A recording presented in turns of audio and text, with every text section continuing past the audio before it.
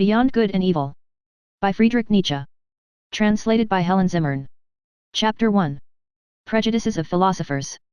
1. The will to truth, which is to tempt us to many a hazardous enterprise, the famous truthfulness of which all philosophers have hitherto spoken with respect. What questions has this will to truth not laid before us?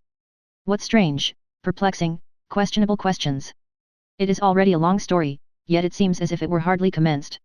Is it any wonder if we at last grow distrustful, lose patience, and turn impatiently away? That this Sphinx teaches us at last to ask questions ourselves? Who is it really that puts questions to us here? What really is this will to truth in us? In fact, we made a long halt at the question as to the origin of this will, until at last we came to an absolute standstill before a yet more fundamental question. We inquired about the value of this will. Granted that we want the truth, why not rather untruth? And uncertainty? Even ignorance? The problem of the value of truth presented itself before us. Or was it we who presented ourselves before the problem? Which of us is the Oedipus here? Which the Sphinx? It would seem to be a rendezvous of questions and notes of interrogation. And could it be believed that it at last seems to us as if the problem had never been propounded before, as if we were the first to discern it, get a sight of it, and risk raising it? For there is risk in raising it, perhaps there is no greater risk. 2. How could anything originate out of its opposite? For example, truth out of error? Or the will to truth out of the will to deception? Or the generous deed out of selfishness? Or the pure sun-bright vision of the wise man out of covetousness? Such genesis is impossible. Whoever dreams of it is a fool, nay, worse than a fool. Things of the highest value must have a different origin, an origin of their own. In this transitory, seductive, illusory, paltry world, in this turmoil of delusion and cupidity, they cannot have their source. But rather in the lap of being, in the intransitory, in the concealed God, in the thing in itself. There must be their source, and nowhere else. This mode of reasoning discloses the typical prejudice by which metaphysicians of all times can be recognized. This mode of valuation is at the back of all their logical procedure. Through this belief of theirs, they exert themselves for their knowledge, for something that is in the end solemnly christened the truth. The fundamental belief of metaphysicians is the belief in antitheses of values. It never occurred even to the wariest of them to doubt here on the very threshold, where doubt, however, was most necessary, though they had made a solemn vow, de omnibus dubitandum. For it may be doubted, firstly, whether antitheses exist at all, and secondly, whether the popular valuations and antitheses of value upon which metaphysicians have set their seal, are not perhaps merely superficial estimates, merely provisional perspectives, besides being probably made from some corner, perhaps from below. Frog perspectives, as it were, to borrow an expression current among painters. In spite of all the value which may belong to the true, the positive, and the unselfish, it might be possible that a higher and more fundamental value for life generally should be assigned to pretense, to the will to delusion, to selfishness and cupidity. It might even be possible that what constitutes the value of those good and respected things, consists precisely in their being insidiously related, knotted, and crocheted to these evil and apparently opposed things. Perhaps even in being essentially identical with them. Perhaps. But who wishes to concern himself with such dangerous perhaps?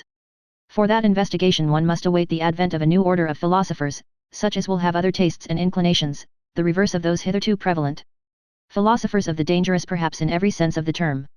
And to speak in all seriousness, I see such new philosophers beginning to appear. 3. Having kept a sharp eye on philosophers, and having read between their lines long enough, I now say to myself that the greater part of conscious thinking must be counted among the instinctive functions, and it is so even in the case of philosophical thinking. One has here to learn anew, as one learned anew about heredity and innateness. As little as the act of birth comes into consideration in the whole process and procedure of heredity, just as little as being conscious opposed to the instinctive in any decisive sense, the greater part of the conscious thinking of a philosopher is secretly influenced by his instincts, and forced into definite channels. And behind all logic and its seeming sovereignty of movement, there are valuations, or to speak more plainly, physiological demands, for the maintenance of a definite mode of life, for example, that the certain is worth more than the uncertain, that illusion is less valuable than truth. Such valuations, in spite of their regulative importance for us, might notwithstanding be only superficial valuations, special kinds of nécessaire, such as may be necessary for the maintenance of beings such as ourselves. Supposing, in effect, that man is not just the measure of things. For the falseness of an opinion is not for us any objection to it, it is here, perhaps, that our new language sounds most strangely. The question is, how far an opinion is life-furthering, life-preserving, species-preserving, perhaps species-rearing, and we are fundamentally inclined to maintain that the falsest opinions, to which the synthetic judgments a priori belong, are the most indispensable to us, that without a recognition of logical fictions, without a comparison of reality with the purely imagined world of the absolute and immutable, without a constant counterfeiting of the world by means of numbers, man could not live. That the renunciation of false opinions would be a renunciation of life, a negation of life. To recognize untruth as a condition of life, that is certainly to impugn the traditional ideas of value in a dangerous manner, and a philosophy which ventures to do so, has thereby alone placed itself beyond good and evil. 5. That which causes philosophers to be regarded half distrustfully and half mockingly, is not the oft-repeated discovery how innocent they are. How often and easily they make mistakes and lose their way, in short, how childish and childlike they are. But that there is not enough honest dealing with them, whereas they all raise a loud and virtuous outcry when the problem of truthfulness is even hinted at in the remotest manner. They all pose as though their real opinions had been discovered and attained through the self-evolving of a cold, pure, divinely indifferent dialectic, in contrast to all sorts of mystics, who, fairer and foolisher, talk of inspiration, whereas, in fact, a prejudiced proposition, idea, or suggestion, which is generally their heart's desire abstracted and refined, is defended by them with arguments sought out after the event. They are all advocates who do not wish to be regarded as such, generally astute defenders, also, of their prejudices, which they dub truths. And very far from having the conscience which bravely admits this to itself, very far from having the good taste of the courage which goes so far as to let this be understood, perhaps to warn friend or foe, or in cheerful confidence and self-ridicule. The spectacle of the tartuffery of old Kant, equally stiff and decent, with which he entices us into the dialectic by ways that lead, more correctly mislead, to his categorical imperative, makes us fastidious ones smile, we who find no small amusement in spying out the subtle tricks of old moralists and ethical preachers. Or, still more so, the hocus-pocus in mathematical form, by means of which Spinoza has, as it were, clad his philosophy in mail and mask. In fact, the love of his wisdom, to translate the term fairly and squarely, in order thereby to strike terror at once into the heart of the assailant who should dare to cast a glance on that invincible maiden, that Pallas Athene. How much of personal timidity and vulnerability does this masquerade of a sickly recluse betray? 6. It has gradually become clear to me what every great philosophy up till now has consisted of. Namely, the confession of its originator, and a species of involuntary and unconscious autobiography, and moreover that the moral, or immoral, purpose in every philosophy has constituted the true vital germ out of which the entire plant has always grown.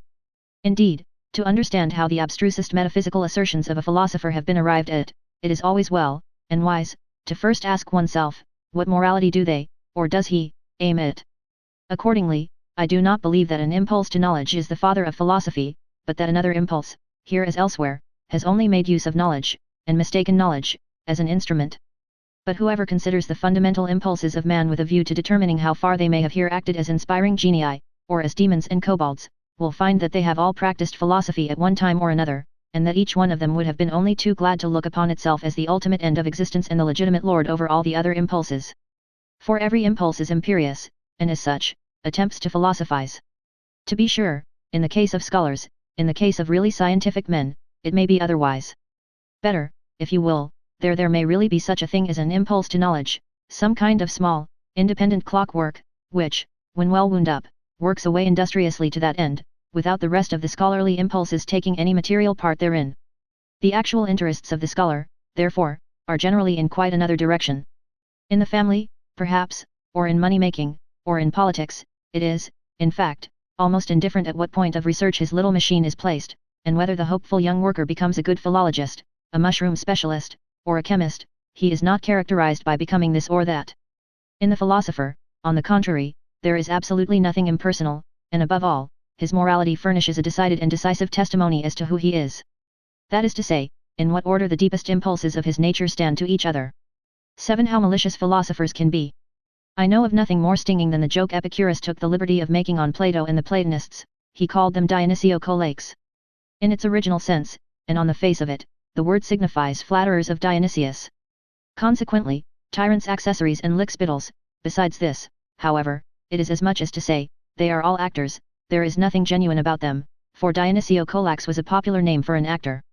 And the latter is really the malignant reproach that Epicurus cast upon Plato. He was annoyed by the grandiose manner, the mise-en-scene style of which Plato and his scholars were masters, of which Epicurus was not a master. He, the old school teacher of Samos, who sat concealed in his little garden at Athens, and wrote 300 books, perhaps out of rage and ambitious envy of Plato, who knows? Greece took 100 years to find out who the garden god Epicurus really was. Did she ever find out?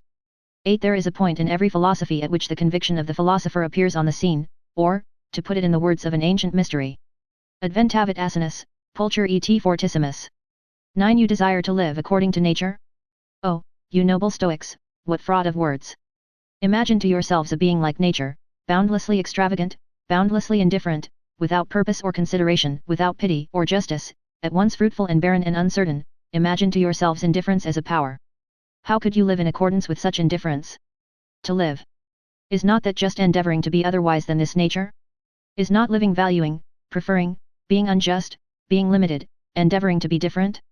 And granted that your imperative, living according to nature, means actually the same as living according to life. How could you do differently? Why should you make a principle out of what you yourselves are, and must be?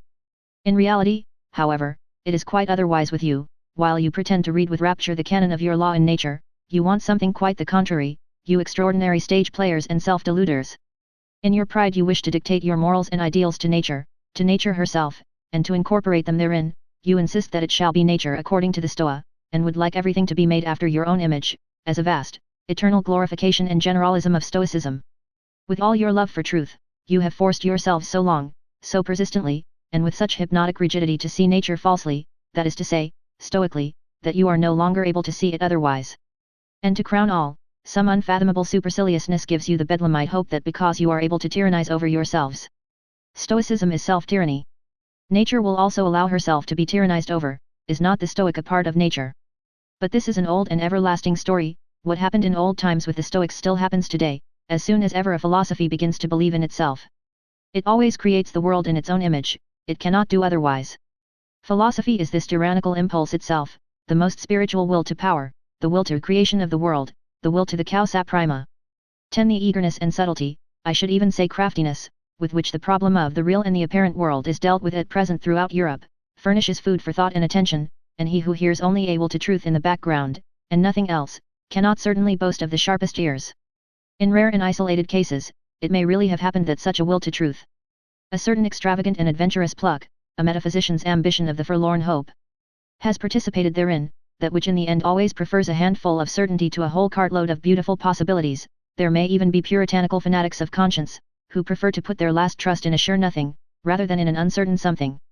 But that is nihilism, and the sign of a despairing, mortally wearied soul, notwithstanding the courageous bearing such a virtue may display.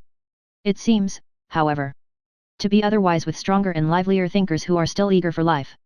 In that they side against appearance, and speak superciliously of perspective, in that they rank the credibility of their own bodies about as low as the credibility of the ocular evidence that the earth stands still, and thus, apparently, allowing with complacency their securest possession to escape, for what does one at present believe in more firmly than in one's body, Who knows if they are not really trying to win back something which was formerly an even securer possession, something of the old domain of the faith of former times, perhaps the immortal soul, perhaps the old God, in short, ideas by which they could live better, that is to say, more vigorously and more joyously, than by modern ideas.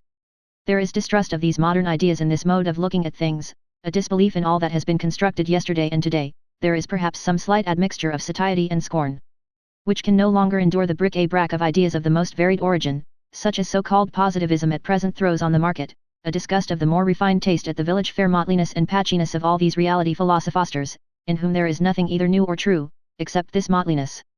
Therein it seems to me that we should agree with those skeptical anti-realists and knowledge microscopists of the present day. Their instinct, which repels them from modern reality, is unrefuted. What do their retrograde bypaths concern us? The main thing about them is not that they wish to go back, but that they wish to get away therefrom. A little more strength, swing, courage, and artistic power, and they would be off. And not back. 11. It seems to me that there is everywhere an attempt at present to divert attention from the actual influence which Kant exercised on German philosophy, and especially to ignore prudently the value which he set upon himself. Kant was first and foremost proud of his table of categories. With it in his hand he said, "This is the most difficult thing that could ever be undertaken on behalf of metaphysics. Let us only understand this could be." He was proud of having discovered a new faculty in man, the faculty of synthetic judgment a priori. Granting that he deceived himself in this matter, the development and rapid flourishing of German philosophy depended nevertheless on his pride, and on the eager rivalry of the younger generation to discover if possible something, at all events new faculties, of which to be still prouder. But let us reflect for a moment. It is high time to do so. How are synthetic judgments a priori possible? Kant asks himself. And what is really his answer? By means of a means, faculty. But unfortunately not in 5 words, but so circumstantially, imposingly, and with such display of German profundity and verbal flourishes, that one altogether loses sight of the comical nécessaire allemande involved in such an answer. People were beside themselves with delight over this new faculty, and the jubilation reached its climax when Kant further discovered a moral faculty in man.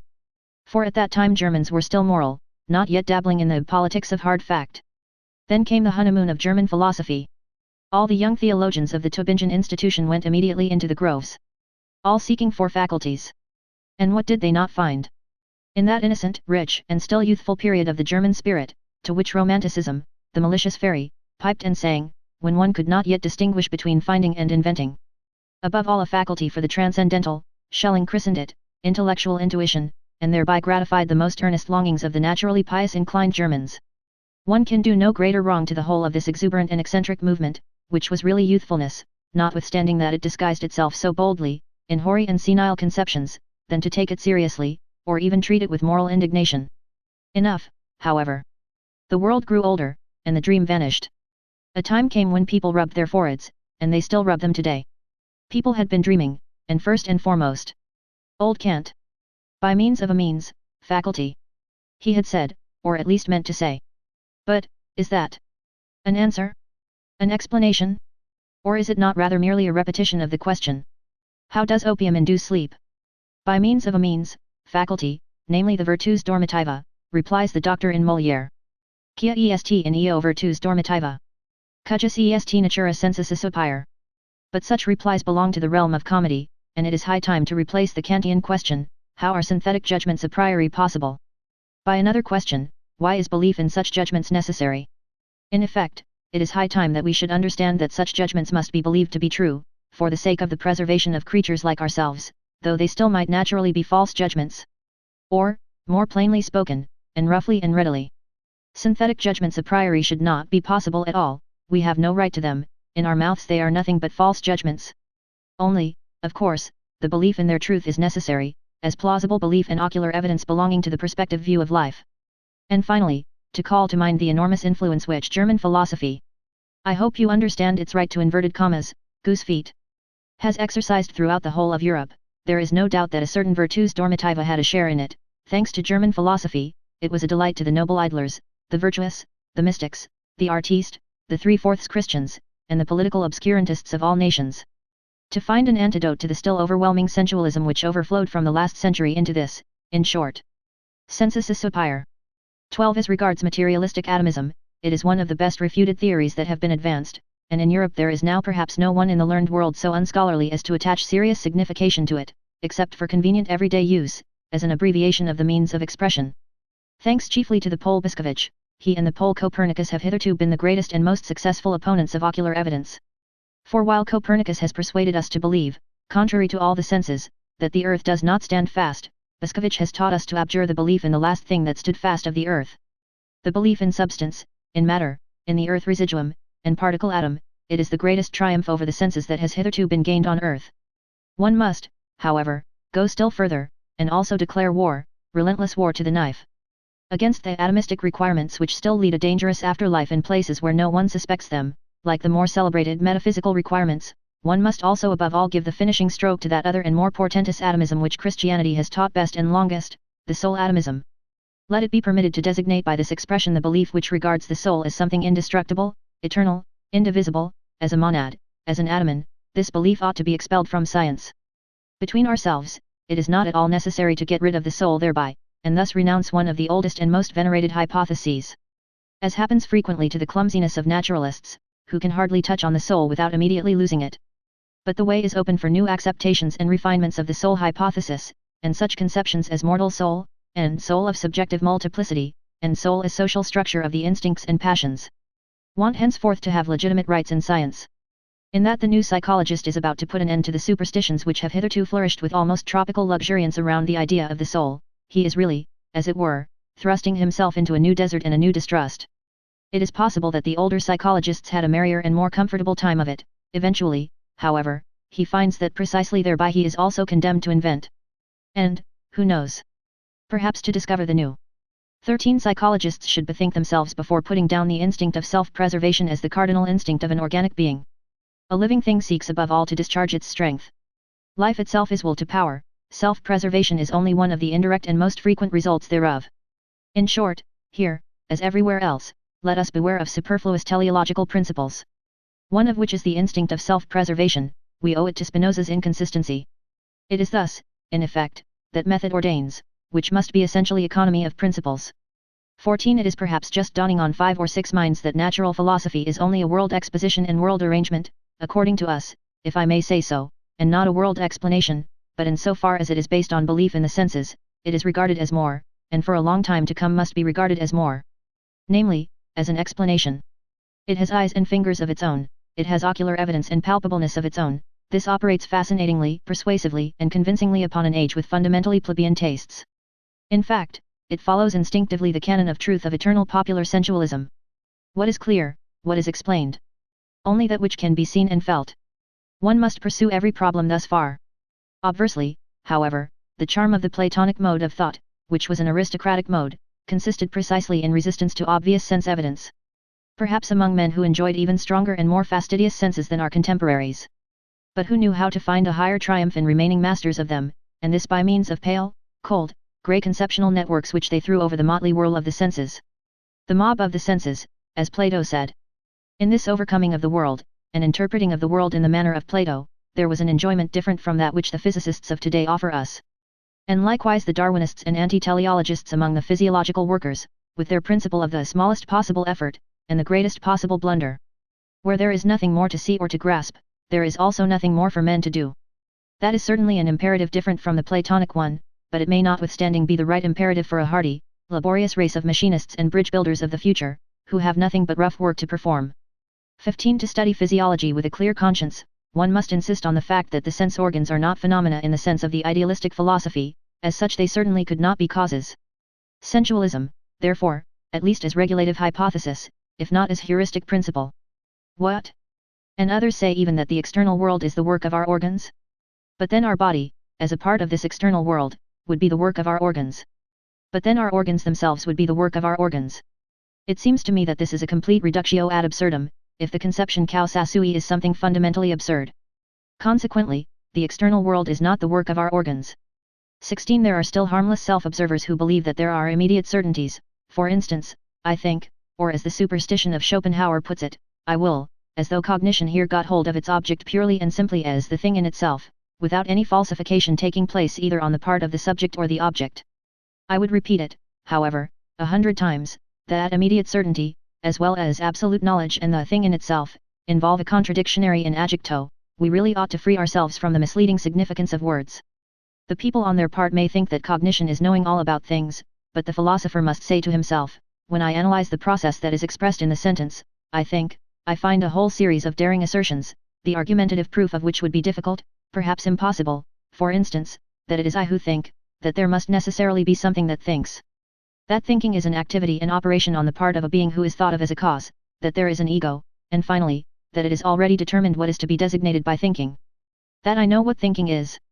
For if I had not already decided within myself what it is, by what standard could I determine whether that which is just happening is not perhaps willing or feeling?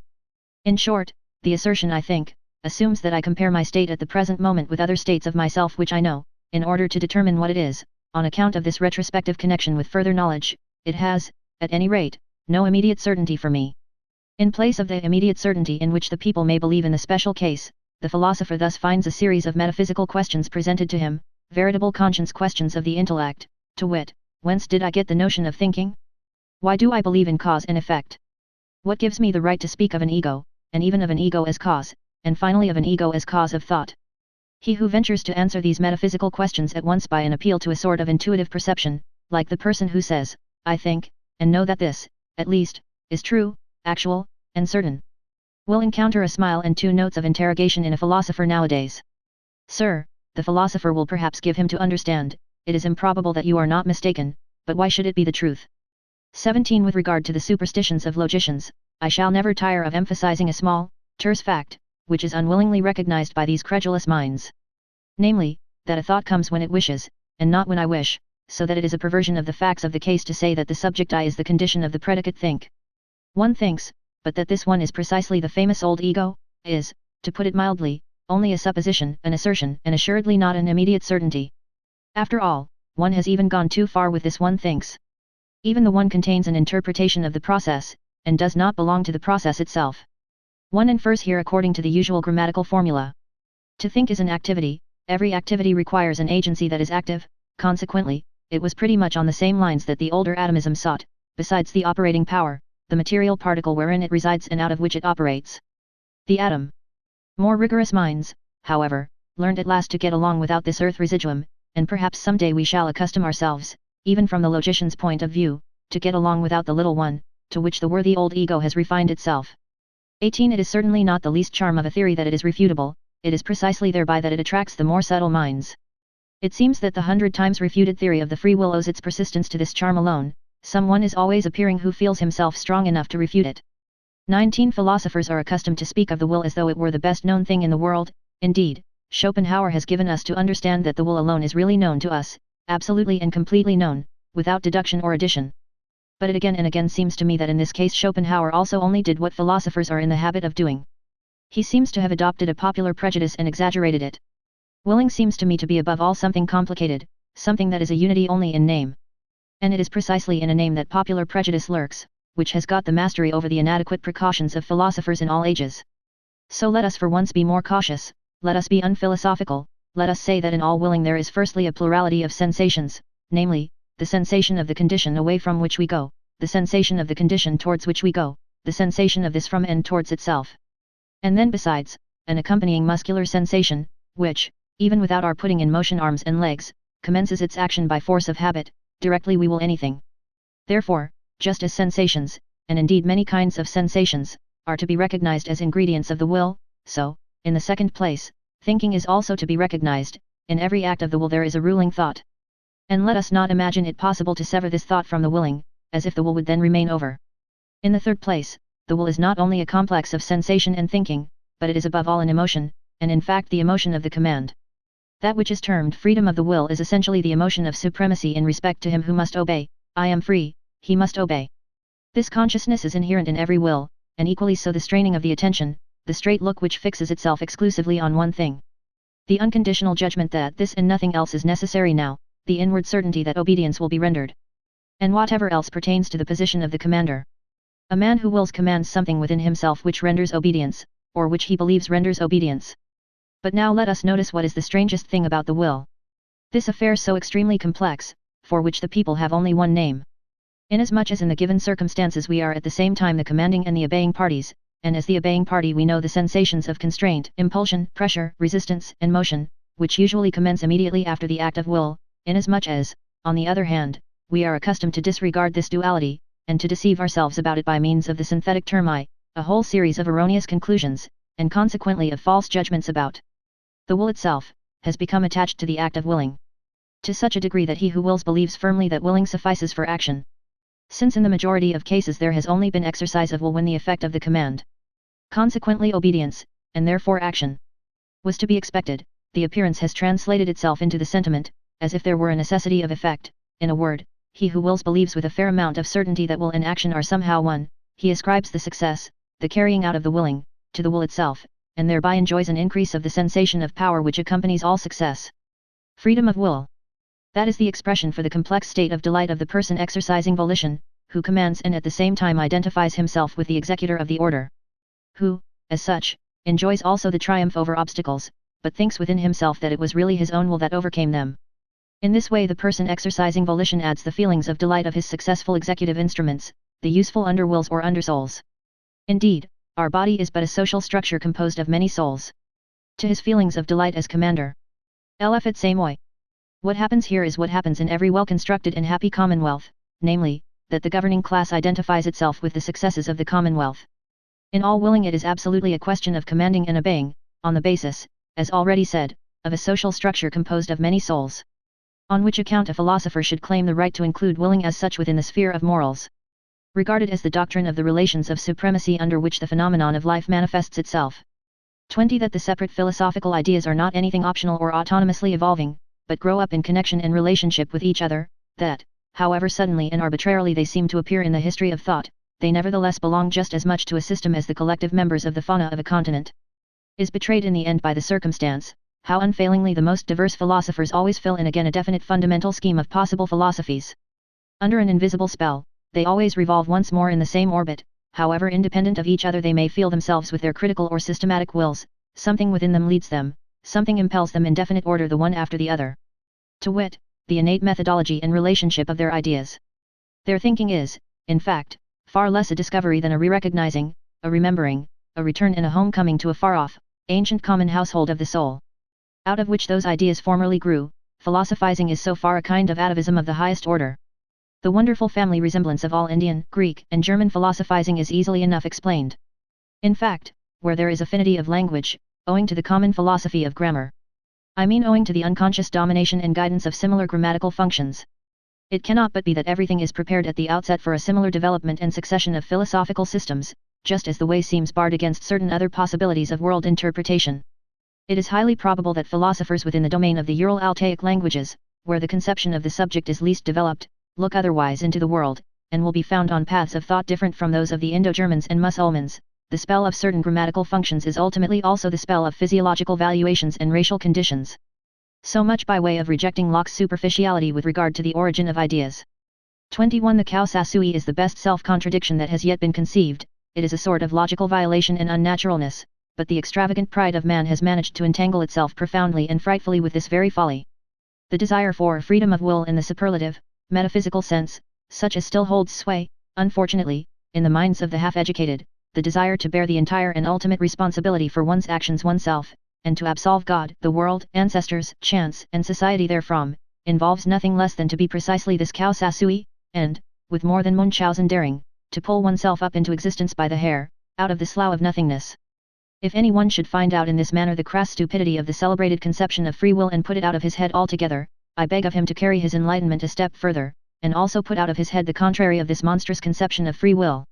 I mean non-free will, which is tantamount to a misuse of cause and effect. One should not wrongly materialize cause and effect, as the natural philosophers do, and whoever like them naturalize in thinking at present, according to the prevailing mechanical doltishness which makes the cause press and push until it effects its end. One should use cause and effect only as pure conceptions, that is to say, as conventional fictions for the purpose of designation and mutual understanding. Not for explanation. In being in itself there is nothing of casual connection, of necessity, or of psychological non-freedom. There the effect does not follow the cause, their law does not obtain. It is we alone who have devised cause, sequence, reciprocity, relativity, constraint, number, law, freedom, motive, and purpose, and when we interpret and intermix this symbol world, as being in itself, with things, we act once more as we have always acted. Mythologically, the non-free will is mythology. In real life it is only a question of strong and weak wills.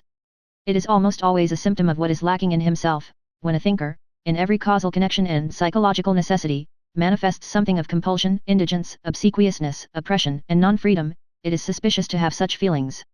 The person betrays himself.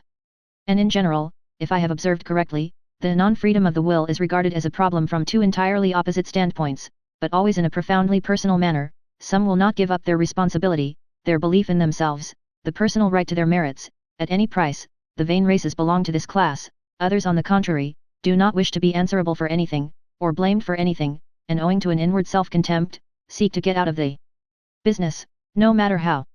The latter, when they write books, are in the habit at present of taking the side of criminals.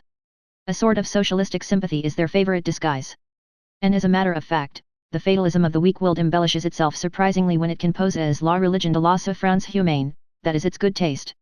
22. Let me be pardoned, as an old philologist who cannot desist from the mischief of putting his finger on bad modes of interpretation, but nature's conformity to law, of which you physicists talk so proudly, as though, why, it exists only owing to your interpretation and bad philology. It is no matter of fact, no text, but rather just a naively humanitarian adjustment and perversion of meaning, with which you make abundant concessions to the democratic instincts of the modern soul. Everywhere equality before the law. Nature is not different in that respect, nor better than we, a fine instance of secret motive, in which the vulgar antagonism to everything privileged and autocratic, likewise a second and more refined atheism, is once more disguised. Ni Dieu, ni Maitre. That, also, is what you want, and therefore cheers for natural law. Is it not so? But, as has been said, that is interpretation, not text, and somebody might come along, who, with opposite intentions and modes of interpretation, could read out of the same nature, and with regard to the same phenomena, just the tyrannically inconsiderate and relentless enforcement of the claims of power. An interpreter who should so place the unexceptionalness and unconditionalness of all will to power before your eyes, that almost every word, and the word tyranny itself, would eventually seem unsuitable, or like a weakening and softening metaphor. as being too human, and who should, nevertheless, end by asserting the same about this world as you do, namely, that it has a necessary and calculable course, not, however, because laws obtain in it, but because they are absolutely lacking, and every power affects its ultimate consequences every moment. Granted that this also is only interpretation. And you will be eager enough to make this objection. Well, so much the better. 23. All psychology hitherto has run aground on moral prejudices and timidities, it has not dared to launch out into the depths. In so far as it is allowable to recognize in that which has hitherto been written, evidence of that which has hitherto been kept silent, it seems as if nobody had yet harbored the notion of psychology as the morphology and development doctrine of the will to power, as I conceive of it. The power of moral prejudices has penetrated deeply into the most intellectual world, the world apparently most indifferent and unprejudiced, and has obviously operated in an injurious, obstructive, blinding, and distorting manner. A proper physio-psychology has to contend with unconscious antagonism in the heart of the investigator, it has the heart against it even a doctrine of the reciprocal conditionalness of the good and the bad impulses, causes, as refined immorality, distress and aversion in a still strong and manly conscience. Still more so, a doctrine of the derivation of all good impulses from bad ones. If, however, a person should regard even the emotions of hatred, envy, covetousness, and imperiousness as life-conditioning emotions, as factors which must be present, fundamentally and essentially, in the general economy of life, which must, therefore, be further developed if life is to be further developed, he will suffer from such a view of things as from seasickness. And yet this hypothesis is far from being the strangest and most painful in this immense and almost new domain of dangerous knowledge, and there are in fact 100 good reasons why everyone should keep away from it who can do so. On the other hand, if one has once drifted hither with one's bark, well, very good. Now let us set our teeth firmly. Let us open our eyes and keep our hand fast on the helm. We sail away right over morality, we crush out, we destroy perhaps the remains of our own morality by daring to make our voyage thither. But what do we matter? Never yet did a profounder world of insight reveal itself to daring travelers and adventurers, and the psychologist who thus makes a sacrifice. It is not the sacrificio del intelletto, on the contrary. Will at least be entitled to demand in return that psychology shall once more be recognized as the queen of the sciences, for whose service and equipment the other sciences exist. For psychology is once more the path to the fundamental problems. Chapter 2. The Free Spirit. 24. O Sancta Simplicitas. In what strange simplification and falsification man lives. One can never cease wondering when once one has got eyes for beholding this marvel. How we have made everything around us clear and free and easy and simple. How we have been able to give our senses a passport to everything superficial, our thoughts a godlike desire for wanton pranks and wrong inferences. How from the beginning, we have contrived to retain our ignorance in order to enjoy an almost inconceivable freedom, thoughtlessness, imprudence, hardiness, and gaiety. In order to enjoy life. And only on this solidified, granite-like foundation of ignorance could knowledge rear itself hitherto, the will to knowledge on the foundation of a far more powerful will, the will to ignorance, to the uncertain, to the untrue. Not as its opposite, but as its refinement. It is to be hoped, indeed, that language, here as elsewhere, will not get over its awkwardness. And that it will continue to talk of opposites where there are only degrees and many refinements of gradation. It is equally to be hoped that the incarnated tartuffery of morals, which now belongs to our unconquerable flesh and blood, will turn the words round in the mouths of us discerning ones. Here and there we understand it, and laugh at the way in which precisely the best knowledge seeks most to retain us in this simplified, thoroughly artificial, suitably imagined, and suitably falsified world, at the way in which, whether it will or not, it loves error, because, as living itself, it loves life. 25. After such a cheerful commencement, a serious word would fain be heard, it appeals to the most serious minds. Take care, ye philosophers and friends of knowledge, and beware of martyrdom. Of suffering for the truth's sake. Even in your own defense. It spoils all the innocence and fine neutrality of your conscience, it makes you headstrong against objections and red rags, it stupefies, animalizes, and brutalizes, when in the struggle with danger, slander, suspicion, expulsion, and even worse consequences of enmity, ye have at last to play your last card as protectors of truth upon earth. As though the truth were such an innocent and incompetent creature as to require protectors. And you of all people, ye knights of the sorrowful countenance, messers loafers and cobweb spinners of the spirit. Finally, ye know sufficiently well that it cannot be of any consequence if ye just carry your point, ye know that hitherto no philosopher has carried his point. And that there might be a more laudable truthfulness in every little interrogative mark which you place after your special words and favourite doctrines, and occasionally after yourselves, than in all the solemn pantomime and trumping games before accusers and law courts. Rather go out of the way. Flee into concealment. And have your masks and your ruses, that ye may be mistaken for what you are, or somewhat feared. And pray, don't forget the garden with golden trellis work. And have people around you who are as a garden. Or as music on the waters at eventide, when already the day becomes a memory. Choose the good solitude, the free, wanton, lightsome solitude, which also gives you the right still to remain good in any sense whatsoever. How poisonous, how crafty, how bad, does every long war make one, which cannot be waged openly by means of force. How personal does a long fear make one, a long watching of enemies, of possible enemies. These pariahs of society, these long pursued, badly persecuted ones. Also the compulsory recluses, the Spinozas or Giordano Brunos. Always become in the end, even under the most intellectual masquerade, and perhaps without being themselves aware of it, refined vengeance seekers and poison brewers, just lay bare the foundation of Spinoza's ethics and theology, not to speak of the stupidity of moral indignation, which is the unfailing sign in a philosopher that the sense of philosophical humor has left him. The martyrdom of the philosopher, his sacrifice for the sake of truth, forces into the light whatever of the agitator and actor lurks in him, and if one has hitherto contemplated him only with artistic curiosity, with regard to many a philosopher it is easy to understand the dangerous desire to see him also in his deterioration, deteriorated into a martyr, into a stage and tribune baller. Only, that it is necessary with such a desire to be clear what spectacle one will see in any case. Merely a satiric play, merely an epilogue farce. Merely the continued proof that the long, real tragedy is at an end, supposing that every philosophy has been a long tragedy in its origin. 26 Every select man strives instinctively for a citadel and a privacy, where he is free from the crowd, the many, the majority. Where he may forget men who are the rule, as their exception. Exclusive only of the case in which he is pushed straight to such men by a still stronger instinct, as a discerner in the great and exceptional sense.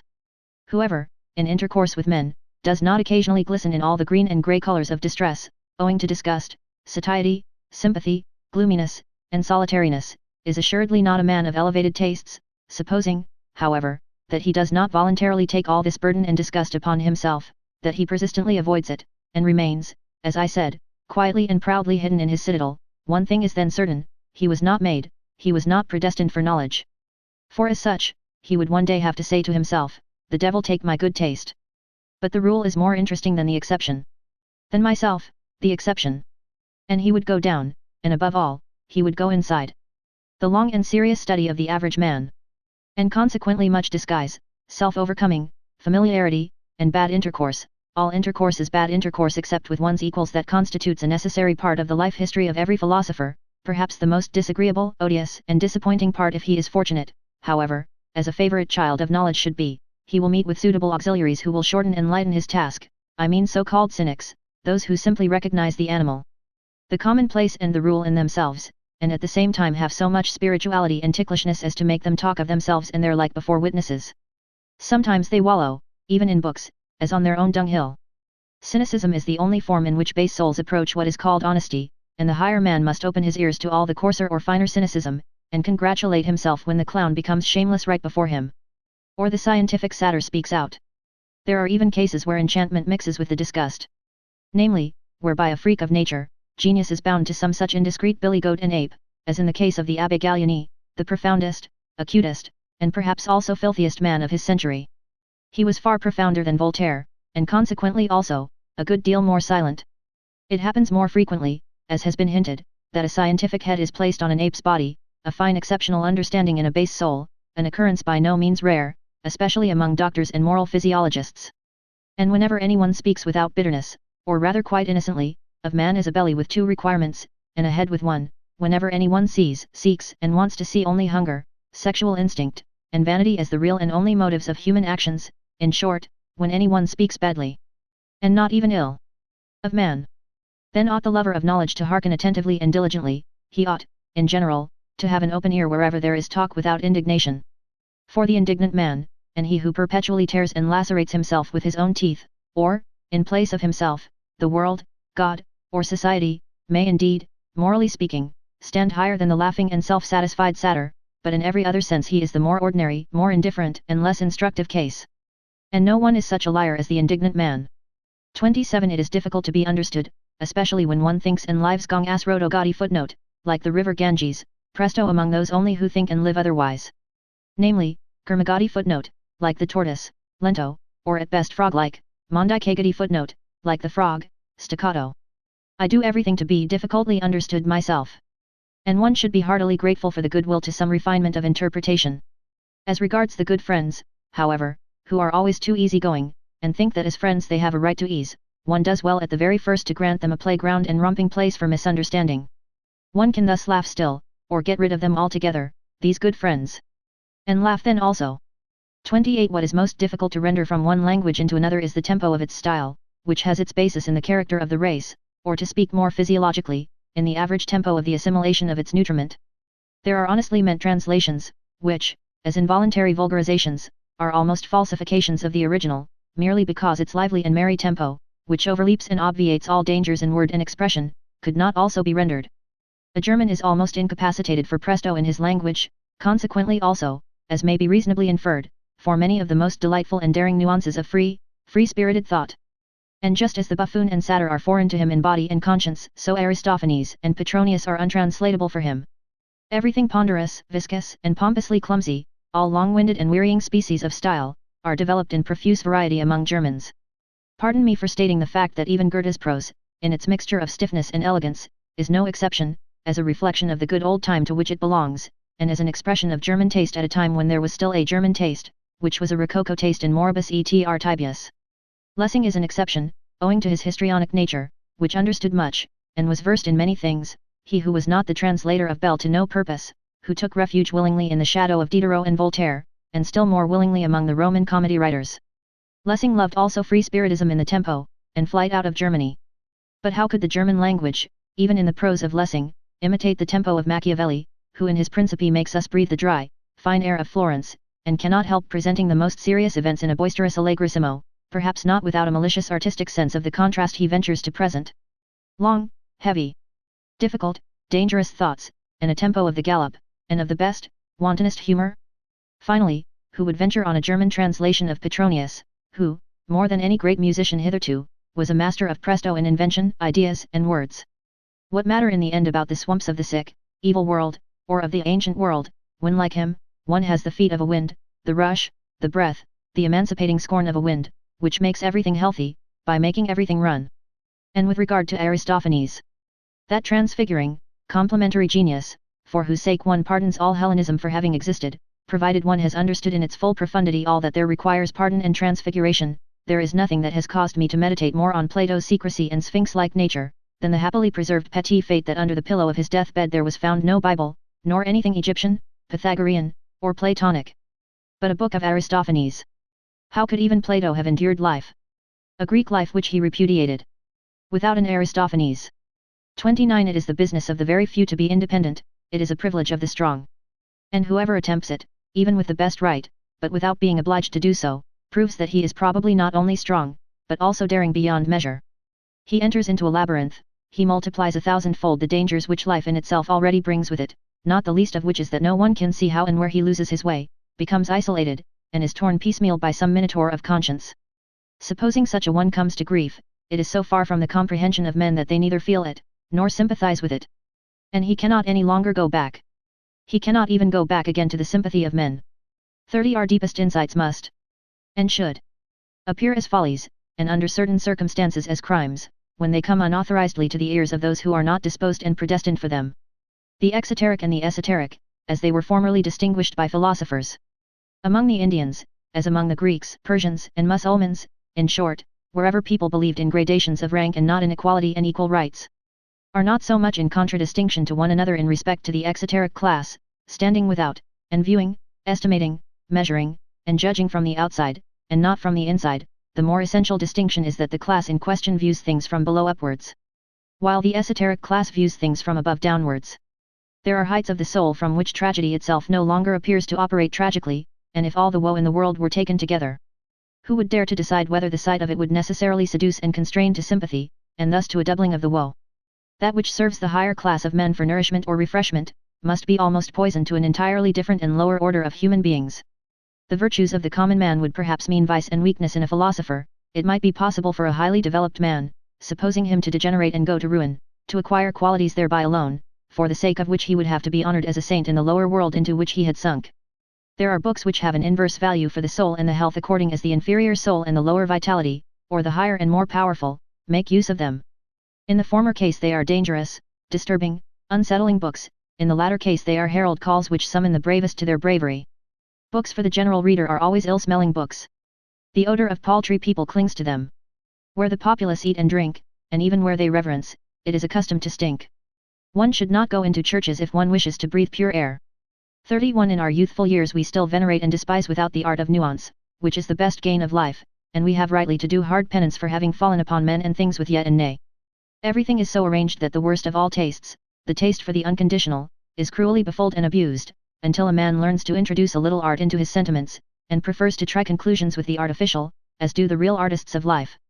The angry and reverent spirit peculiar to youth appears to allow itself no peace, until it has suitably falsified men and things, to be able to vent its passion upon them. Youth in itself even, is something falsifying and deceptive. Later on, when the young soul, tortured by continual disillusions, finally turns suspiciously against itself. Still ardent and savage even in its suspicion and remorse of conscience, how it upbraids itself, how impatiently it tears itself, how it revenges itself for its long self-blinding. As though it had been a voluntary blindness. In this transition one punishes oneself by distrust of one's sentiments, one tortures one's enthusiasm with doubt, one feels even the good conscience to be a danger, as if it were the self-concealment and lassitude of a more refined uprightness, and above all, one espouses upon principle the cause against youth. A decade later, and one comprehends that all this was also still youth. 32 Throughout the longest period of human history. One calls it the prehistoric period. The value or non-value of an action was inferred from its consequences, the action in itself was not taken into consideration, any more than its origin, but pretty much as in China at present, where the distinction or disgrace of a child redounds to its parents, the retro-operating power of success or failure was what induced men to think well or ill of an action. Let us call this period the premoral period of mankind. The imperative, know thyself, was then still unknown. In the last 10,000 years, on the other hand, on certain large portions of the earth, one has gradually got so far, that one no longer lets the consequences of an action, but its origin, decide with regard to its worth, a great achievement as a whole, an important refinement of vision and of criterion, the unconscious effect of the supremacy of aristocratic values and of the belief in origin, the mark of a period which may be designated in the narrower sense as the moral one.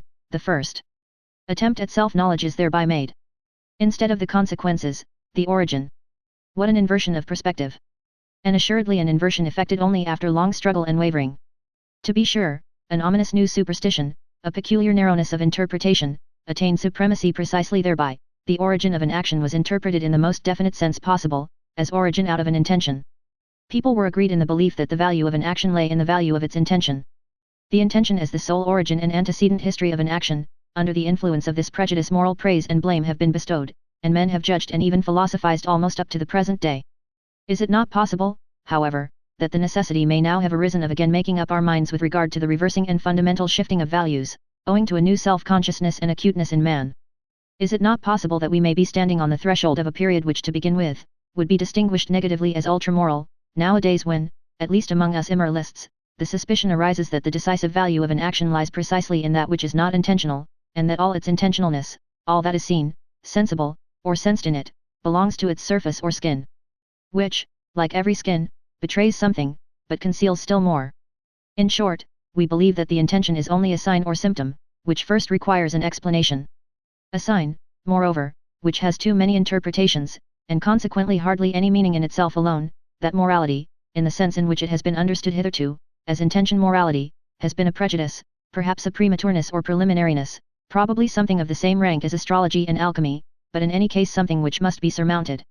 The surmounting of morality, in a certain sense even the self-mounting of morality. Let that be the name for the long secret labor which has been reserved for the most refined, the most upright, and also the most wicked consciences of today, as the living touchstones of the soul.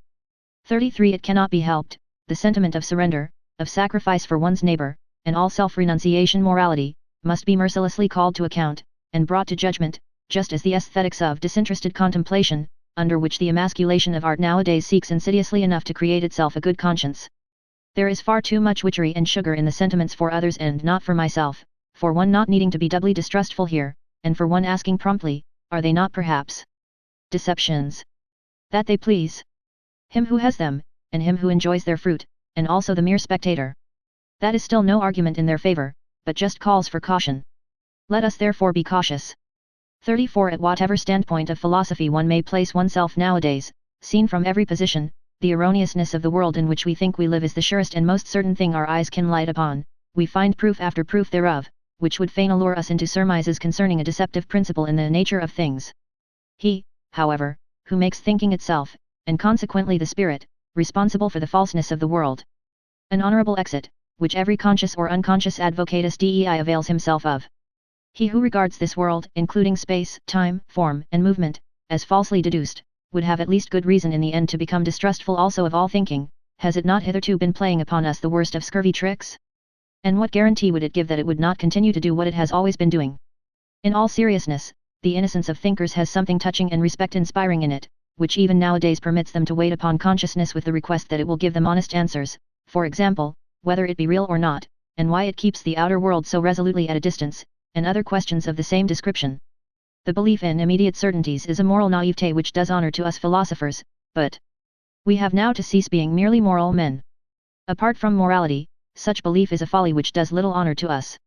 If in middle-class life an ever-ready distrust is regarded as the sign of a bad character, and consequently as an imprudence, here among us, beyond the middle-class world and its yeas and nays, what should prevent our being imprudent and saying, the philosopher has at length a right to a bad character, as the being who has hitherto been most befooled on earth.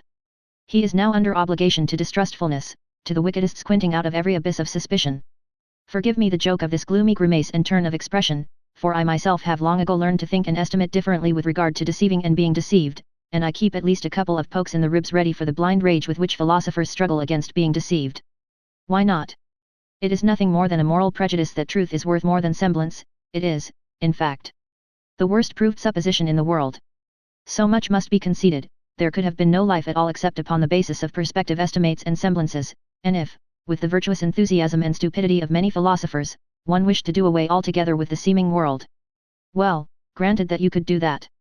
At least nothing of your truth would thereby remain.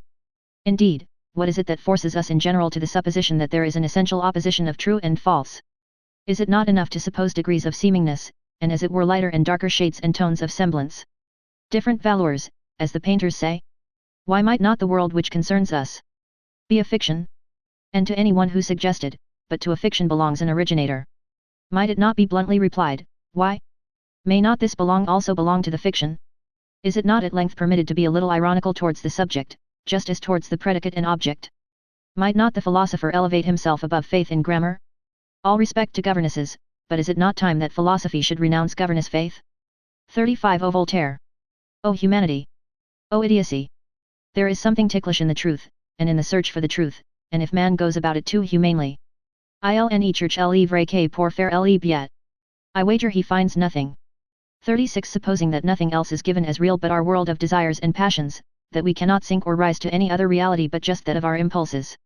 For thinking is only a relation of these impulses to one another.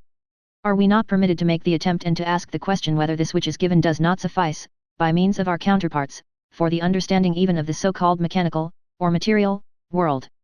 I do not mean as an illusion, a semblance, a representation, in the Berkeleyan and Schopenhauerian sense, but as possessing the same degree of reality as our emotions themselves. As a more primitive form of the world of emotions, in which everything still lies locked in a mighty unity, which afterwards branches off and develops itself in organic processes, naturally also, refines and debilitates. As a kind of instinctive life in which all organic functions, including self-regulation, assimilation, nutrition, secretion, and change of matter, are still synthetically united with one another. As a primary form of life. In the end, it is not only permitted to make this attempt, it is commanded by the conscience of logical method.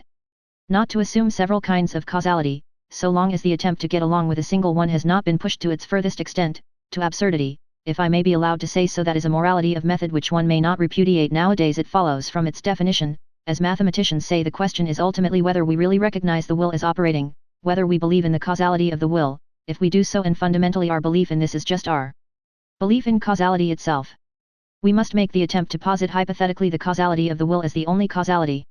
Will can naturally only operate on will, and not on matter, not on nerves. For instance, in short, the hypothesis must be hazarded, whether will does not operate on will wherever effects are recognized, and whether all mechanical action, inasmuch as a power operates therein, is not just the power of will, the effect of will. Granted, finally, that we succeeded in explaining our entire instinctive life as the development and ramification of one fundamental form of will, namely, the will to power, as my thesis puts it. Granted that all organic functions could be traced back to this will to power, and that the solution of the problem of generation and nutrition, it is one problem, could also be found therein, one would thus have acquired the right to define all active force unequivocally as will to power. The world seen from within, the world defined and designated according to its intelligible character. It would simply be will to power, and nothing else. 37. What? Does not that mean in popular language, God is disproved, but not the devil? On the contrary. On the contrary, my friends. And who the devil also compels you to speak popularly. 38. As happened finally in all the enlightenment of modern times with the French Revolution, that terrible farce, quite superfluous when judged close at hand, into which, however, the noble and visionary spectators of all Europe have interpreted from a distance their own indignation and enthusiasm so long and passionately, until the text has disappeared under the interpretation, so a noble posterity might once more misunderstand the whole of the past, and perhaps only thereby make its aspect endurable. Or rather, has not this already happened? Have not we ourselves been that noble posterity? And, in so far as we now comprehend this, is it not thereby already past? 39. Nobody will very readily regard a doctrine as true merely because it makes people happy or virtuous. Excepting, perhaps, the amiable idealists, who are enthusiastic about the good, true, and beautiful, and let all kinds of motley, coarse, and good-natured desirabilities swim about promiscuously in their pond. Happiness and virtue are no arguments. It is willingly forgotten, however, even on the part of thoughtful minds, that to make unhappy and to make bad are just as little counter-arguments. A thing could be true, although it were in the highest degree injurious and dangerous. Indeed, the fundamental constitution of existence might be such that one succumbed by a full knowledge of it. So that the strength of a mind might be measured by the amount of truth it could endure. Or to speak more plainly, by the extent to which it required truth attenuated, veiled, sweetened, damped, and falsified. But there is no doubt that for the discovery of certain portions of truth the wicked and unfortunate are more favorably situated and have a greater likelihood of success, not to speak of the wicked who are happy. A species about whom moralists are silent. Perhaps severity and craft are more favorable conditions for the development of strong, independent spirits and philosophers than the gentle, refined, yielding good nature, and habit of taking things easily, which are prized, and rightly prized in a learned man. Presupposing always, to begin with, that the term philosopher be not confined to the philosopher who writes books, or even introduces his philosophy into books. Stendhal furnishes a last feature of the portrait of the free-spirited philosopher, which for the sake of German taste I will not omit to underline. For it is opposed to German taste. Pour être bon philosophe, says this last great psychologist, il faut être sec, clair, sans illusion. Un bon choir, qui a fait fortune, un parti du caractère requis pour faire des découvertes en philosophie, cesta dire pour voir clair dans ce qui est. 40. Everything that is profound loves the mask, the profoundest things have a hatred even of figure and likeness. Should not the contrary only be the right disguise for the shame of a god to go about in? A question worth asking. It would be strange if some mystic has not already ventured on the same kind of thing. There are proceedings of such a delicate nature that it is well to overwhelm them with coarseness and make them unrecognizable. There are actions of love and of an extravagant magnanimity after which nothing can be wiser than to take a stick and thrash the witness soundly, one thereby obscures his recollection. Many a one is able to obscure and abuse his own memory, in order at least to have vengeance on this sole party in the secret. Shame is inventive. They are not the worst things of which one is most ashamed. There is not only deceit behind a mask. There is so much goodness in craft. I could imagine that a man with something costly and fragile to conceal would roll through life clumsily and rotundly like an old, green, heavily hooped wine cask, the refinement of his shame requiring it to be so. A man who has depths in his shame meets his destiny and his delicate decisions upon paths which few ever reach, and with regard to the existence of which his nearest and most intimate friends may be ignorant. His mortal danger conceals itself from their eyes, and equally so his regained security. Such a hidden nature, which instinctively employs speech for silence and concealment, and is inexhaustible in evasion of communication, desires and insists that a mask of himself shall occupy his place in the hearts and heads of his friends, and supposing he does not desire it, his eyes will some day be opened to the fact that there is nevertheless a mask of him there. And that it is well to be so.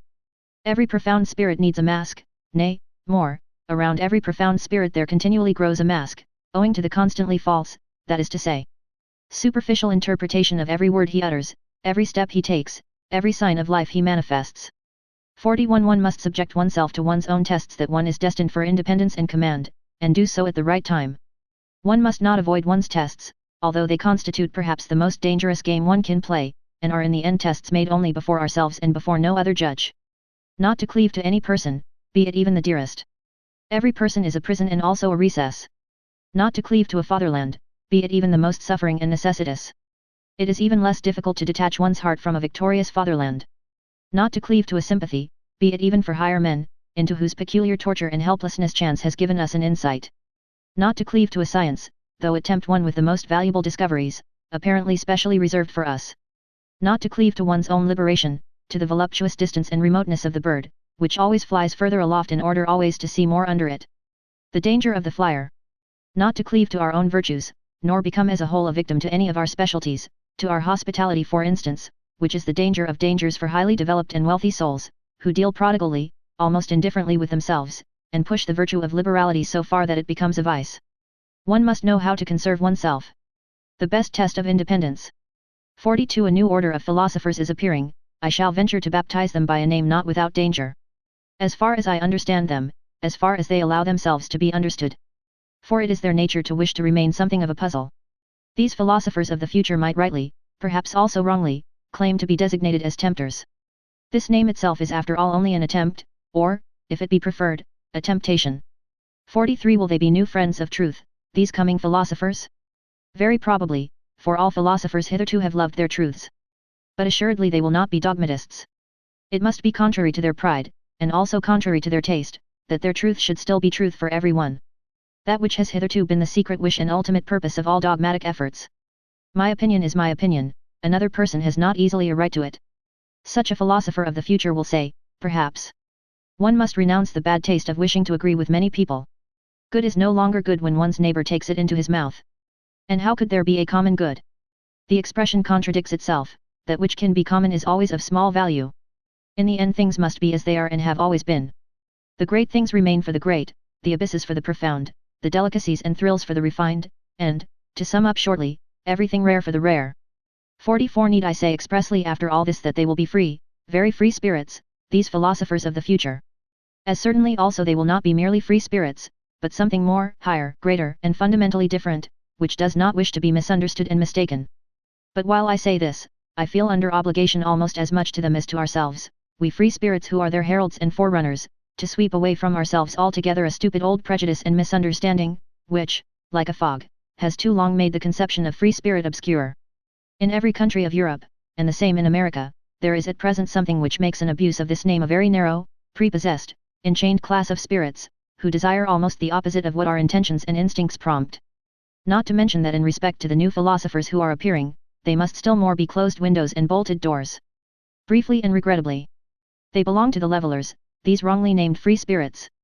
As glib-tongued and scribe-fingered slaves of the democratic taste and its modern ideas, all of them men without solitude, without personal solitude, blunt honest fellows to whom neither courage nor honorable conduct ought to be denied, only, they are not free, and are ludicrously superficial, especially in their innate partiality for seeing the cause of almost all human misery and failure in the old forms in which society has hitherto existed. A notion which happily inverts the truth entirely. What they would fain attain with all their strength, is the universal, green meadow happiness of the herd, together with security, safety, comfort, and alleviation of life for everyone. Their two most frequently chanted songs and doctrines are called equality of rights and sympathy with all sufferers. And suffering itself is looked upon by them as something which must be done away with. We opposite ones, however, who have opened our eye and conscience to the question how and where the plant man has hitherto grown most vigorously, believe that this has always taken place under the opposite conditions, that for this end the dangerousness of his situation had to be increased enormously, his inventive faculty and dissembling power, his spirit, had to develop into subtlety and daring under long oppression and compulsion, and his will to life had to be increased to the unconditioned will to power. We believe that severity, violence, slavery, danger in the street and in the heart, secrecy, stoicism, tempter's art, and devilry of every kind. That everything wicked, terrible, tyrannical, predatory, and serpentine in man, serves as well for the elevation of the human species as its opposite. We do not even say enough when we only say this much, and in any case we find ourselves here, both with our speech and our silence, at the other extreme of all modern ideology and gregarious desirability, as their antipodes perhaps. What wonder that we free spirits are not exactly the most communicative spirits? That we do not wish to betray in every respect what a spirit can free itself from, and where perhaps it will then be driven. And as to the import of the dangerous formula, beyond good and evil, with which we at least avoid confusion, we are something else than libre penseurs, liben pensatori freethinkers, and whatever these honest advocates of modern ideas like to call themselves. Having been at home, or at least guests, in many realms of the spirit, having escaped again and again from the gloomy, agreeable nooks in which preferences and prejudices, youth, origin, the accident of men and books, or even the weariness of travel seemed to confine us, full of malice against the seductions of dependency which he concealed in honors, money, positions, or exaltation of the senses, grateful even for distress and the vicissitudes of illness, because they always free us from some rule, and its prejudice.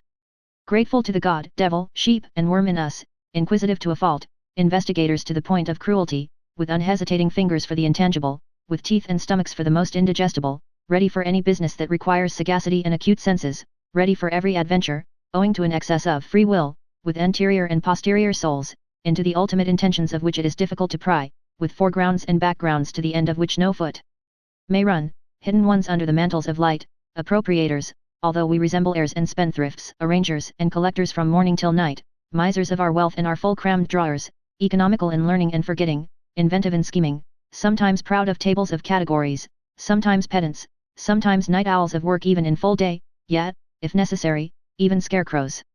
And it is necessary nowadays, that is to say, inasmuch as we are the born, sworn, jealous friends of solitude. Of our own profoundest midnight and midday solitude. Such kind of men are we free spirits. And perhaps ye are also something of the same kind, ye coming ones? Ye new philosophers? Chapter 3. The Religious Mood. 45. The human soul and its limits, the range of man's inner experiences hitherto attained, the heights, depths, and distances of these experiences, the entire history of the soul up to the present time, and its still unexhausted possibilities. This is the preordained hunting domain for a born psychologist and lover of a big hunt. But how often must he say despairingly to himself, a single individual? Alas, only a single individual. And this great forest, this virgin forest. So he would like to have some hundreds of hunting assistants, and fine trained hounds, that he could send into the history of the human soul, to drive his game together. In vain, again and again he experiences, profoundly and bitterly, how difficult it is to find assistants and dogs for all the things that directly excite his curiosity. The evil of sending scholars into new and dangerous hunting domains, where courage, sagacity, and subtlety in every sense are required, is that they are no longer serviceable just when the big hunt, and also the great danger commences. It is precisely then that they lose their keen eye and nose. In order, for instance, to divine and determine what sort of history the problem of knowledge and conscience has hitherto had in the souls of homines religiosi, a person would perhaps himself have to possess as profound, as bruised, as immense an experience as the intellectual conscience of Pascal, and then he would still require that widespread heaven of clear, wicked spirituality, which, from above, would be able to oversee, arrange, and effectively formulize this mass of dangerous and painful experiences. But who could do me this service?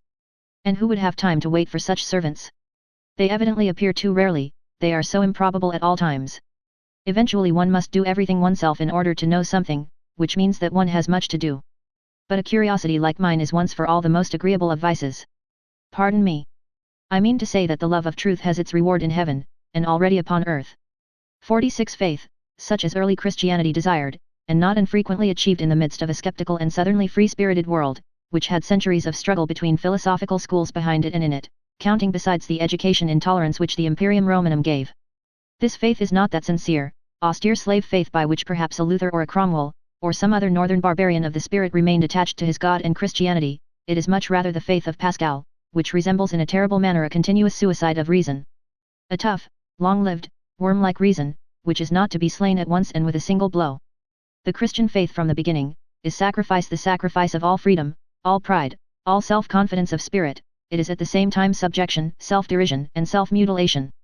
There is cruelty and religious Phoenicianism in this faith, which is adapted to a tender, many-sided, and very fastidious conscience. It takes for granted that the subjection of the spirit is indescribably painful, that all the past and all the habits of such a spirit resist the absurdissimum, in the form of which faith comes to it. Modern men, with their obtuseness as regards all Christian nomenclature, have no longer the sense for the terribly superlative conception which was implied to an antique taste by the paradox of the formula, God on the cross. Hitherto there had never and nowhere been such boldness in inversion, nor anything at once so dreadful, questioning, and questionable as this formula. It promised a transvaluation of all ancient values. It was the Orient, the profound Orient. It was the Oriental slave who thus took revenge on Rome and its noble, light-minded toleration, on the Roman Catholicism of non-faith, and it was always not the faith, but the freedom from the faith, the half-stoical and smiling indifference to the seriousness of the faith, which made the slaves indignant at their masters and revolt against them. Enlightenment causes revolt, for the slave desires the unconditioned, he understands nothing but the tyrannous, even in morals, he loves as he hates, without nuance, to the very depths, to the point of pain, to the point of sickness. His many hidden sufferings make him revolt against the noble taste which seems to deny suffering. The skepticism with regard to suffering, fundamentally only an attitude of aristocratic morality, was not the least of the causes, also, of the last great slave insurrection which began with the French Revolution. 47. Wherever the religious neurosis has appeared on the earth so far, we find it connected with three dangerous prescriptions as to regimen, solitude, fasting, and sexual abstinence. but without its being possible to determine with certainty which is cause and which is effect, or if any relation at all of cause and effect exists there. This latter doubt is justified by the fact that one of the most regular symptoms among savage as well as among civilized peoples is the most sudden and excessive sensuality, which then with equal suddenness transforms into penitential paroxysms, world renunciation, and will renunciation, both symptoms perhaps explainable as disguised epilepsy. But nowhere is it more obligatory to put aside explanations around no other type has there grown such a mass of absurdity and superstition, no other type seems to have been more interesting to men and even to philosophers. Perhaps it is time to become just a little indifferent here, to learn caution, or, better still, to look away. To go away. Yet in the background of the most recent philosophy, that of Schopenhauer, we find almost as the problem in itself, this terrible note of interrogation of the religious crisis and awakening. How is the negation of will possible? How is the saint possible? That seems to have been the very question with which Schopenhauer made a start and became a philosopher.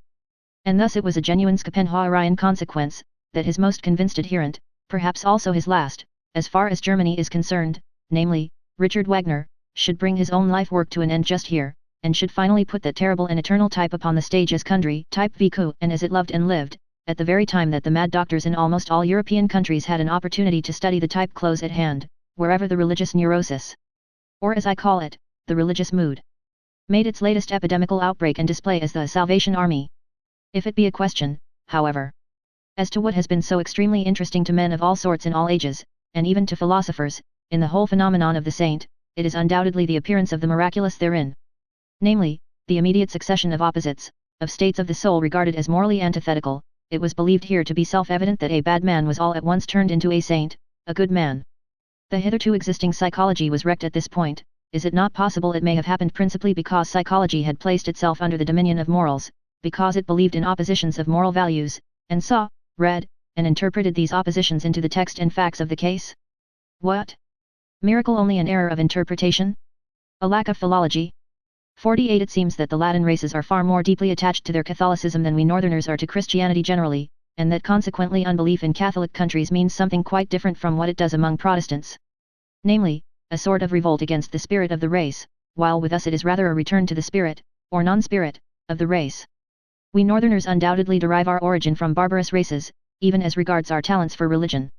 We have poor talents for it. One may make an exception in the case of the Celts, who have theretofore furnished also the best soil for Christian infection in the north. The Christian ideal blossomed forth in France as much as ever the pale sun of the north would allow it.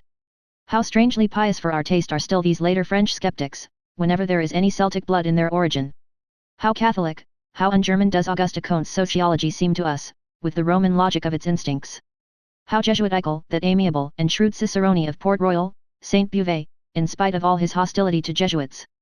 And even Ernest Renan, how inaccessible to us Northerners does the language of such a Renan appear, in whom every instant the merest touch of religious thrill throws his refined voluptuous and comfortably couching soul off its balance.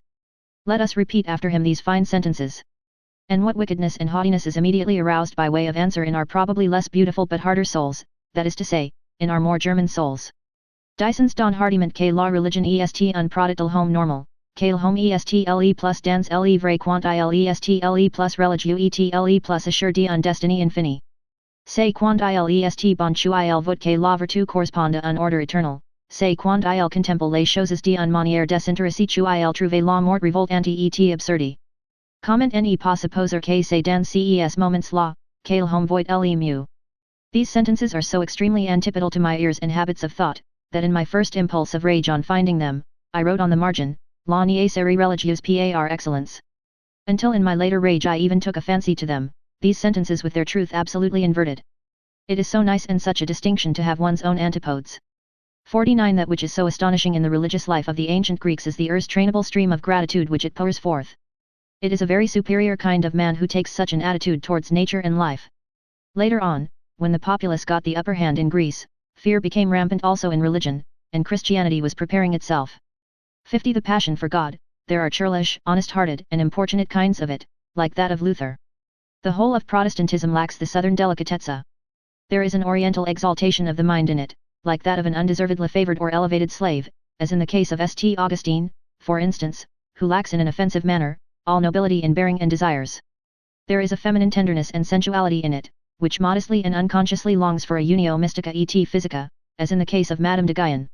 In many cases it appears, curiously enough, as the disguise of a girl's or youth's puberty, here and there even as the hysteria of an old maid, also as her last ambition. The Church has frequently canonized the woman in such a case. 51 The mightiest men have hitherto always bowed reverently before the saint, as the enigma of self-subjugation and utter voluntary privation. Why did they thus bow? They divined in him, and as it were behind the questionableness of his frail and wretched appearance, the superior force which wished to test itself by such a subjugation, the strength of will, in which they recognized their own strength and love of power, and knew how to honor it. They honored something in themselves when they honored the saint. In addition to this, the contemplation of the saint suggested to them a suspicion: such an enormity of self-negation and antinaturalness will not have been coveted for nothing. They have said, inquiringly, there is perhaps a reason for it, some very great danger, about which the ascetic might wish to be more accurately informed through his secret interlocutors and visitors. In a word, the mighty ones of the world learned to have a new fear before him, they divined a new power, a strange, still unconquered enemy. It was the will to power which obliged them to halt before the saint. They had to question him. 52 In the Jewish Old Testament, the book of divine justice, there are men, things, and sayings on such an immense scale, that Greek and Indian literature has nothing to compare with it. One stands with fear and reverence before those stupendous remains of what man was formerly, and one has sad thoughts about old Asia and its little outpushed peninsula Europe, which would like, by all means, to figure before Asia as the progress of mankind. To be sure, he who is himself only a slender, tame house animal, and knows only the wants of a house animal, like our cultured people of today, including the Christians of cultured Christianity, need neither be amazed nor even sad amid those ruins. The taste for the Old Testament is a touchstone with respect to great and small. Perhaps he will find that the New Testament, the Book of Grace, still appeals more to his heart. There is much of the odor of the genuine, tender, stupid beadsman and petty soul in it. To have bound up this New Testament, a kind of rococo of taste in every respect, along with the Old Testament into one book, as the Bible, as the book in itself, is perhaps the greatest audacity and sin against the spirit which literary Europe has upon its conscience. 53 Why atheism nowadays? The Father in God is thoroughly refuted, equally so the judge, the rewarder. Also his free will, he does not hear. And even if he did, he would not know how to help. The worst is that he seems incapable of communicating himself clearly. Is he uncertain? This is what I have made out, by questioning and listening at a variety of conversations, to be the cause of the decline of European theism. It appears to me that though the religious instinct is in vigorous growth, it rejects the theistic satisfaction with profound distrust. 54 What does all modern philosophy mainly do? Since Descartes, and indeed more in defiance of him than on the basis of his procedure, an attentat has been made on the part of all philosophers on the old conception of the soul, under the guise of a criticism of the subject and predicate conception. That is to say, an attentat on the fundamental presupposition of Christian doctrine. Modern philosophy, as epistemological skepticism, is secretly or openly anti-Christian, although, for keener ears, be it said, by no means anti-religious. Formerly, in effect, one believed in the soul as one believed in grammar and the grammatical subject. One said, I is the condition, think is the predicate and is conditioned. To think is an activity for which one must suppose a subject as cause. The attempt was then made, with marvelous tenacity and subtlety, to see if one could not get out of this net. To see if the opposite was not perhaps true: think the condition, and I the conditioned, I, therefore. Only a synthesis which has been made by thinking itself. Kant really wished to prove that, starting from the subject could not be proved. Nor the object either. The possibility of an apparent existence of the subject, and therefore of the soul, may not always have been strange to him. The thought which once had an immense power on earth is the Vedanta philosophy. 55 There is a great ladder of religious cruelty, with many rounds, but 3 of these are the most important. Once on a time men sacrificed human beings to their God, and perhaps just those they loved the best.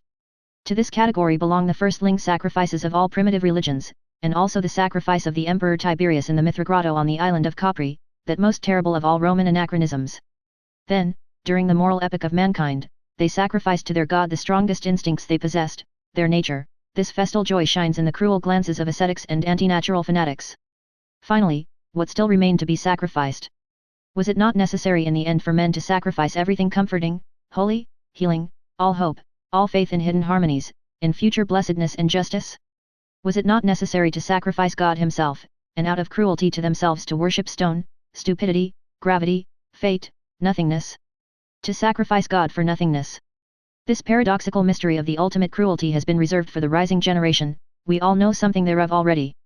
56 Whoever, like myself, prompted by some enigmatical desire, has long endeavored to go to the bottom of the question of pessimism and free it from the half-Christian, half-German narrowness and stupidity in which it has finally presented itself to this century, namely, in the form of Schopenhauer's philosophy, whoever, with an Asiatic and super-Asiatic eye, has actually looked inside, and into the most world-renouncing of all possible modes of thought. Beyond good and evil, and no longer like Buddha and Schopenhauer, under the dominion and delusion of morality. Whoever has done this, has perhaps just thereby, without really desiring it, opened his eyes to behold the opposite ideal, the ideal of the most world-approving, exuberant, and vivacious man, who has not only learned to compromise and arrange with that which was and is, but wishes to have it again as it was and is, for all eternity, insatiably calling out de capo, not only to himself, but to the whole piece and play, and not only the play, but actually to him who requires the play, and makes it necessary, because he always requires himself anew, and makes himself necessary. What? And this would not be. Circu luz viciosus dies. 57 The distance, and as it were the space around man, grows with the strength of his intellectual vision and insight, his world becomes profounder, new stars, new enigmas and notions are ever coming into view. Perhaps everything on which the intellectual eye has exercised its acuteness and profundity has just been an occasion for its exercise, something of a game, something for children and childish minds. Perhaps the most solemn conceptions that have caused the most fighting and suffering, the conceptions God and sin, will one day seem to us of no more importance than a child's plaything or a child's pain seems to an old man.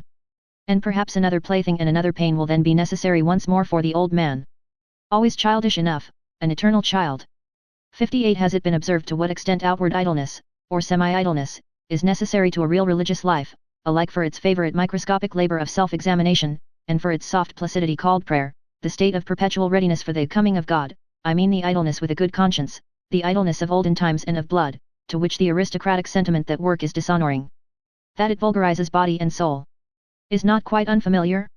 And that consequently the modern, noisy, time-engrossing, conceited, foolishly proud laboriousness educates and prepares for unbelief more than anything else? Among these, for instance, who are at present living apart from religion in Germany, I find freethinkers of diversified species and origin, but above all a majority of those in whom laboriousness from generation to generation has dissolved the religious instincts, so that they no longer know what purpose religions serve, and only note their existence in the world with a kind of dull astonishment. They feel themselves already fully occupied, these good people, be it by their business or by their pleasures, not to mention the fatherland, and the newspapers, and their family duties. It seems that they have no time whatever left for religion, and above all, it is not obvious to them whether it is a question of a new business or a new pleasure. For it is impossible, they say to themselves, that people should go to church merely to spoil their tempers. They are by no means enemies of religious customs, should certain circumstances, state affairs perhaps, require their participation in such customs, they do what is required, as so many things are done, with a patient and unassuming seriousness, and without much curiosity or discomfort. They live too much apart and outside to feel even the necessity for a for or against in such matters. Among those indifferent persons may be reckoned nowadays the majority of German Protestants of the middle classes, especially in the great laborious centers of trade and commerce, also the majority of laborious scholars, and the entire university personnel, with the exception of the theologians, whose existence and possibility there always gives psychologists new and more subtle puzzles to solve. On the part of pious, or merely church-going people, there is seldom any idea of how much good will, one might say arbitrary will, is now necessary for a German scholar to take the problem of religion seriously. His whole profession, and as I have said, his whole workmanlike laboriousness, to which he is compelled by his modern conscience, inclines him to a lofty and almost charitable serenity as regards religion, with which is occasionally mingled a slight disdain for the uncleanliness of spirit which he takes for granted wherever anyone still professes to belong to the church. It is only with the help of history, not through his own personal experience, therefore, that the scholar succeeds in bringing himself to a respectful seriousness, and to a certain timid deference in presence of religions, but even when his sentiments have reached the stage of gratitude towards them, he has not personally advanced one step nearer to that which still maintains itself as church or as piety, perhaps even the contrary. The practical indifference to religious matters in the midst of which he has been born and brought up, usually sublimates itself in his case into circumspection and cleanliness, which shuns contact with religious men and things, and it may be just the depth of his tolerance and humanity which prompts him to avoid the delicate trouble which tolerance itself brings with it. Every age has its own divine type of naivete, for the discovery of which other ages may envy it, and how much naivete, adorable, childlike, and boundlessly foolish naivete is involved in this belief of the scholar in his superiority, in the good conscience of his tolerance, in the unsuspecting, simple certainty with which his instinct treats the religious man as a lower and less valuable type, beyond, before, and above which he himself has developed. He, the little arrogant dwarf and mob man, the sedulously alert, head and hand drudge of ideas, of modern ideas. 59 Whoever has seen deeply into the world has doubtless divined what wisdom there is in the fact that men are superficial. It is their preservative instinct which teaches them to be flighty, lightsome, and false. Here and there one finds a passionate and exaggerated adoration of pure forms in philosophers as well as in artists. It is not to be doubted that whoever has need of the cult of the superficial to that extent, has at one time or another made an unlucky dive beneath it. Perhaps there is even an order of rank with respect to those burnt children, the born artists who find the enjoyment of life only in trying to falsify its image, as if taking wearisome revenge on it.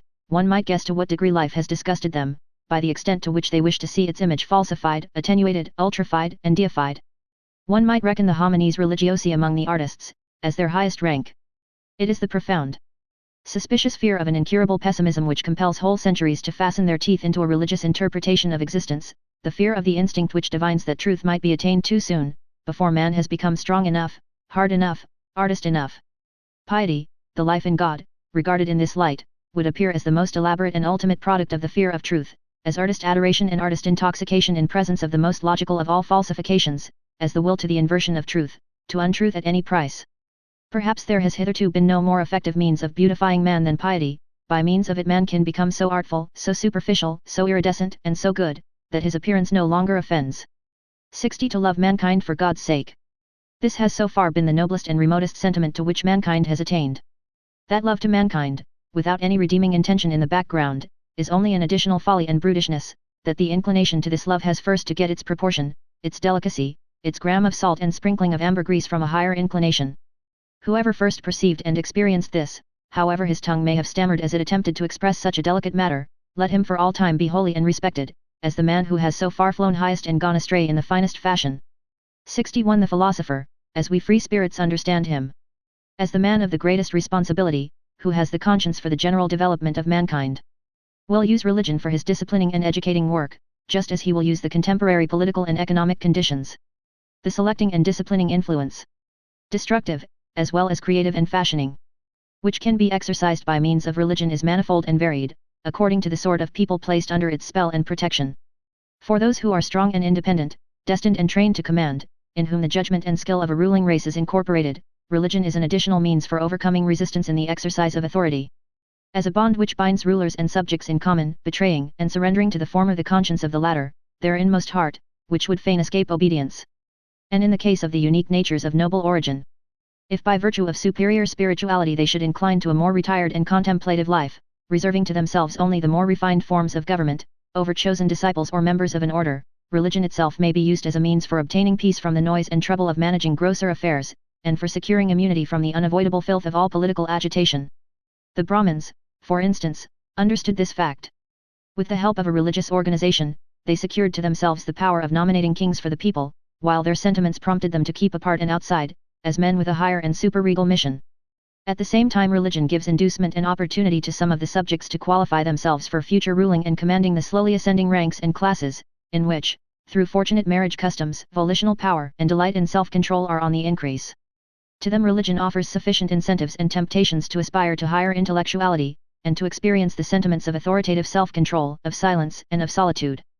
Asceticism and Puritanism are almost indispensable means of educating and ennobling a race which seeks to rise above its hereditary baseness and work itself upwards to future supremacy.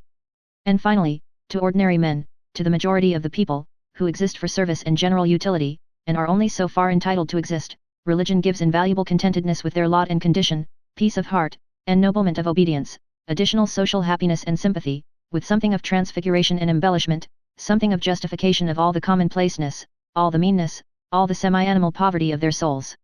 Religion, together with the religious significance of life, sheds sunshine over such perpetually harassed men, and makes even their own aspect endurable to them. It operates upon them as the Epicurean philosophy usually operates upon sufferers of a higher order, in a refreshing and refining manner, almost turning suffering to account, and in the end even hallowing and vindicating it. There is perhaps nothing so admirable in Christianity and Buddhism as their art of teaching even the lowest to elevate themselves by piety to a seemingly higher order of things, and thereby to retain their satisfaction with the actual world in which they find it difficult enough to live. This very difficulty being necessary. 62. To be sure, to make also the bad counter-reckoning against such religions, and to bring to light their secret dangers. The cost is always excessive and terrible when religions do not operate as an educational and disciplinary medium in the hands of the philosopher, but rule voluntarily and paramountly, when they wish to be the final end, and not a means along with other means. Among men, as among all other animals, there is a surplus of defective, diseased, degenerating, infirm, and necessarily suffering individuals. The successful cases, among men also, are always the exception, and in view of the fact that man is the animal not yet properly adapted to his environment, the rare exception. But worse still. The higher the type a man represents, the greater is the improbability that he will succeed. The accidental, the law of irrationality in the general constitution of mankind, manifests itself most terribly in its destructive effect on the higher orders of men, the conditions of whose lives are delicate, diverse, and difficult to determine. What, then, is the attitude of the two greatest religions above mentioned to the surplus of failures in life? They endeavor to preserve and keep alive whatever can be preserved. In fact, as the religions for sufferers, they take the part of these upon principle. They are always in favor of those who suffer from life as from a disease, and they would fain treat every other experience of life as false and impossible. However highly we may esteem this indulgent and preservative care, inasmuch as in applying to others, it has applied, and applies also to the highest and usually the most suffering type of man, the hitherto paramount religions. To give a general appreciation of them, are among the principal causes which have kept the type of man upon a lower level. They have preserved too much that which should have perished. One has to thank them for invaluable services. And who is sufficiently rich in gratitude not to feel poor at the contemplation of all that the spiritual men of Christianity have done for Europe hitherto? But when they had given comfort to the sufferers, courage to the oppressed and despairing, a staff and support to the helpless, and when they had allured from society into convents and spiritual penitentiaries the broken-hearted and distracted, what else had they to do in order to work systematically in that fashion, and with a good conscience, for the preservation of all the sick and suffering, which means, indeed and in truth, to work for the deterioration of the European race? To reverse all estimates of value. That is what they had to do. And to shatter the strong, to spoil great hopes, to cast suspicion on the delight in beauty, to break down everything autonomous, manly, conquering, and imperious. All instincts which are natural to the highest and most successful type of man. Into uncertainty, distress of conscience, and self-destruction. Forsooth, to invert all love of the earthly and of supremacy over the earth, into hatred of the earth and earthly things. That is the task the Church imposed on itself, and was obliged to impose, until, according to its standard of value, unworldliness, unsensuousness, and higher man fused into one sentiment. If one could observe the strangely painful, equally coarse and refined comedy of European Christianity with the derisive and impartial eye of an Epicurean god, I should think one would never cease marveling and laughing. Does it not actually seem that some single will has ruled over Europe for 18 centuries in order to make a sublime abortion of man? He, however, who, with opposite requirements, no longer Epicurean, and with some divine hammer in his hand, could approach this almost voluntary degeneration and stunting of mankind, as exemplified in the European Christian, Pascal, for instance, would he not have to cry aloud with rage, pity, and horror, "Oh, you bunglers! Presumptuous pitiful bunglers, what have you done? Was that a work for your hands? How you have hacked and botched my finest stone! What have you presumed to do?" I should say that Christianity has hitherto been the most portentous of presumptions. Men, not great enough, nor hard enough, to be entitled as artists to take part in fashioning man, men, not sufficiently strong and far-sighted to allow, with sublime self-constraint, the obvious law of the thousand-fold failures and perishings to prevail, men, not sufficiently noble to see the radically different grades of rank and intervals of rank that separate man from man. Such men, with their equality before God, have hitherto swayed the destiny of Europe, until at last a dwarfed, almost ludicrous species has been produced, a gregarious animal, something obliging, sickly, mediocre, the European of the present day. Chapter 4. Apothegms and Interludes. 63. He who is a thorough teacher takes things seriously. And even himself. Only in relation to his pupils. 64. Knowledge for its own sake. That is the last snare laid by morality, we are thereby completely entangled in morals once more. 65. The charm of knowledge would be small, were it not so much shame has to be overcome on the way to it. 65. We are most dishonorable towards our God, he is not permitted to sin. 66. The tendency of a person to allow himself to be degraded, robbed, deceived, and exploited might be the diffidence of a god among men. 67. Love to one only is a barbarity, for it is exercised at the expense of all others. Love to God also. 68. I did that, says my memory. I could not have done that, says my pride, and remains inexorable. Eventually, the memory yields. 69. One has regarded life carelessly, if one has failed to see the hand that kills with leniency. 70. If a man has character, he has also his typical experience, which always recurs. 71. The sage is astronomer. So long as thou feelest the stars as an above thee, thou lackest the eye of the discerning one. 72. It is not the strength, but the duration of great sentiments that makes great men. 73. He who attains his ideal, precisely thereby surpasses it. 73. Many a peacock hides his tail from every eye, and calls it his pride. 74. A man of genius is unbearable, unless he possess at least two things besides, gratitude and purity. 75 The degree and nature of a man's sensuality extends to the highest altitudes of his spirit. 76 Under peaceful conditions the militant man attacks himself. 77 With his principles a man seeks either to dominate or justify or honor, or reproach, or conceal his habits. Two men with the same principles probably seek fundamentally different ends therewith. 78 He who despises himself, nevertheless esteems himself thereby, as a despiser. 79 A soul which knows that it is loved, but does not itself love, betrays its sediment, its dregs come up. 80 A thing that is explained ceases to concern us. What did the God mean who gave the advice, know thyself? Did it perhaps imply cease to be concerned about thyself? Become objective. And Socrates? And the scientific man? 81 It is terrible to die of thirst at sea. Is it necessary that you should so salt your truth that it will no longer quench thirst? 82 Sympathy for all would be harshness and tyranny for thee, my good neighbor. 83 Instinct. When the house is on fire one forgets even the dinner. Yes, but one recovers it from among the ashes. 84 Woman learns how to hate in proportion as she forgets how to charm. 85 The same emotions are in man and woman, but in different tempo, on that account man and woman never cease to misunderstand each other. 86 In the background of all their personal vanity, women themselves have still their impersonal scorn for woman. 87 Fettered heart, free spirit. When one firmly fetters one's heart and keeps it prisoner, one can allow one's spirit many liberties. I said this once before but people do not believe it when I say so, unless they know it already. 88 One begins to distrust very clever persons when they become embarrassed. 89 Dreadful experiences raise the question whether he who experiences them is not something dreadful also. 90 Heavy, melancholy men turn lighter, and come temporarily to their surface, precisely by that which makes others heavy. By hatred and love. 91 So cold, so icy, that one burns one's finger at the touch of him. Every hand that lays hold of him shrinks back. And for that very reason many think him red hot. 92 Who has not, at one time or another, sacrificed himself for the sake of his good name? 93 In affability there is no hatred of men, but precisely on that account a great deal too much contempt of men. 94 The maturity of man. That means, to have reacquired the seriousness that one had as a child at play. 95 To be ashamed of one's immorality is a step on the ladder at the end of which one is ashamed also of one's morality. 96 One should part from life as Ulysses parted from Nausicaa, blessing it rather than in love with it. 97 What? A great man? I always see merely the play actor of his own ideal. 98 When one trains one's conscience, it kisses one while it bites. 99 The disappointed one speaks. I listened for the echo and I heard only praise. 100 We all feign to ourselves that we are simpler than we are, we thus relax ourselves away from our fellows. 101 A discerning one might easily regard himself at present as the animalization of God. 102 Discovering reciprocal love should really disenchant the lover with regard to the beloved.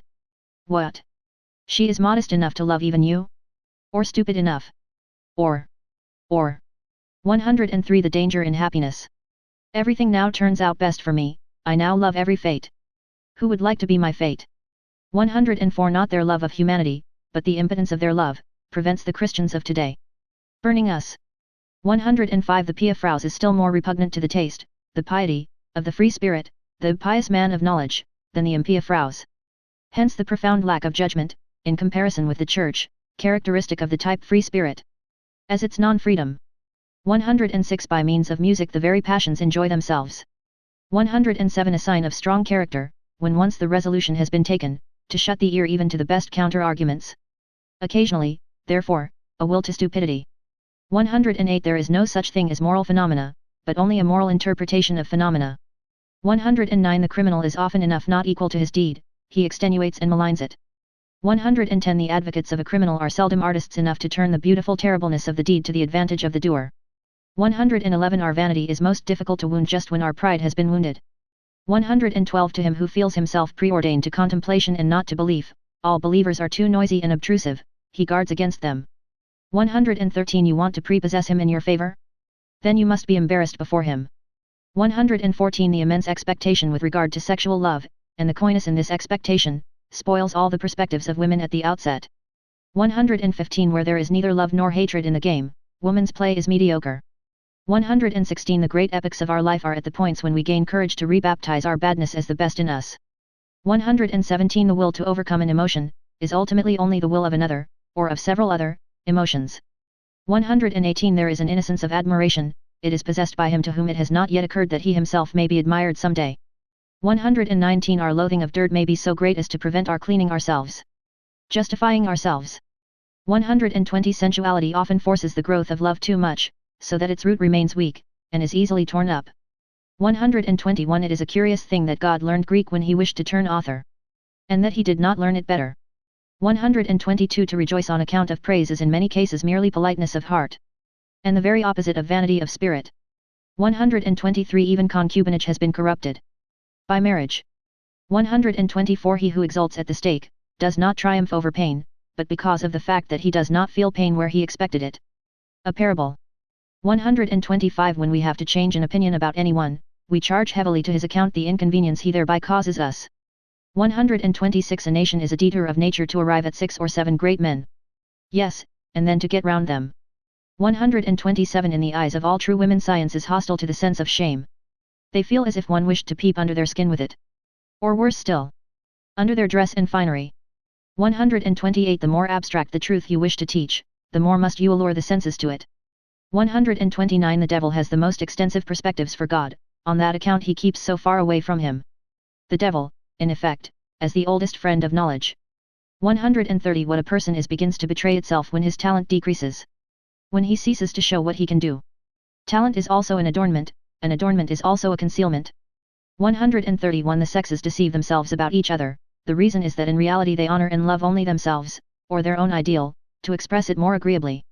Thus man wishes woman to be peaceable, but in fact woman is essentially unpeaceable, like the cat, however well she may have assumed the peaceable demeanor.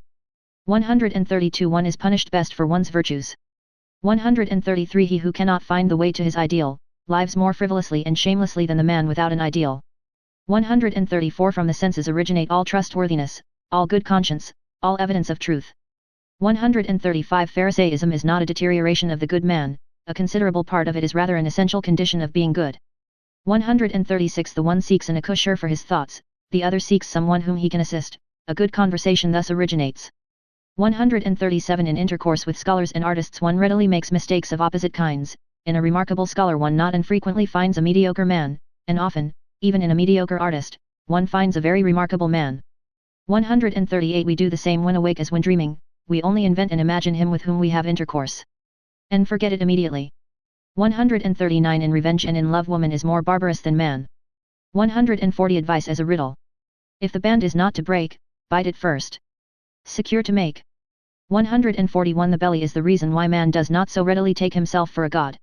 142 The chastest utterance I ever heard, dans le véritable amour c'est l'âme qui enveloppe le corps. 143 Our vanity would like what we do best to pass precisely for what is most difficult to us. Concerning the origin of many systems of morals. 144 When a woman has scholarly inclinations there is generally something wrong with her sexual nature. Barrenness itself conduces to a certain virility of taste. Man, indeed, if I may say so, is the barren animal. 145 Comparing man and woman generally, one may say that woman would not have the genius for adornment, if she had not the instinct for the secondary role. 146 He who fights with monsters should be careful lest he thereby become a monster. And if thou gaze long into an abyss, the abyss will also gaze into thee. 147 From old Florentine novels. Moreover, from life, buona famina e mala famina vuol bastone.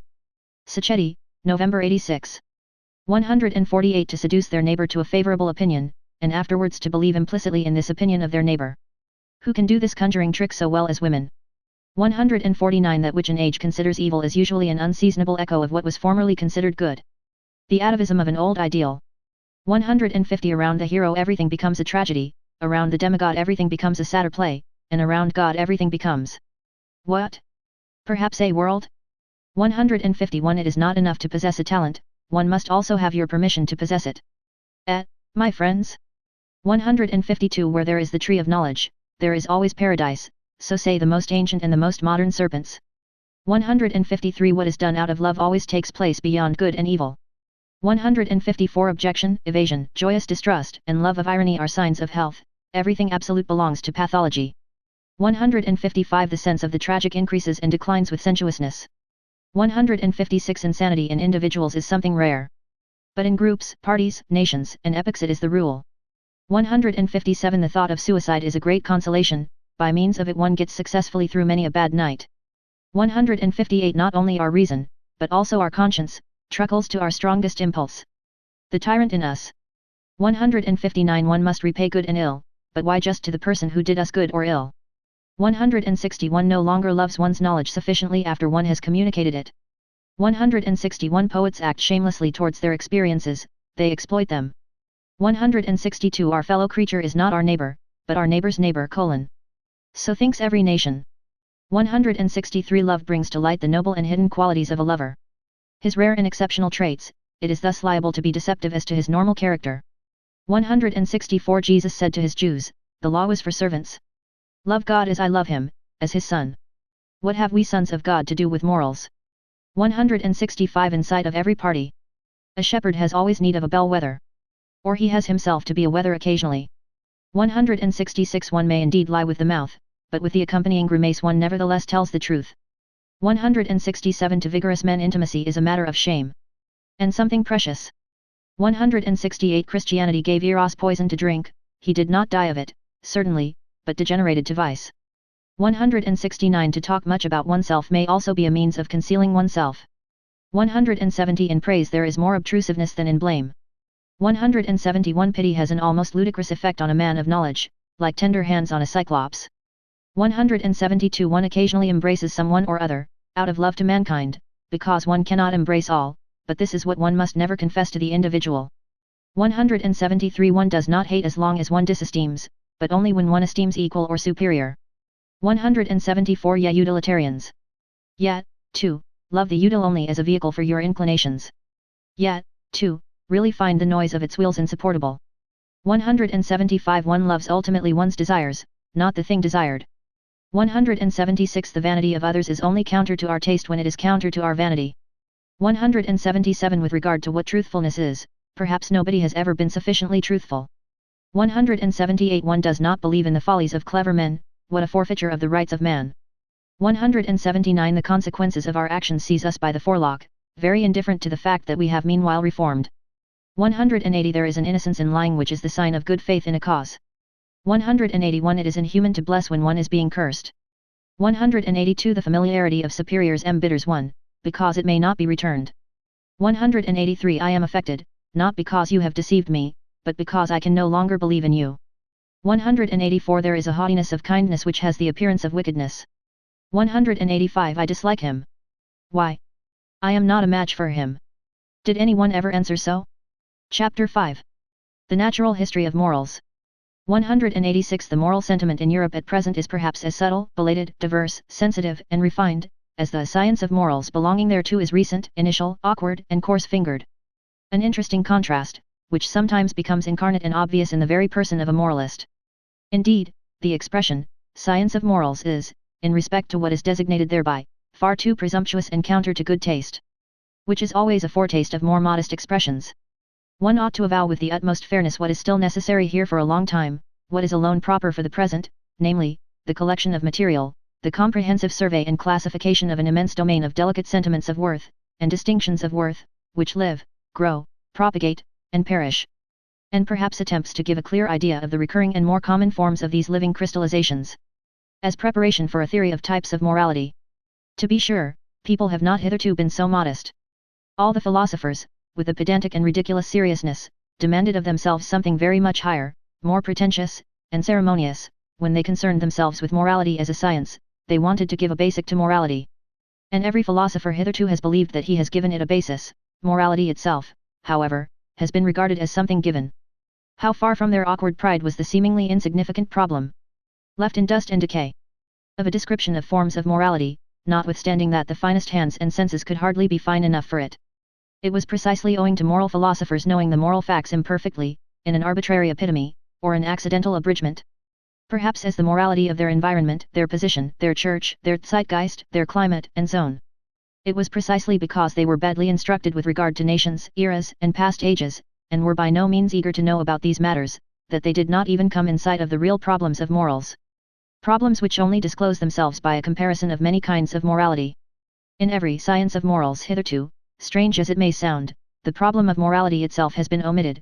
There has been no suspicion that there was anything problematic there.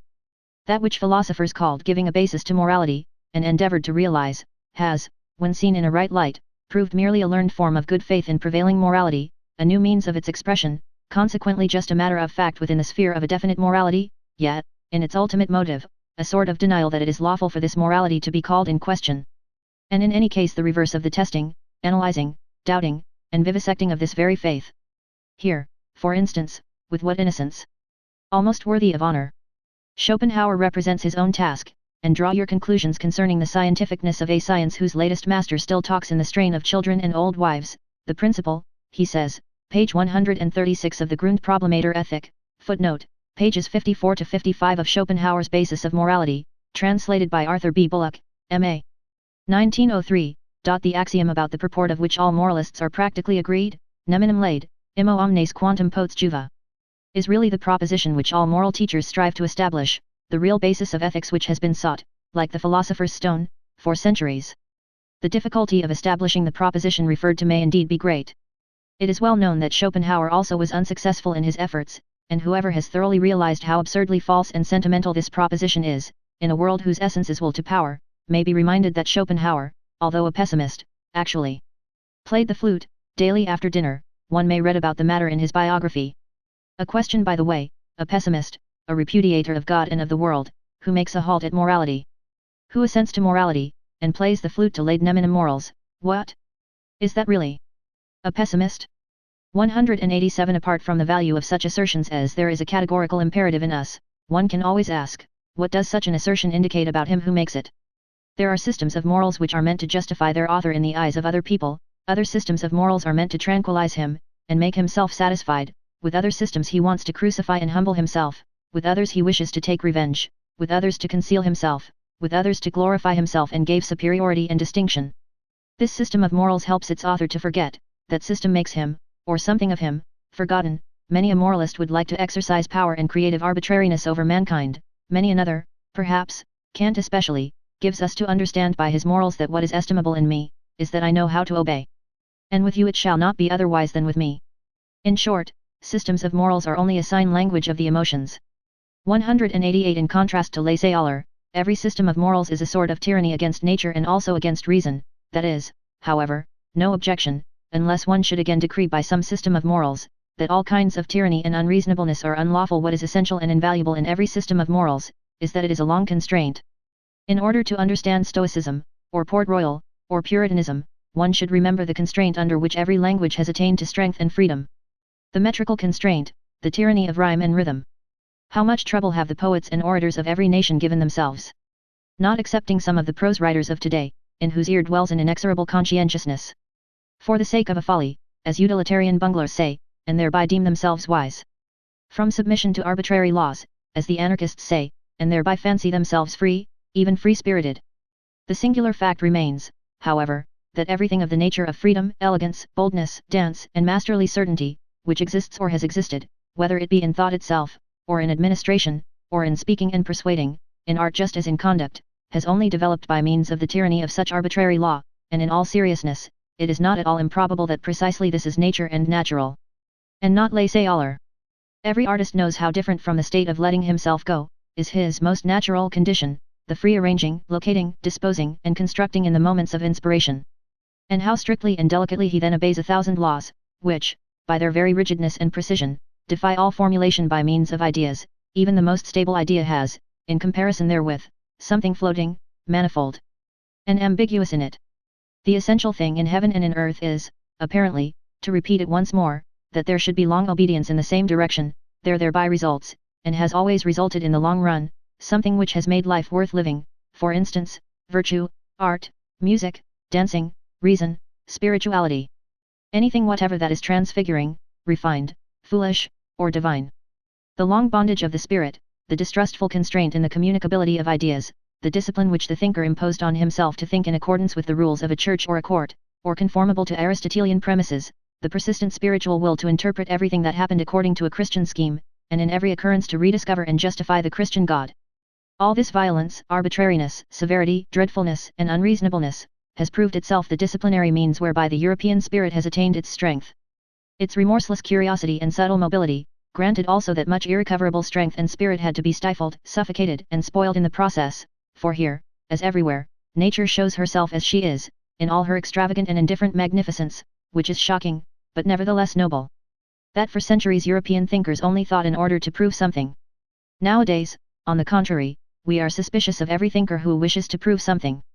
That it was always settled beforehand what was to be the result of their strictest thinking, as it was perhaps in the Asiatic astrology of former times, or as it is still at the present day in the innocent, Christian moral explanation of immediate personal events for the glory of God, or for the good of the soul.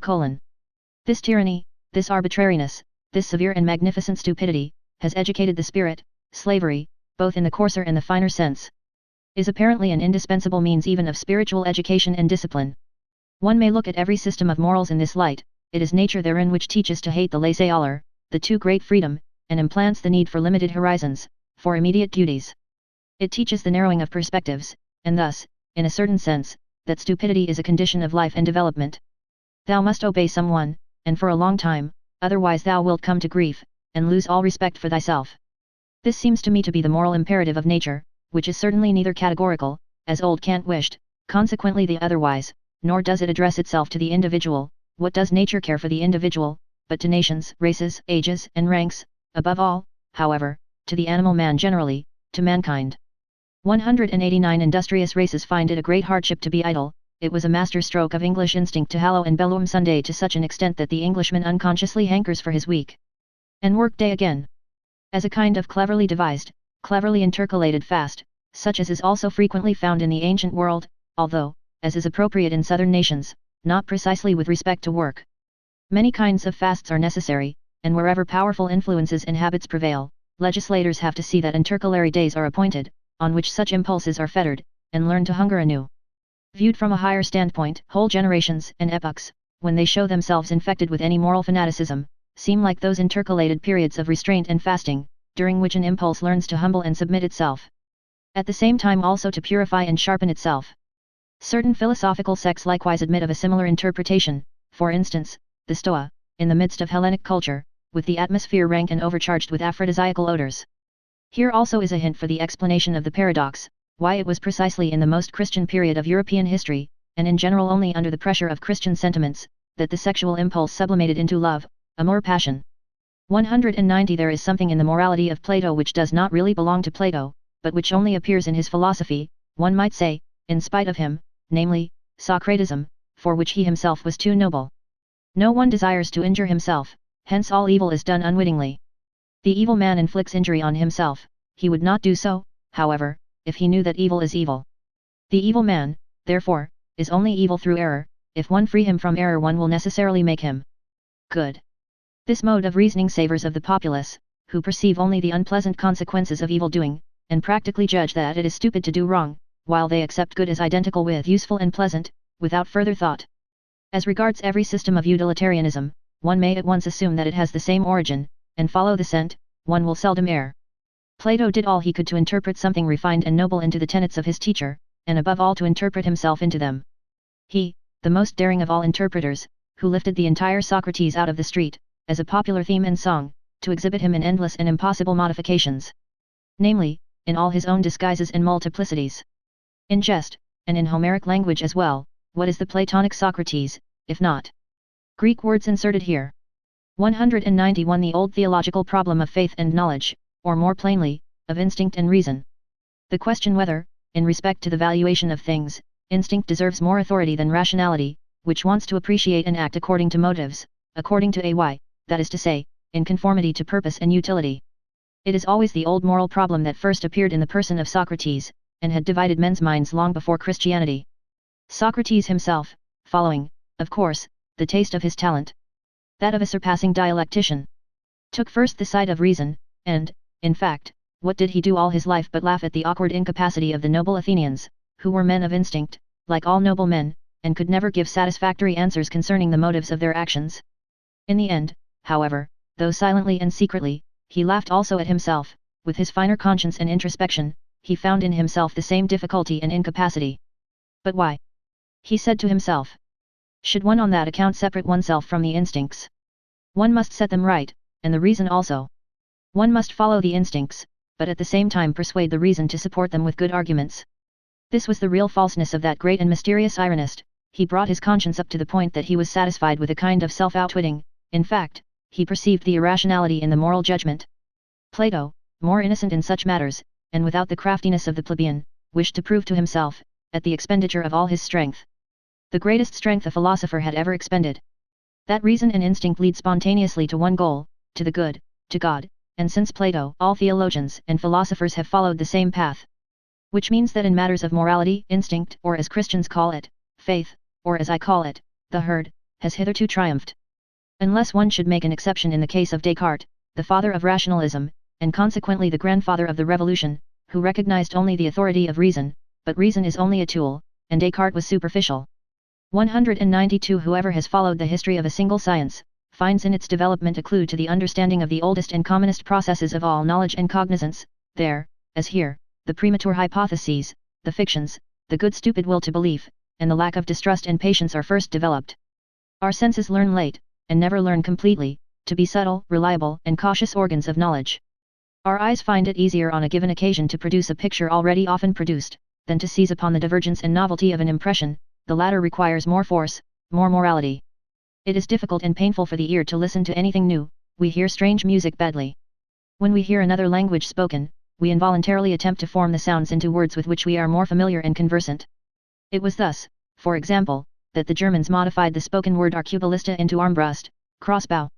Our senses are also hostile and averse to the new, and generally, even in the simplest processes of sensation, the emotions dominate, such as fear, love, hatred, and the passive emotion of indolence.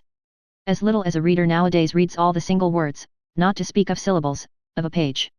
He rather takes about 5 out of every 20 words at random, and guesses the probably appropriate sense to them. Just as little do we see a tree correctly and completely in respect to its leaves, branches, color, and shape. We find it so much easier to fancy the chance of a tree.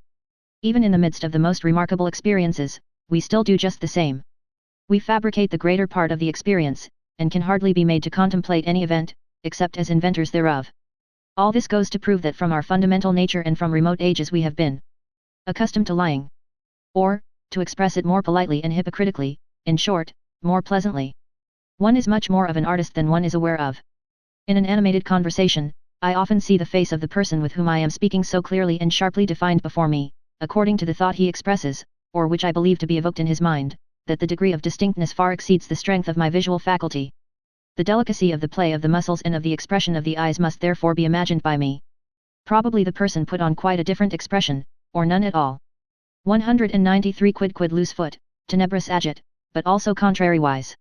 What we experience in dreams, provided we experience it often, pertains at last just as much to the general belongings of our soul as anything actually experienced. By virtue thereof we are richer or poorer, we have a requirement more or less, and finally, in broad daylight, and even in the brightest moments of our waking life, we are ruled to some extent by the nature of our dreams.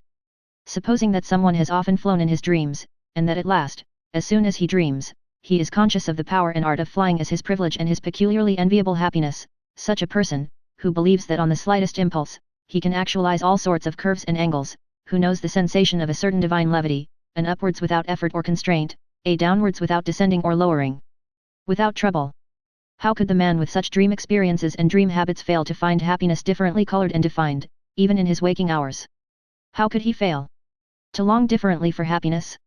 Flight, such as is described by poets, must, when compared with his own flying, be far too earthly, muscular, violent, far too troublesome for him. 194 The difference among men does not manifest itself only in the difference of their lists of desirable things.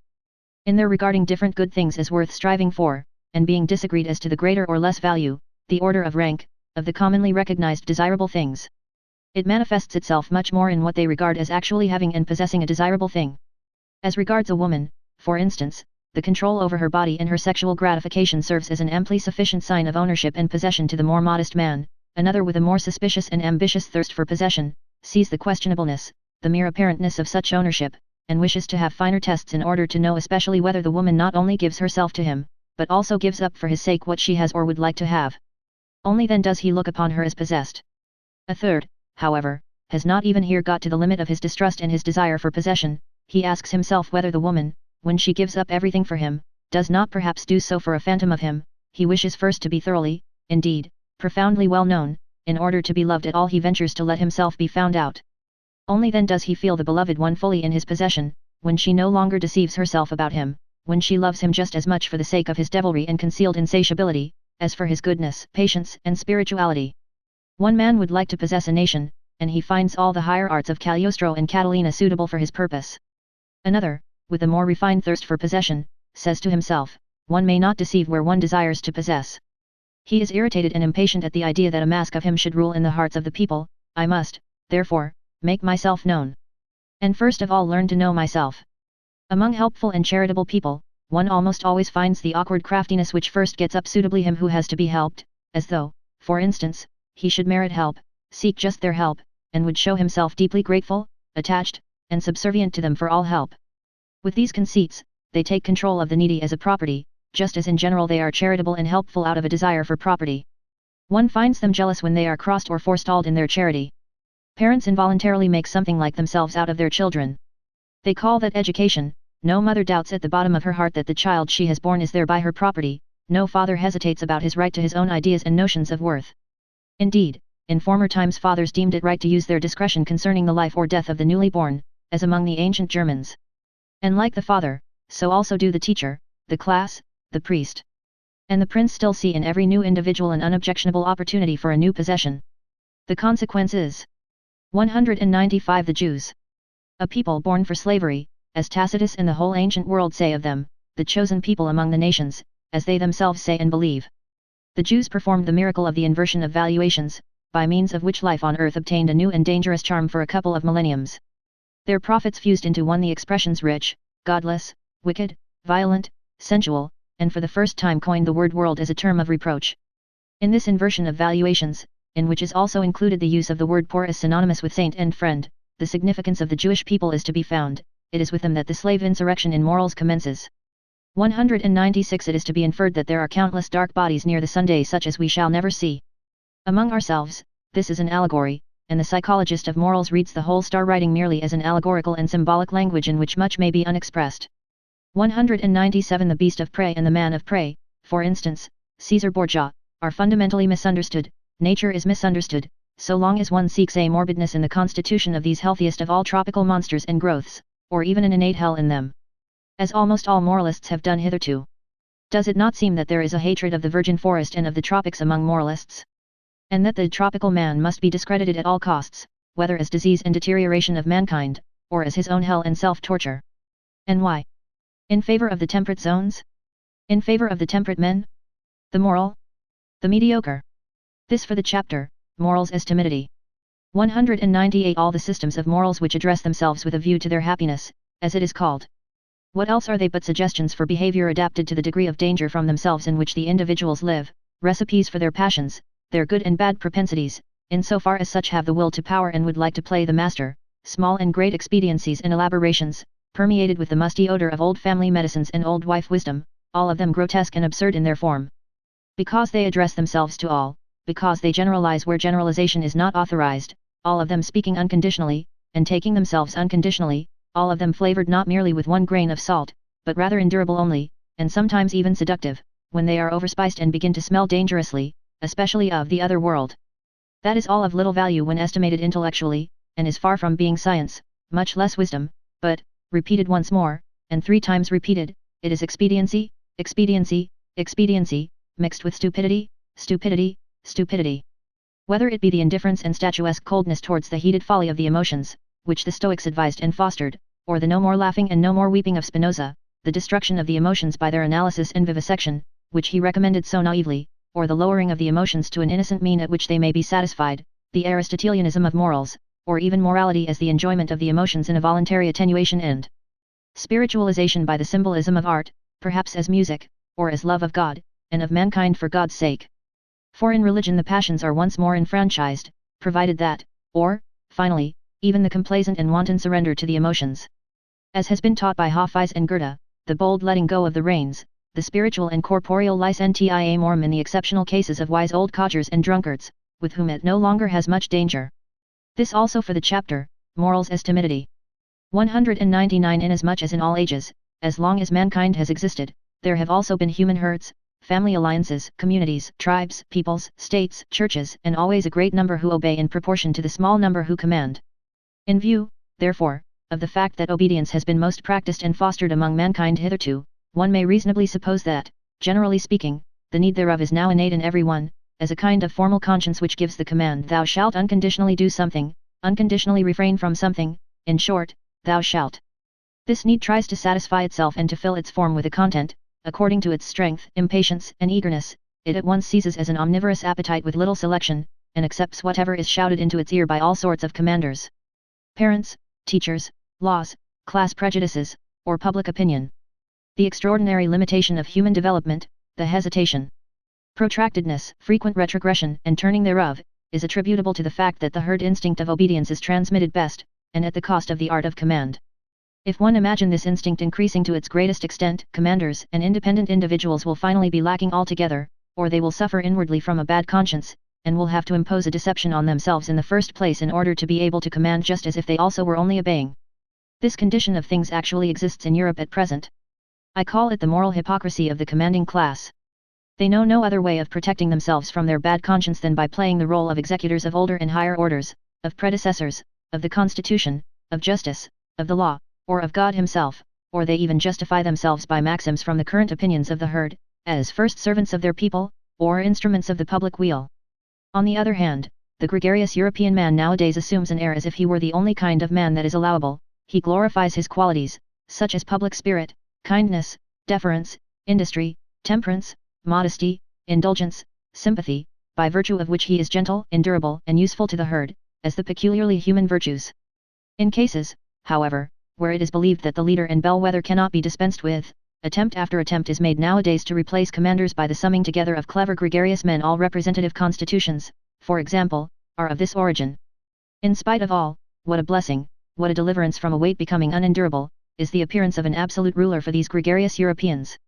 Of this fact the effect of the appearance of Napoleon was the last great proof. The history of the influence of Napoleon is almost the history of the higher happiness to which the entire century has attained in its worthiest individuals and periods. 200 The man of an age of dissolution which mixes the races with one another, who has the inheritance of a diversified descent in his body.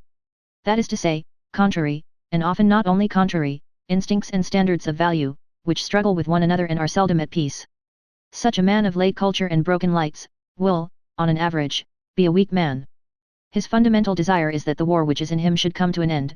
Happiness appears to him in the character of a soothing medicine and mode of thought, for instance, Epicurean or Christian. It is above all things the happiness of repose, of undisturbedness, of repletion, of final unity.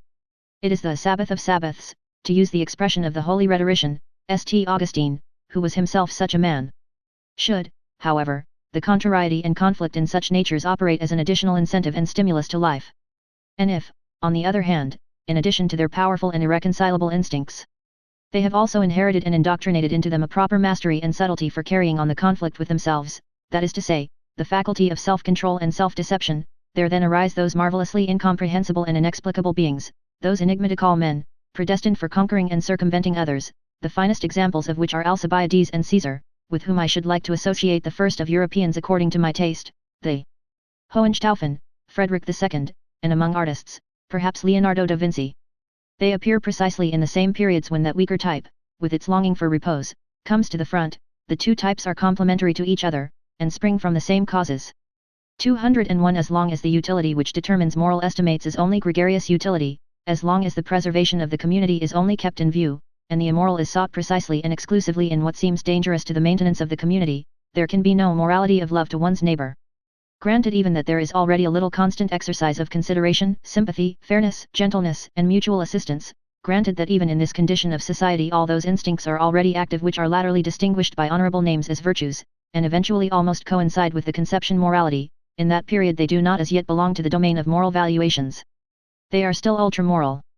A sympathetic action, for instance, is neither called good nor bad, moral nor immoral, in the best period of the Romans, and should it be praised, a sort of resentful disdain is compatible with this praise. Even at the best, directly the sympathetic action is compared with one which contributes to the welfare of the whole, to the residential publica. After all, love to our neighbor is always a secondary matter, partly conventional and arbitrarily manifested in relation to our fear of our neighbor. After the fabric of society seems on the whole established and secured against external dangers, it is this fear of our neighbor which again creates new perspectives of moral valuation. Certain strong and dangerous instincts, such as the love of enterprise, foolhardiness, revengefulness, astuteness, rapacity, and love of power, which up till then had not only to be honored from the point of view of general utility, under other names, of course, than those here given, but had to be fostered and cultivated, because they were perpetually required in the common danger against the common enemies, are now felt in their dangerousness to be doubly strong. When the outlets for them are lacking, and are gradually branded as immoral and given over to calumny, the contrary instincts and inclinations now attain to moral honor, the gregarious instinct gradually draws its conclusions. How much or how little dangerousness to the community or to equality is contained in an opinion, a condition, an emotion, a disposition, or an endowment? That is now the moral perspective. Here again fear is the mother of morals. It is by the loftiest and strongest instincts, when they break out passionately and carry the individual far above and beyond the average, and the low level of the gregarious conscience, that the self-reliance of the community is destroyed, its belief in itself, its backbone, as it were, breaks. Consequently these very instincts will be most branded and defamed. The lofty independent spirituality, the will to stand alone, and even the cogent reason, are felt to be dangers. Everything that elevates the individual above the herd, and is a source of fear to the neighbor, is henceforth called evil. The tolerant, unassuming, self-adapting, self-equalizing disposition, the mediocrity of desires, attains to moral distinction and honor. Finally, under very peaceful circumstances, there is always less opportunity and necessity for training the feelings to severity and rigor, and now every form of severity, even injustice, begins to disturb the conscience. A lofty and rigorous nobleness and self-responsibility almost offends, and awakens distrust. The lamb, and still more the sheep, wins respect. There is a point of diseased mellowness and effeminacy in the history of society, at which society itself takes the part of him who injures it, the part of the criminal, and does so, in fact, seriously and honestly. To punish, appears to it to be somehow unfair. It is certain that the idea of punishment and the obligation to punish are then painful and alarming to people. Is it not sufficient if the criminal be rendered harmless? Why should we still punish? Punishment itself is terrible. With these questions gregarious morality, the morality of fear, draws its ultimate conclusion. If one could at all do away with danger, the cause of fear, one would have done away with this morality at the same time. It would no longer be necessary, it would not consider itself any longer necessary. Whoever examines the conscience of the present-day European, will always elicit the same imperative from its thousand moral folds and hidden recesses, the imperative of the timidity of the herd. We wish that sometime or other there may be nothing more to fear. Sometime or other. The will and the way thereto is nowadays called progress all over Europe. 202 Let us at once say again what we have already said 100 times, for people's ears nowadays are unwilling to hear such truths. Our truths. We know well enough how offensive it sounds when anyone plainly, and without metaphor, counts man among the animals, but it will be accounted to us almost a crime, that it is precisely in respect to men of modern ideas that we have constantly applied the terms herd instincts, and such like expressions. What avail is it? We cannot do otherwise, for it is precisely here that our new insight is. We have found that in all the principal moral judgments, Europe has become unanimous, including likewise the countries where European influence prevails in Europe. People evidently know what Socrates thought he did not know, and what the famous serpent of old once promised to teach. They know today what is good and evil. It must then sound hard and be distasteful to the ear, when we always insist that that which here thinks it knows, that which here glorifies itself with praise and blame, and calls itself good, is the instinct of the herding human animal, the instinct which has come and is ever coming more and more to the front, to preponderance and supremacy over other instincts, according to the increasing physiological approximation and resemblance of which it is the symptom.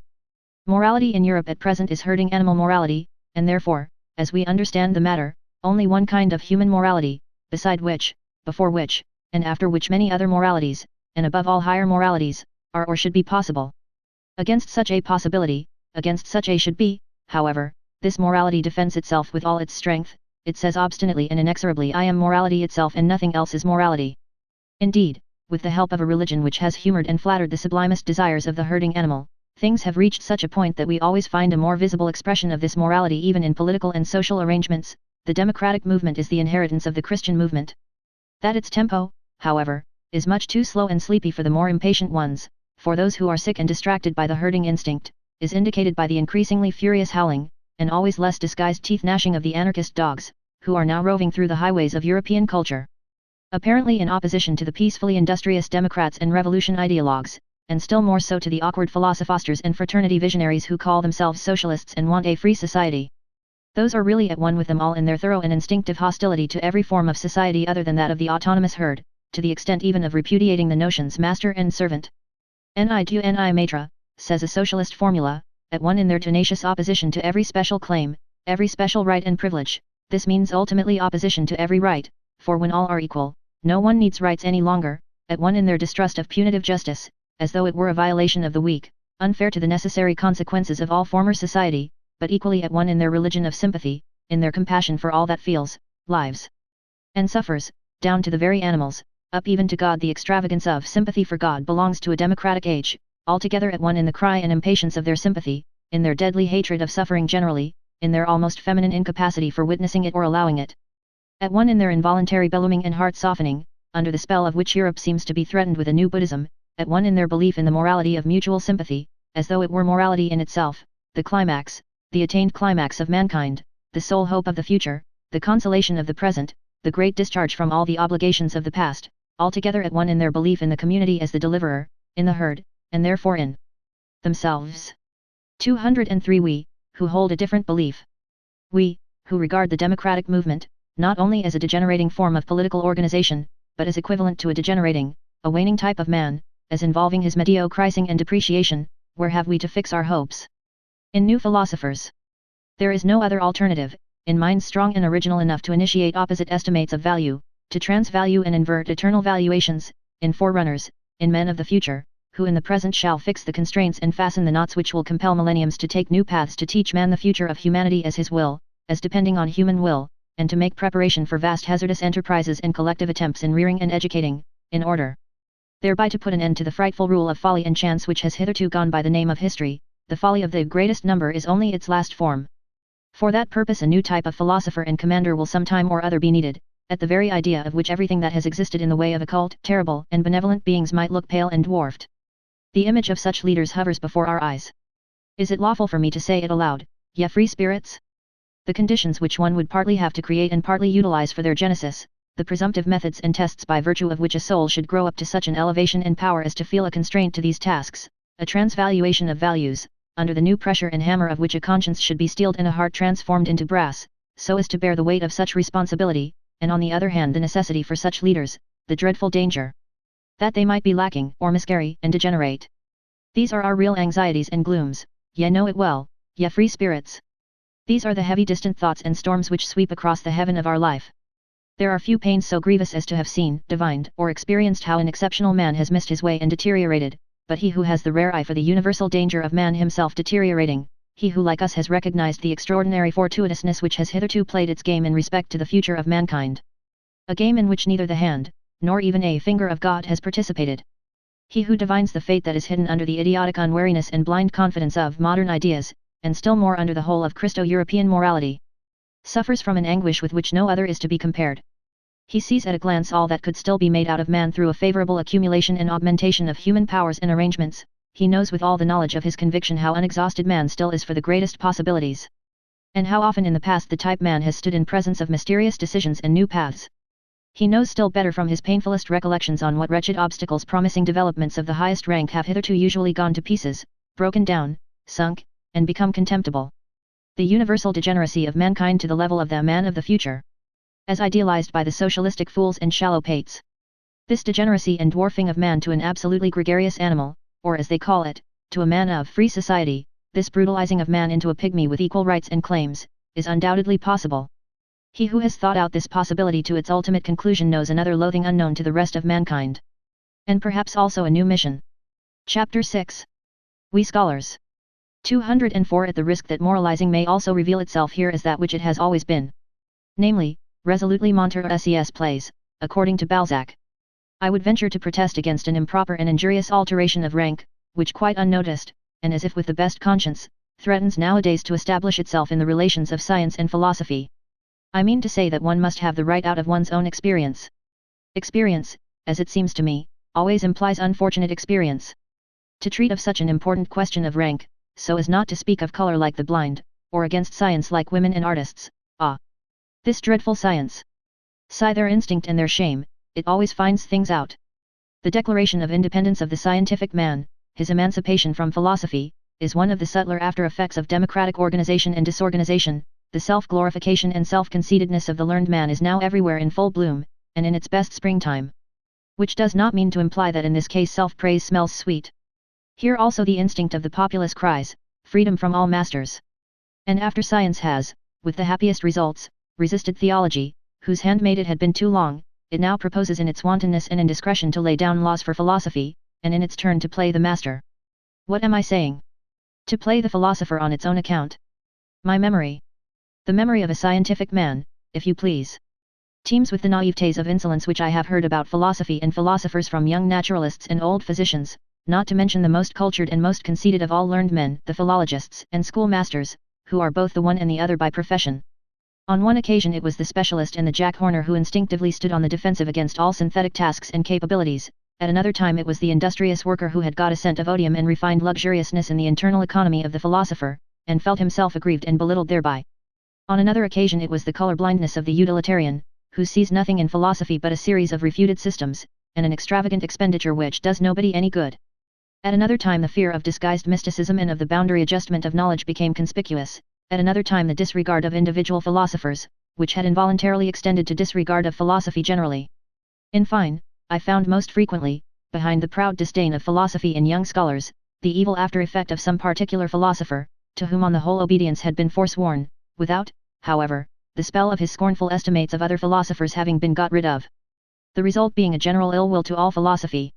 Such seems to me, for instance, the after effect of Schopenhauer on the most modern Germany. By his unintelligent rage against Hegel, he has succeeded in severing the whole of the last generation of Germans from its connection with German culture, which culture, all things considered, has been an elevation and a divining refinement of the historical sense, but precisely at this point Schopenhauer himself was poor, irreceptive and un-German to the extent of ingenuousness, on the whole. Speaking generally, it may just have been the humanness, all too humanness of the modern philosophers themselves, in short, their contemptibleness, which has injured most radically the reverence for philosophy and opened the doors to the instinct of the populace. Let it but be acknowledged to what an extent our modern world diverges from the whole style of the world of Heraclitus, Plato, Empedocles, and whatever else all the royal and magnificent anchorites of the spirit were called. And with what justice an honest man of science may feel himself of a better family and origin, in view of such representatives of philosophy, who, owing to the fashion of the present day, are just as much aloft as they are down below. In Germany, for instance, the two lions of Berlin, the anarchist Eugen Düring and the amalgamist Eduard von Hartmann. It is especially the sight of those hodgepodge philosophers, who call themselves realists, or positivists, which is calculated to implant a dangerous distrust in the soul of a young and ambitious scholar. Those philosophers, at the best, are themselves but scholars and specialists, that is very evident. All of them are persons who have been vanquished and brought back again under the dominion of science, who at one time or another claimed more from themselves, without having a right to the more and its responsibility. And who now, creditably, rancorously, and vindicatively, represent in word and deed. Disbelief in the master task and supremacy of philosophy. After all, how could it be otherwise? Science flourishes nowadays and has the good conscience clearly visible on its countenance, while that to which the entire modern philosophy has gradually sunk, the remnant of philosophy of the present day, excites distrust and displeasure, if not scorn and pity. Philosophy reduced to a theory of knowledge, no more in fact than a diffident science of epochs and doctrine of forbearance, a philosophy that never even gets beyond the threshold, and rigorously denies itself the right to enter. That is philosophy in its last throes, an end, an agony, something that awakens pity. How could such a philosophy rule? 205. The dangers that beset the evolution of the philosopher are, in fact, so manifold nowadays, that one might doubt whether this fruit could still come to maturity. The extent and towering structure of the sciences have increased enormously, and therewith also the probability that the philosopher will grow tired even as a learner, or will attach himself somewhere and specialize so that he will no longer attain to his elevation, that is to say, to his superspection, his circumspection, and his despection. Or he gets aloft too late, when the best of his maturity and strength is past, or when he is impaired, coarsened, and deteriorated, so that his view, his general estimate of things, is no longer of much importance. It is perhaps just the refinement of his intellectual conscience that makes him hesitate and linger on the way. He dreads the temptation to become a dilettante, a milpede, a mil antenna. He knows too well that as a discerner, one who has lost his self-respect no longer commands, no longer leads, unless he should aspire to become a great play actor, a philosophical Cagliostro and spiritual rat-catcher. In short, a misleader. This is in the last instance a question of taste, if it has not really been a question of conscience. To double once more the philosopher's difficulties, there is also the fact that he demands from himself a verdict, a yet or nay, not concerning science, but concerning life and the worth of life. He learns unwillingly to believe that it is his right and even his duty to obtain this verdict, and he has to seek his way to the right and the belief only through the most extensive, perhaps disturbing and destroying, experiences, often hesitating, doubting, and dumbfounded. In fact, the philosopher has long been mistaken and confused by the multitude, either with the scientific man and ideal scholar, or with the religiously elevated, desensualized, desecularized visionary and God-intoxicated man, and even yet when one hears anybody praised, because he lives wisely, or as a philosopher, it hardly means anything more than prudently and apart. Wisdom, that seems to the populace to be a kind of flight, a means, an artifice for withdrawing successfully from a bad game, but the genuine philosopher. Does it not seem so to us, my friends? Lives unphilosophically and unwisely, above all, imprudently, and feels the obligation and burden of 100 attempts and temptations of life. He risks himself constantly, he plays this bad game. 206 In relation to the genius, that is to say, a being who either engenders or produces. Both words understood in their fullest sense. The man of learning, the scientific average man, has always something of the old maid about him, for, like her, he is not conversant with the two principal functions of man. To both, of course, to the scholar and to the old maid, one concedes respectability, as if by way of indemnification. In these cases one emphasizes the respectability. And yet, in the compulsion of this concession, one has the same admixture of vexation. Let us examine more closely, what is the scientific man? Firstly, a commonplace type of man, with commonplace virtues, that is to say, a non-ruling, non-authoritative, and non-self-sufficient type of man. He possesses industry, patient adaptableness to rank and file, equability and moderation in capacity and requirement. He has the instinct for people like himself, and for that which they require.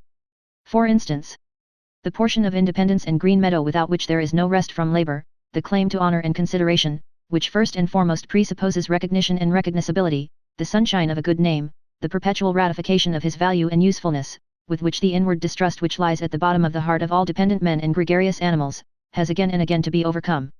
The learned man, as is appropriate, has also maladies and faults of an ignoble kind. He is full of petty envy, and has a lynx eye for the weak points in those natures to whose elevations he cannot attain. He is confiding, yet only as one who lets himself go, but does not flow, and precisely before the man of the great current he stands all the colder and more reserved. His eye is then like a smooth and irresponsive lake, which is no longer moved by rapture or sympathy. The worst and most dangerous thing of which a scholar is capable results from the instinct of mediocrity of his type, from the Jesuitism of mediocrity, which labors instinctively for the destruction of the exceptional man, and endeavors to break. Or still better, to relax. Every bent bow to relax, of course, with consideration, and naturally with an indulgent hand. To relax with confiding sympathy, that is the real art of Jesuitism, which has always understood how to introduce itself as the religion of sympathy. 207 However gratefully one may welcome the objective spirit. And who has not been sick to death of all subjectivity and its confounded ipsissimosity? In the end, however, one must learn caution even with regard to one's gratitude, and put a stop to the exaggeration with which the unselfing and depersonalizing of the spirit has recently been celebrated, as if it were the goal in itself, as if it were salvation and glorification. As is especially accustomed to happen in the pessimist school, which has also in its turn good reasons for paying the highest honors to disinterested knowledge, the objective man, who no longer curses and scolds like the pessimist, the ideal man of learning in whom the scientific instinct blossoms forth fully after 1,000 complete and partial failures, is assuredly one of the most costly instruments that exist, but his place is in the hand of one who is more powerful. He is only an instrument, we may say. He is a mirror. He is no purpose in himself. The objective man is in truth a mirror accustomed to prostration before everything that wants to be known, with such desires only as knowing or reflecting implies.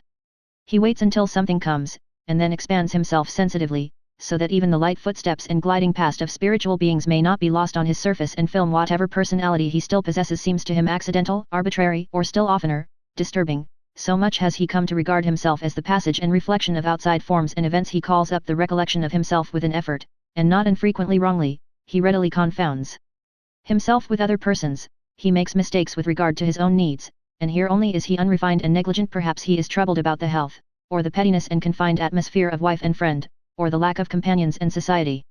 Indeed, he sets himself to reflect on his suffering, but in vain.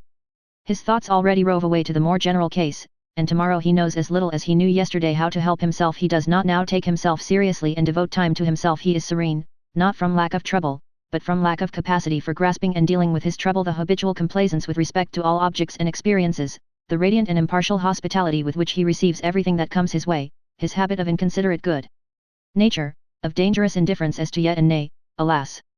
There are enough of cases in which he has to atone for these virtues of his. And as man generally, he becomes far too easily the caput mortuum of such virtues. Should one wish love or hatred from him? I mean love and hatred as God, woman, and animal understand them.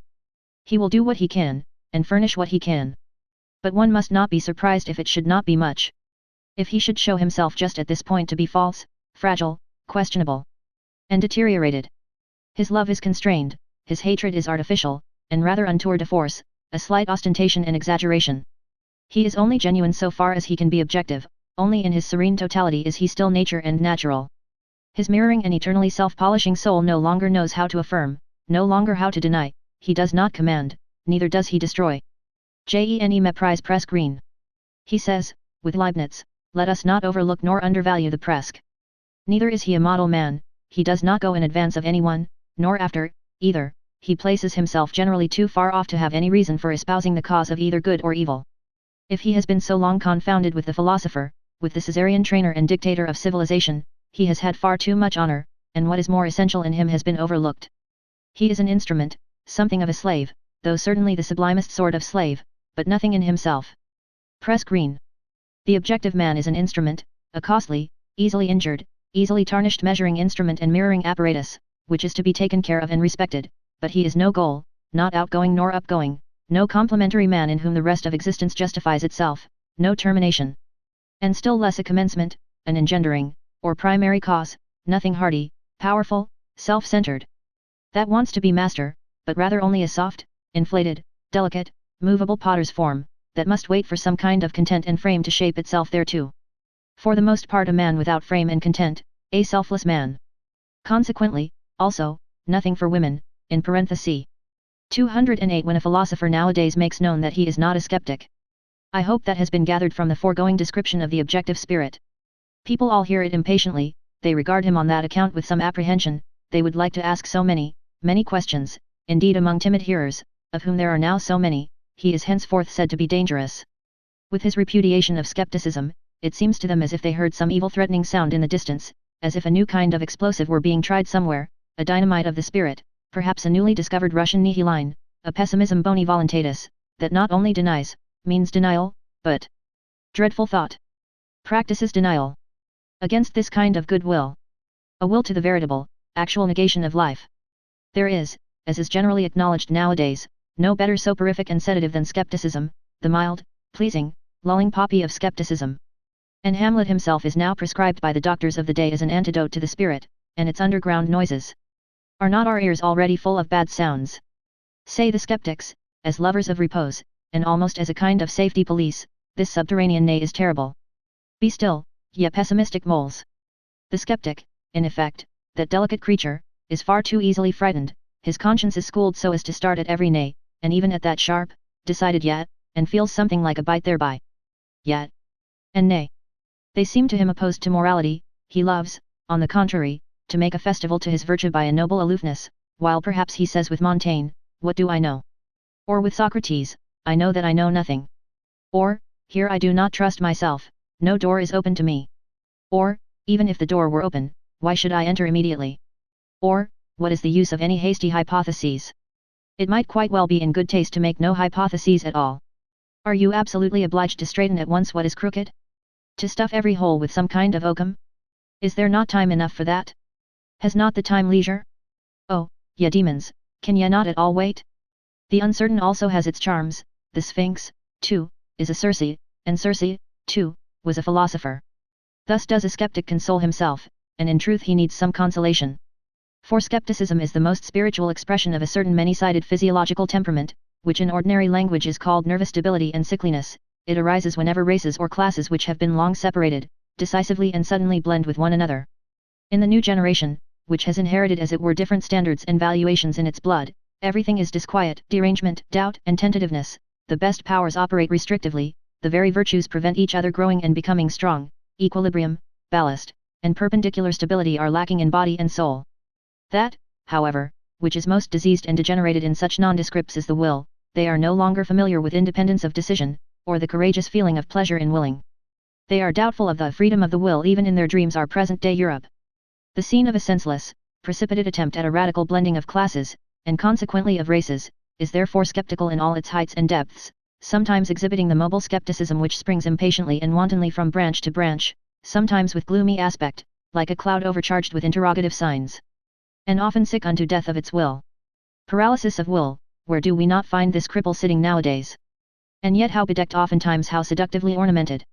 There are the finest gala dresses and disguises for this disease, and that, for instance, most of what places itself nowadays in the showcases as objectiveness, the scientific spirit, l'art pour l'art, and pure voluntary knowledge, is only decked out skepticism and paralysis of will. I am ready to answer for this diagnosis of the European disease. The disease of the will is diffused unequally over Europe, it is worst and most varied where civilization has longest prevailed. It decreases according as the barbarian still, or again, asserts his claims under the loose drapery of Western culture. It is therefore in the France of today, as can be readily disclosed and comprehended, that the will is most infirm, and France, which has always had a masterly aptitude for converting even the portentous crises of its spirit into something charming and seductive, now manifests emphatically its intellectual ascendancy over Europe, by being the school and exhibition of all the charms of skepticism, the power to will and to persist. Moreover, in a resolution, is already somewhat stronger in Germany, and again in the north of Germany it is stronger than in central Germany, it is considerably stronger in England, Spain, and Corsica, associated with phlegm in the former and with hard skulls in the latter. Not to mention Italy, which is too young yet to know what it wants, and must first show whether it can exercise will. But it is strongest and most surprising of all in that immense Middle Empire where Europe as it were flows back to Asia. Namely, in Russia there the power to will has been long stored up and accumulated, there the will, uncertain whether to be negative or affirmative, waits threateningly to be discharged. To borrow their pet phrase from our physicists, perhaps not only Indian wars and complications in Asia would be necessary to free Europe from its greatest danger, but also internal subversion, the shattering of the empire into small states, and above all the introduction of parliamentary imbecility, together with the obligation of every one to read his newspaper at breakfast. I do not say this as one who desires it, in my heart I should rather prefer the contrary. I mean such an increase in the threatening attitude of Russia, that Europe would have to make up its mind to become equally threatening. Namely, to acquire one will, by means of a new caste to rule over the continent, a persistent, dreadful will of its own, that can set its aims thousands of years ahead, so that the long spun-out comedy of its petty statism, and its dynastic as well as its democratic many-willedness, might finally be brought to a close. The time for petty politics is past, the next century will bring the struggle for the dominion of the world. The compulsion to great politics. 209 As to how far the new warlike age on which we Europeans have evidently entered may perhaps favor the growth of another and stronger kind of skepticism, I should like to express myself preliminarily merely by a parable, which the lovers of German history will already understand. That unscrupulous enthusiast for big, handsome grenadiers, who, as King of Prussia, brought into being a military and skeptical genius and therewith, in reality, the new and now triumphantly emerged type of German, the problematic, crazy father of Friedrich the Great, had on one point the very knack and lucky grasp of the genius. He knew what was then lacking in Germany, the want of which was 100 times more alarming and serious than any lack of culture and social form. His ill will to the young Friedrich resulted from the anxiety of a profound instinct. Men were lacking, and he suspected, to his bitterest regret, that his own son was not man enough. There, however, he deceived himself. But who would not have deceived himself in his place? He saw his son lapse to atheism, to the esprit, to the pleasant frivolity of clever Frenchmen. He saw in the background the great bloodsucker, the spider skepticism. He suspected the incurable wretchedness of a heart no longer hard enough either for evil or good, and of a broken will that no longer commands, is no longer able to command. Meanwhile, however, there grew up in his son that new kind of harder and more dangerous skepticism. Who knows to what extent it was encouraged just by his father's hatred and the icy melancholy of a will condemned to solitude. The skepticism of daring manliness, which is closely related to the genius for war and conquest, and made its first entrance into Germany in the person of the great Friedrich. This skepticism despises and nevertheless grasps, it undermines and takes possession, it does not believe, but it does not thereby lose itself, it gives the spirit a dangerous liberty. But it keeps strict guard over the heart. It is the German form of skepticism, which, as a continued Friedrichianism, risen to the highest spirituality, has kept Europe for a considerable time under the dominion of the German spirit and its critical and historical distrust owing to the insuperably strong and tough masculine character of the great German philologists and historical critics, who, rightly estimated, were also all of them artists of destruction and dissolution. A new conception of the German spirit gradually established itself, in spite of all romanticism in music and philosophy, in which the leaning towards masculine skepticism was decidedly prominent, whether, for instance, as fearlessness of gaze, as courage and sternness of the dissecting hand, or as resolute will to dangerous voyages of discovery, to spiritualized North Pole expeditions under barren and dangerous skies. There may be good grounds for it when warm-blooded and superficial humanitarians cross themselves before this spirit. Cet esprit fataliste, ironique, Mephistophelique, as Michelet calls it, not without a shudder. But if one would realize how characteristic is this fear of the man in the German spirit which awakened Europe out of its dogmatic slumber, let us call to mind the former conception which had to be overcome by this new one. And that it is not so very long ago that a masculinized woman could dare, with unbridled presumption, to recommend the Germans to the interest of Europe as gentle, good-hearted, weak-willed, and poetical fools. Finally, let us only understand profoundly enough Napoleon's astonishment when he saw Goethe. It reveals what had been regarded for centuries as the German spirit. Voilà un homme. That was as much as to say, but this is a man. And I only expected to see a German. 210 Supposing, then, that in the picture of the philosophers of the future, some trait suggests the question whether they must not perhaps be skeptics in the last mentioned sense, something in them would only be designated thereby. And not they themselves. With equal right they might call themselves critics, and assuredly they will be men of experiments. By the name with which I ventured to baptize them, I have already expressly emphasized their attempting, and their love of attempting is this because, as critics in body and soul, they will love to make use of experiments in a new, and perhaps wider and more dangerous sense. In their passion for knowledge, will they have to go further in daring and painful attempts than the sensitive and pampered taste of a democratic century can approve of. There is no doubt these coming ones will be least able to dispense with the serious and not unscrupulous qualities which distinguish the critic from the skeptic. I mean the certainty as to standards of worth, the conscious employment of a unity of method, the wary courage, the standing alone, and the capacity for self-responsibility. Indeed, they will avow among themselves a delight in denial and dissection, and a certain considerate cruelty, which knows how to handle the knife surely and deftly. Even when the heart bleeds they will be sterner, and perhaps not always towards themselves only, than humane people may desire. They will not deal with the truth in order that it may please them, or elevate and inspire them. They will rather have little faith in truth, bringing with it such revels for the feelings. They will smile, those rigorous spirits, when anyone says in their presence that thought elevates me, why should it not be true? Or that work enchants me, why should it not be beautiful? Or that artist enlarges me, why should he not be great? Perhaps they will not only have a smile, but a genuine disgust for all that is thus rapturous, idealistic, feminine, and hermaphroditic, and if anyone could look into their inmost hearts, he would not easily find therein the intention to reconcile Christian sentiments with antique taste, or even with modern parliamentarism, the kind of reconciliation necessarily found even among philosophers in our very uncertain and consequently very conciliatory century. Critical discipline, and every habit that conduces to purity and rigor in intellectual matters, will not only be demanded from themselves by these philosophers of the future, they may even make a display thereof as their special adornment. Nevertheless they will not want to be called critics on that account. It will seem to them no small indignity to philosophy to have it decreed, as is so welcome nowadays, that philosophy itself is criticism and critical science. And nothing else whatever. Though this estimate of philosophy may enjoy the approval of all the positivists of France and Germany, and possibly it even flattered the heart and taste of Kant, let us call to mind the titles of his principal works. Our new philosophers will say, notwithstanding, that critics are instruments of the philosopher, and just on that account, as instruments, they are far from being philosophers themselves. Even the great Chinaman of Königsberg was only a great critic. 211 I insist upon it that people finally cease confounding philosophical workers, and in general scientific men, with philosophers. That precisely here one should strictly give each his own, and not give those far too much, these far too little. It may be necessary for the education of the real philosopher that he himself should have once stood upon all those steps upon which his servants, the scientific workers of philosophy, remain standing and must remain standing. He himself must perhaps have been critic, and dogmatist, and historian, and besides, poet, and collector, and traveller, and riddle reader, and moralist, and seer, and free spirit, and almost everything, in order to traverse the whole range of human values and estimations, and that he may be able with a variety of eyes and consciences to look from a height to any distance, from a depth up to any height, from a nook into any expanse. But all these are only preliminary conditions for his task. This task itself demands something else. It requires him to create values. The philosophical workers, after the excellent pattern of Kant and Hegel, have to fix and formalize some great existing body of valuations. That is to say, former determinations of value, creations of value, which have become prevalent, and are for a time called truths. Whether in the domain of the logical, the political, moral, or the artistic. It is for these investigators to make whatever has happened and been esteemed hitherto, conspicuous, conceivable, intelligible, and manageable, to shorten everything long, even time itself, and to subjugate the entire past, an immense and wonderful task, in the carrying out of which all refined pride, all tenacious will, can surely find satisfaction. The real philosophers, however, are commanders and lawgivers. They say, thus shall it be. They determine first the whither and the why of mankind, and thereby set aside the previous labor of all philosophical workers, and all subjugators of the past. They grasp at the future with a creative hand, and whatever is and was, becomes for them thereby a means, an instrument, and a hammer. Their knowing is creating, their creating is a law-giving, their will to truth is will to power. Are there at present such philosophers? Have there ever been such philosophers?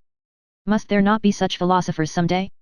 212 It is always more obvious to me that the philosopher, as a man indispensable for the morrow and the day after the morrow, has ever found himself, and has been obliged to find himself, in contradiction to the day in which he lives. His enemy has always been the ideal of his day. Hitherto all those extraordinary furtherers of humanity whom one calls philosophers, who rarely regarded themselves as lovers of wisdom, but rather as disagreeable fools and dangerous interrogators, have found their mission, their hard, involuntary, imperative mission, in the end, however, the greatness of their mission, in being the bad conscience of their age. In putting the vivisector's knife to the breast of the very virtues of their age, they have betrayed their own secret. It has been for the sake of a new greatness of man, a new untrodden path to his aggrandizement. They have always disclosed how much hypocrisy, indolence, self-indulgence, and self-neglect, how much falsehood was concealed under the most venerated types of contemporary morality, how much virtue was outlived. They have always said we must remove hence to where you are least at home in the face of a world of modern ideas, which would like to confine everyone in a corner, in a specialty. A philosopher, if there could be philosophers nowadays, would be compelled to place the greatness of man, the conception of greatness, precisely in his comprehensiveness and multifariousness.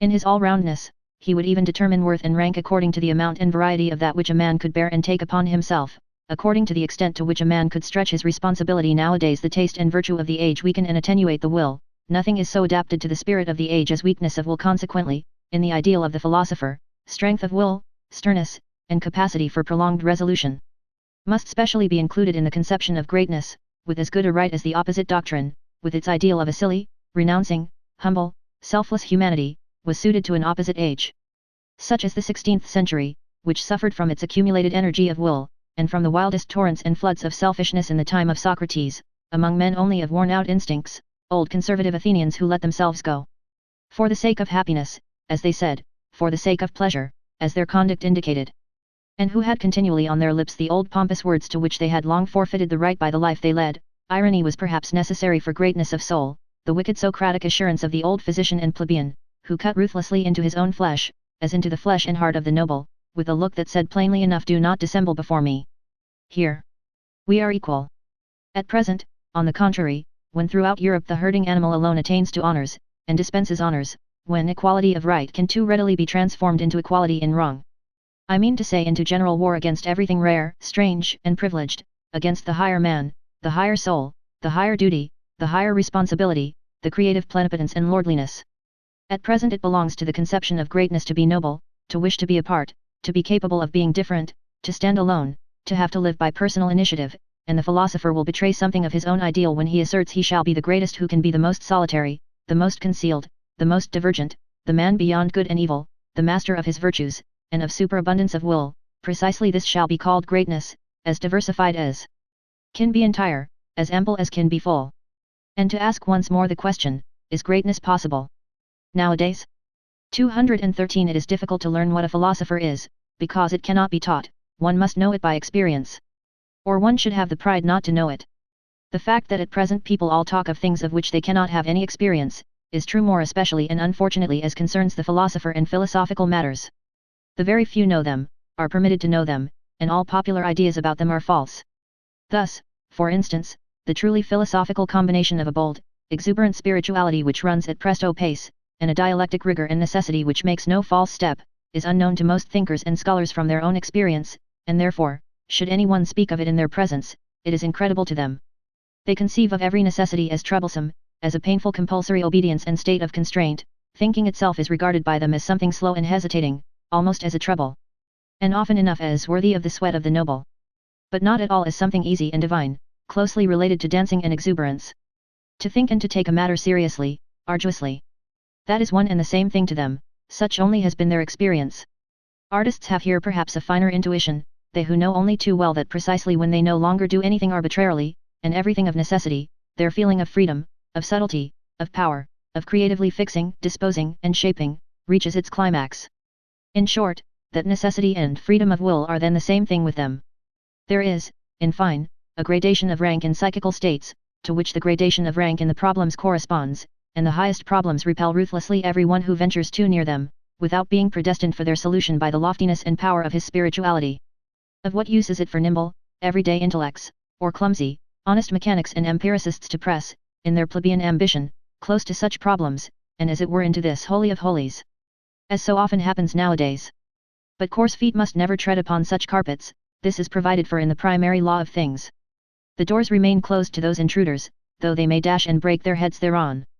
People have always to be born to a high station, or, more definitely, they have to be bred for it. A person has only a right to philosophy, taking the word in its higher significance. In virtue of his descent, the ancestors, the blood, decide here also. Many generations must have prepared the way for the coming of the philosopher, each of his virtues must have been separately acquired, nurtured, transmitted, and embodied, not only the bold, easy, delicate course and current of his thoughts, but above all the readiness for great responsibilities, the majesty of ruling glance and contemning look, the feeling of separation from the multitude with their duties and virtues, the kindly patronage and defense of whatever is misunderstood and calumniated, be it God or devil, the delight and practice of supreme justice, the art of commanding, the amplitude of will, the lingering eye which rarely admires, rarely looks up, rarely loves. Chapter 7. Our Virtues. 214 Our Virtues. It is probable that we, too, have still our virtues, although naturally they are not those sincere and massive virtues on account of which we hold our grandfathers in esteem and also at a little distance from us. We Europeans of the day after tomorrow, we firstlings of the 20th century. With all our dangerous curiosity, our multifariousness and art of disguising, our mellow and seemingly sweetened cruelty in sense and spirit. We shall presumably, if we must have virtues, have those only which have come to agreement with our most secret and heartfelt inclinations, with our most ardent requirements. Well, then, let us look for them in our labyrinths. Where, as we know, so many things lose themselves, so many things get quite lost. And is there anything finer than to search for one's own virtues? Is it not almost to believe in one's own virtues? But this believing in one's own virtues, is it not practically the same as what was formerly called one's good conscience, that long, respectable pigtail of an idea, which our grandfathers used to hang behind their heads, and often enough also behind their understandings? It seems, therefore, that however little we may imagine ourselves to be old-fashioned and grandfatherly respectable in other respects, in one thing we are nevertheless the worthy grandchildren of our grandfathers, we last Europeans with good consciences, we also still wear their pigtail. Ah! If you only knew how soon, so very soon, it will be different. 215 As in the stellar firmament there are sometimes two suns which determine the path of one planet, and in certain cases suns of different colors shine around a single planet, now with red light, now with green, and then simultaneously illumine and flood it with motley colors, so we modern men, owing to the complicated mechanism of our firmament, are determined by different moralities, our actions shine alternately in different colors, and are seldom unequivocal. And there are often cases, also, in which our actions are motley colored. 216 To love one's enemies. I think that has been well learned. It takes place thousands of times at present on a large and small scale, indeed, at times the higher and sublimer thing takes place. We learn to despise when we love, and precisely when we love best, all of it, however, unconsciously, without noise, without ostentation, with the shame and secrecy of goodness, which forbids the utterance of the pompous word and the formula of virtue. Morality as attitude is opposed to our taste nowadays. This is also an advance, as it was an advance in our fathers that religion as an attitude finally became opposed to their taste, including the enmity and Voltairean bitterness against religion, and all that formerly belonged to free-thinker pantomime. It is the music in our conscience, the dance in our spirit, to which Puritan litanies, moral sermons, and goody-goodness won't chime. 217 Let us be careful in dealing with those who attach great importance to being credited with moral tact and subtlety in moral discernment. They never forgive us if they have once made a mistake before us, or even with regard to us. They inevitably become our instinctive calumniators and detractors, even when they still remain our friends. Blessed are the forgetful, for they get the better even of their blunders. 218 The psychologists of France, and where else are there still psychologists nowadays, have never yet exhausted their bitter and manifold enjoyment of the bêtise bourgeoise, just as though, in short, they betray something thereby. Flaubert, for instance, the honest citizen of Rouen, neither saw, heard, nor tasted anything else in the end. It was his mode of self-torment and refined cruelty. As this is growing wearisome, I would now recommend for a change something else for a pleasure. Namely, the unconscious astuteness with which good, fat, honest mediocrity always behaves towards loftier spirits and the tasks they have to perform, the subtle, barbed, Jesuitical astuteness, which is 1,000 times subtler than the taste and understanding of the middle class in its best moments. Subtler even than the understanding of its victims. A repeated proof that instinct is the most intelligent of all kinds of intelligence which have hitherto been discovered. In short, you psychologists, study the philosophy of the rule in its struggle with the exception, there you have a spectacle fit for gods and godlike malignity. Or, in plainer words, practice vivisection on good people, on the homo boni voluntatis, on yourselves. 219 The practice of judging and condemning morally, is the favorite revenge of the intellectually shallow on those who are less so, it is also a kind of indemnity for their being badly endowed by nature, and finally, it is an opportunity for acquiring spirit and becoming subtle. Malice spiritualices. They are glad in their inmost heart that there is a standard according to which those who are over-endowed with intellectual goods and privileges, are equal to them, they contend for the equality of all before God, and almost need the belief in God for this purpose. It is among them that the most powerful antagonists of atheism are found. If anyone were to say to them a lofty spirituality is beyond all comparison with the honesty and respectability of a merely moral man, it would make them furious. I shall take care not to say so. I would rather flatter them with my theory that lofty spirituality itself exists only as the ultimate product of moral qualities. That it is a synthesis of all qualities attributed to the merely moral man, after they have been acquired singly through long training and practice, perhaps during a whole series of generations, that lofty spirituality is precisely the spiritualizing of justice, and the beneficent severity which knows that it is authorized to maintain gradations of rank in the world, even among things. And not only among men. 220 Now that the praise of the disinterested person is so popular, one must, probably not without some danger, get an idea of what people actually take an interest in, and what are the things generally which fundamentally and profoundly concern ordinary men, including the cultured, even the learned, and perhaps philosophers also, if appearances do not deceive. The fact thereby becomes obvious that the greater part of what interests and charms higher natures, and more refined and fastidious tastes, seems absolutely uninteresting to the average man. If, notwithstanding, he perceive devotion to these interests, he calls it desinterest, and wonders how it is possible to act disinterestedly. There have been philosophers who could give this popular astonishment a seductive and mystical, otherworldly expression, perhaps because they did not know the higher nature by experience, instead of stating the naked and candidly reasonable truth that disinterested action is very interesting and interested action, provided that. And love. What? Even an action for love's sake shall be unegoistic? But you fools! And the praise of the self-sacrificer. But whoever has really offered sacrifice knows that he wanted and obtained something for it. Perhaps something from himself for something from himself, that he relinquished here in order to have more there, perhaps in general to be more, or even feel himself more. But this is a realm of questions and answers in which a more fastidious spirit does not like to stay, for here truth has to stifle her yawns so much when she is obliged to answer. And after all, truth is a woman, one must not use force with her. 221 It sometimes happens, said a moralistic pedant and trifle retailer, that I honor and respect an unselfish man, not, however, because he is unselfish, but because I think he has a right to be useful to another man at his own expense. In short, the question is always who he is, and who the other is. For instance, in a person created and destined for command, self-denial and modest retirement, instead of being virtues, would be the waste of virtues, so it seems to me. Every system of unegoistic morality which takes itself unconditionally and appeals to everyone, not only sins against good taste, but is also an incentive to sins of omission, an additional seduction under the mask of philanthropy. And precisely a seduction and injury to the higher, rarer, and more privileged types of men. Moral systems must be compelled first of all to bow before the gradations of rank, their presumption must be driven home to their conscience. Until they thoroughly understand at last that it is immoral to say that what is right for one is proper for another. So said my moralistic pedant and bonhomme. Did he perhaps deserve to be laughed at when he thus exhorted systems of morals to practice morality? But one should not be too much in the right if one wishes to have the laughers on one's own side. A grain of wrong pertains even to good taste. 222 Wherever sympathy, fellow-suffering, is preached nowadays. And, if I gather rightly, no other religion is any longer preached. Let the psychologist have his ears open through all the vanity, through all the noise which is natural to these preachers. As to all preachers, he will hear a hoarse, groaning, genuine note of self-contempt. It belongs to the overshadowing and uglifying of Europe, which has been on the increase for a century, the first symptoms of which are already specified documentarily in a thoughtful letter of Gallieni to Madame d'Épinay. If it is not really the cause thereof. The man of modern ideas, the conceited ape, is excessively dissatisfied with himself. This is perfectly certain. He suffers, and his vanity wants him only to suffer with his fellows. 223 The hybrid European. A tolerably ugly plebeian, taken all in all.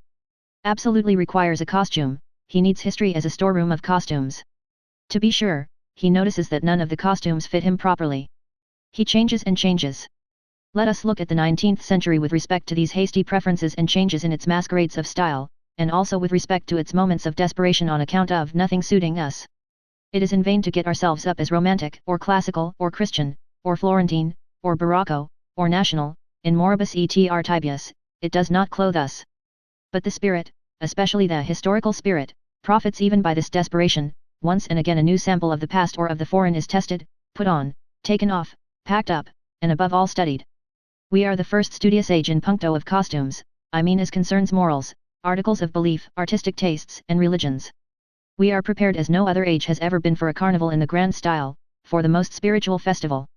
Laughter and arrogance, for the transcendental height of supreme folly and Aristophanic ridicule of the world. Perhaps we are still discovering the domain of our invention just here, the domain where even we can still be original, probably as parodists of the world's history and as God's Merry Andrews. Perhaps, though nothing else of the present have a future, our laughter itself may have a future. 224 The historical sense, or the capacity for divining quickly the order of rank of the valuations according to which a people, a community, or an individual has lived, the divining instinct for the relationships of these valuations, for the relation of the authority of the valuations to the authority of the operating forces, comma. This historical sense, which we Europeans claim as our specialty, has come to us in the train of the enchanting and mad semi-barbarity into which Europe has been plunged by the democratic mingling of classes and races. It is only the 19th century that has recognized this faculty as its sixth sense. Owing to this mingling, the past of every form and mode of life, and of cultures which were formerly closely contiguous and superimposed on one another, flows forth into us modern souls. Our instincts now run back in all directions, we ourselves are a kind of chaos. In the end, as we have said, the spirit perceives its advantage therein. By means of our semi-barbarity in body and in desire, we have secret access everywhere, such as a noble age never had. We have access above all to the labyrinth of imperfect civilizations, and to every form of semi-barbarity that has at any time existed on earth, and in so far as the most considerable part of human civilization hitherto has just been semi-barbarity, the historical sense implies almost the sense and instinct for everything, the taste and tongue for everything, whereby it immediately proves itself to be an ignoble sense. For instance, we enjoy Homer once more. It is perhaps our happiest acquisition that we know how to appreciate Homer, whom men of distinguished culture, as the French of the 17th century, like Saint Evremond, who reproached him for his esprit vaste, and even Voltaire, the last echo of the century, cannot and could not so easily appropriate, whom they scarcely permitted themselves to enjoy. The very decided yet and nay of their palate, their promptly ready disgust, their hesitating reluctance with regard to everything strange, their horror of the bad taste even of lively curiosity, and in general the averseness of every distinguished and self-sufficing culture to avow a new desire, a dissatisfaction with its own condition, or an admiration of what is strange, all this determines and disposes them unfavorably even towards the best things of the world which are not their property or could not become their prey. And no faculty is more unintelligible to such men than just this historical sense, with its truckling, plebeian curiosity. The case is not different with Shakespeare, that marvelous Spanish-Moorish-Saxon synthesis of taste, over whom an ancient Athenian of the circle of Aeschylus would have half killed himself with laughter or irritation, but we accept precisely this wild motleyiness, this medley of the most delicate, the most coarse, and the most artificial, with a secret confidence and cordiality. We enjoy it as a refinement of art reserved expressly for us, and allow ourselves to be as little disturbed by the repulsive fumes and the proximity of the English populace in which Shakespeare's art and taste lives, as perhaps on the Chioggia of Naples, where, with all our senses awake, we go our way, enchanted and voluntarily, in spite of the drain odor of the lower quarters of the town. That as men of the historical sense we have our virtues, is not to be disputed. We are unpretentious, unselfish, modest, brave, habituated to self-control and self-renunciation, very grateful, very patient, very complaisant. But with all this we are perhaps not very tasteful. Let us finally confess it, that what is most difficult for us men of the historical sense to grasp, feel, taste, and love, what finds us fundamentally prejudiced and almost hostile, is precisely the perfection and ultimate maturity in every culture and art, the essentially noble in works and men, their moment of smoothie and halcyon self-sufficiency, the goldenness and coldness which all things show that have perfected themselves. Perhaps our great virtue of the historical sense is in necessary contrast to good taste, at least to the very bad taste, and we can only evoke in ourselves imperfectly, hesitatingly and with compulsion the small, short, and happy God-sense and glorifications of human life as they shine here and there, those moments and marvelous experiences when a great power has voluntarily come to a halt before the boundless and infinite. When a superabundance of refined delight has been enjoyed by a sudden checking and petrifying. By standing firmly and planting oneself fixedly on still trembling ground. Proportionateness is strange to us, let us confess it to ourselves, our itching is really the itching for the infinite, the immeasurable. Like the rider on his forward panting horse, we let the reins fall before the infinite, we modern men, we semi-barbarians. And are only in our highest bliss when we are in most danger. 225 Whether it be hedonism, pessimism, utilitarianism, or eudaimonism, all those modes of thinking which measure the worth of things according to pleasure and pain, that is, according to accompanying circumstances and secondary considerations, are plausible modes of thought and naivete, which every one conscious of creative powers and an artist's conscience will look down upon with scorn, though not without sympathy. Sympathy for you. To be sure, that is not sympathy as you understand it, it is not sympathy for social distress, for society with its sick and misfortuned, for the hereditarily vicious and defective who lie on the ground around us, still less is it sympathy for the grumbling, vexed, revolutionary slave classes who strive after power. They call it freedom. Our sympathy is a loftier and further-sighted sympathy. We see how man dwarfs himself, how you dwarf him. And there are moments when we view your sympathy with an indescribable anguish, when we resist it. When we regard your seriousness as more dangerous than any kind of levity. You want, if possible. And there is not a more foolish if possible. To do away with suffering, and we. It really seems that we would rather have it increased and made worse than it has ever been. Well-being, as you understand it, is certainly not a goal, it seems to us an end, a condition which at once renders man ludicrous and contemptible. And makes his destruction desirable. The discipline of suffering, of great suffering. Know ye not that it is only this discipline that has produced all the elevations of humanity hitherto? The tension of soul in misfortune which communicates to it its energy, its shuddering in view of rack and ruin, its inventiveness and bravery in undergoing, enduring, interpreting, and exploiting misfortune, and whatever depth, mystery, disguise, spirit, artifice, or greatness has been bestowed upon the soul. Has it not been bestowed through suffering, through the discipline of great suffering? In man creature and creator are united, in man there is not only matter, shred, excess, clay, mire, folly, chaos, but there is also the creator, the sculptor, the hardness of the hammer, the divinity of the spectator, and the seventh day. Do ye understand this contrast? And that your sympathy for the creature in man applies to that which has to be fashioned, bruised, forged, stretched, roasted, annealed, refined. To that which must necessarily suffer, and is meant to suffer? And our sympathy.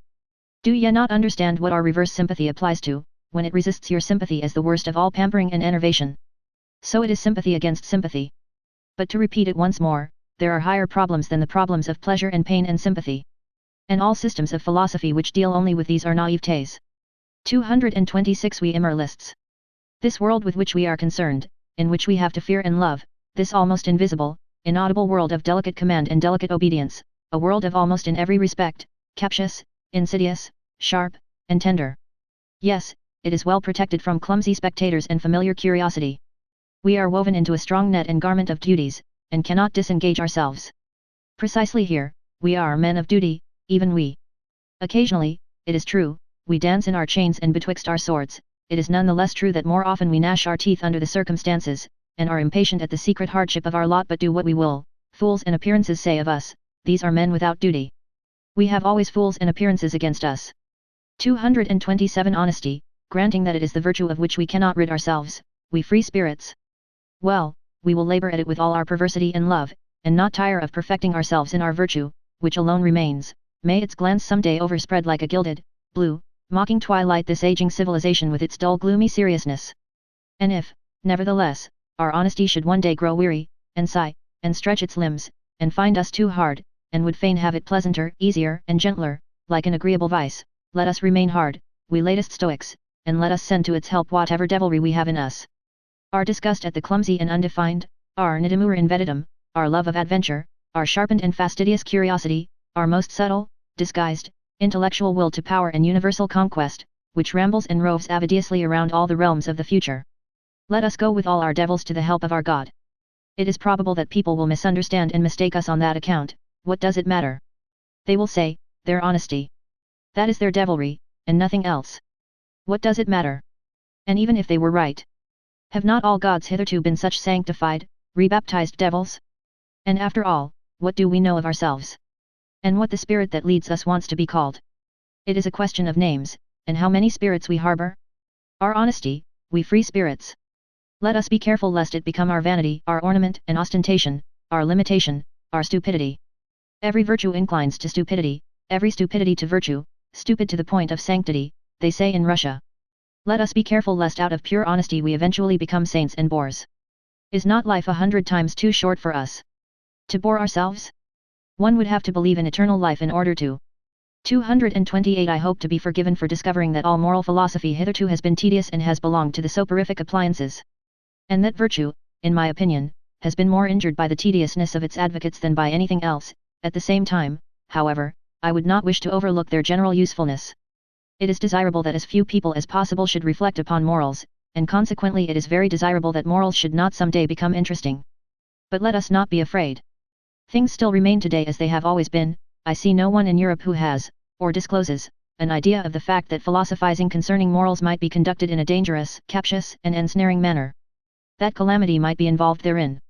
Observe, for example, the indefatigable, inevitable English utilitarians, how ponderously and respectably they stalk on, stalk along, a Homeric metaphor expresses it better, in the footsteps of Bentham. Just as he had already stalked in the footsteps of the respectable Helvetius. No, he was not a dangerous man, Helvetius, ce senatur poco curanti, to use an expression of Gallieni. No new thought, nothing of the nature of a finer turning or better expression of an old thought, not even a proper history of what has been previously thought on the subject, an impossible literature, taking it all in all, unless one knows how to leaven it with some mischief. In effect, the Old English vice called cant, which is moral Tartuffism, has insinuated itself also into these moralists, whom one must certainly read with an eye to their motives if one must read them, concealed this time under the new form of the scientific spirit. Moreover, there is not absent from them a secret struggle with the pangs of conscience, from which a race of former Puritans must naturally suffer, in all their scientific tinkering with morals.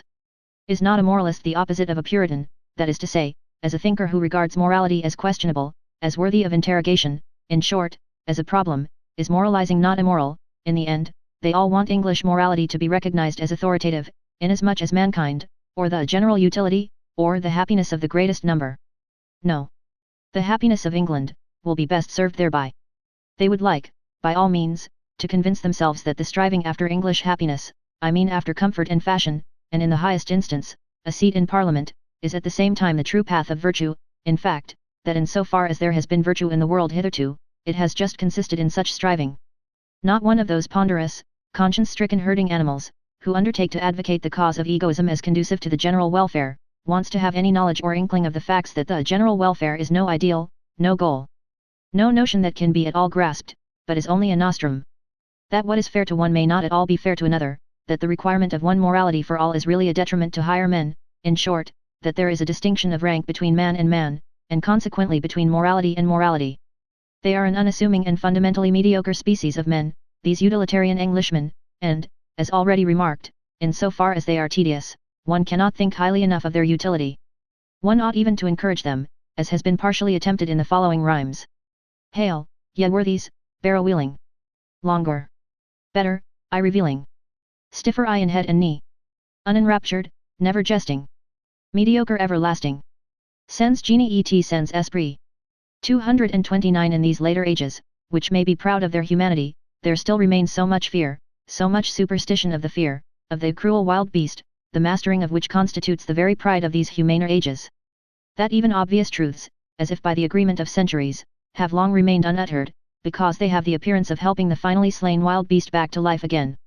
I perhaps risk something when I allow such a truth to escape, let others capture it again and give it so much milk of pious sentiment. Footnote, an expression from Schiller's William Tell, Act 4, Scene 3 to drink, that it will lie down quiet and forgotten, in its old corner. One ought to learn anew about cruelty, and open one's eyes, one ought at last to learn impatience, in order that such immodest gross errors, as, for instance, have been fostered by ancient and modern philosophers with regard to tragedy, may no longer wander about virtuously and boldly. Almost everything that we call higher culture is based upon the spiritualizing and intensifying of cruelty. This is my thesis: the wild beast has not been slain at all, it lives, it flourishes, it has only been transfigured. That which constitutes the painful delight of tragedy is cruelty, that which operates agreeably in so-called tragic sympathy, and at the basis even of everything sublime, up to the highest and most delicate thrills of metaphysics, obtains its sweetness solely from the intermingled ingredient of cruelty.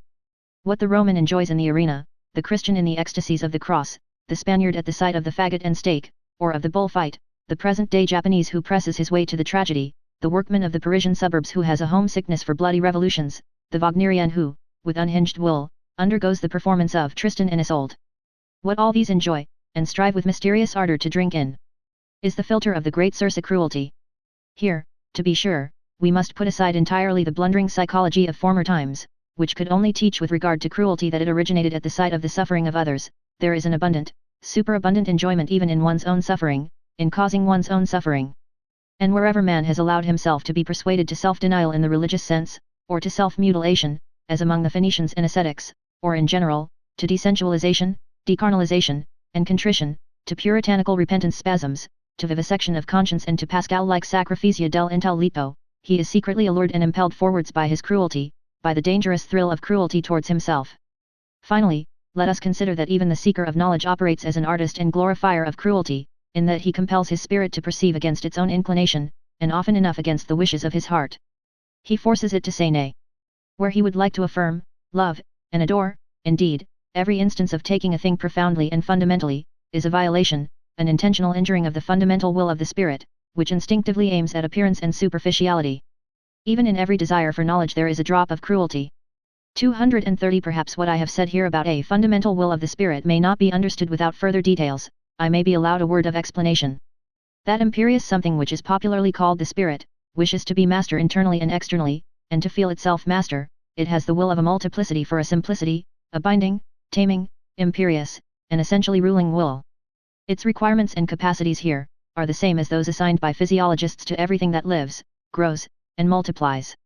The power of the spirit to appropriate foreign elements reveals itself in a strong tendency to assimilate the new to the old, to simplify the manifold, to overlook or repudiate the absolutely contradictory, just as it arbitrarily re-underlines, makes prominent, and falsifies for itself certain traits and lines in the foreign elements, in every portion of the outside world. Its object thereby is the incorporation of new experiences, the assortment of new things in the old arrangements. In short, growth, or more properly, the feeling of growth, the feeling of increased power, is its object. This same will has at its service an apparently opposed impulse of the spirit, a suddenly adopted preference of ignorance, of arbitrary shutting out, a closing of windows, an inner denial of this or that, a prohibition to approach, a sort of defensive attitude against much that is knowable, a contentment with obscurity, with the shutting in horizon, an acceptance and approval of ignorance, as that which is all necessary according to the degree of its appropriating power, its digestive power. To speak figuratively, and in fact the spirit resembles a stomach more than anything else. Here also belong an occasional propensity of the spirit to let itself be deceived, perhaps with a waggish suspicion that it is not so and so, but is only allowed to pass as such. A delight in uncertainty and ambiguity, an exulting enjoyment of arbitrary, out-of-the-way narrowness and mystery, of the too near, of the foreground, of the magnified, the diminished, the misshapen, the beautified. An enjoyment of the arbitrariness of all these manifestations of power. Finally, in this connection, there is the not unscrupulous readiness of the spirit to deceive other spirits and dissemble before them. The constant pressing and straining of a creating, shaping, changeable power, the spirit enjoys therein its craftiness and its variety of disguises, it enjoys also its feeling of security therein. It is precisely by its protean arts that it is best protected and concealed. Counter to this propensity for appearance, for simplification, for a disguise, for a cloak, in short, for an outside. For every outside is a cloak. There operates the sublime tendency of the man of knowledge, which takes, and insists on taking things profoundly, variously, and thoroughly. As a kind of cruelty of the intellectual conscience and taste, which every courageous thinker will acknowledge in himself, provided, as it ought to be, that he has sharpened and hardened his eye sufficiently long for introspection, and is accustomed to severe discipline and even severe words. He will say, there is something cruel in the tendency of my spirit, let the virtuous and amiable try to convince him that it is not so. In fact, it would sound nicer, if, instead of our cruelty, perhaps our extravagant honesty were talked about, whispered about, and glorified. We free, very free spirits. And some day perhaps such will actually be our posthumous glory. Meanwhile, for there is plenty of time until then, we should be least inclined to deck ourselves out in such florid and fringed moral verbiage. Our whole former work has just made us sick of this taste and its sprightly exuberance. They are beautiful, glistening, jingling, festive words, honesty, love of truth, love of wisdom, sacrifice for knowledge, heroism of the truthful. There is something in them that makes one's heart swell with pride. But we anchorites and marmots have long ago persuaded ourselves in all the secrecy of an anchorite's conscience, that this worthy parade of verbiage also belongs to the old false adornment, frippery and gold dust of unconscious human vanity, and that even under such flattering color and repainting, the terrible original text homo naturam must again be recognized.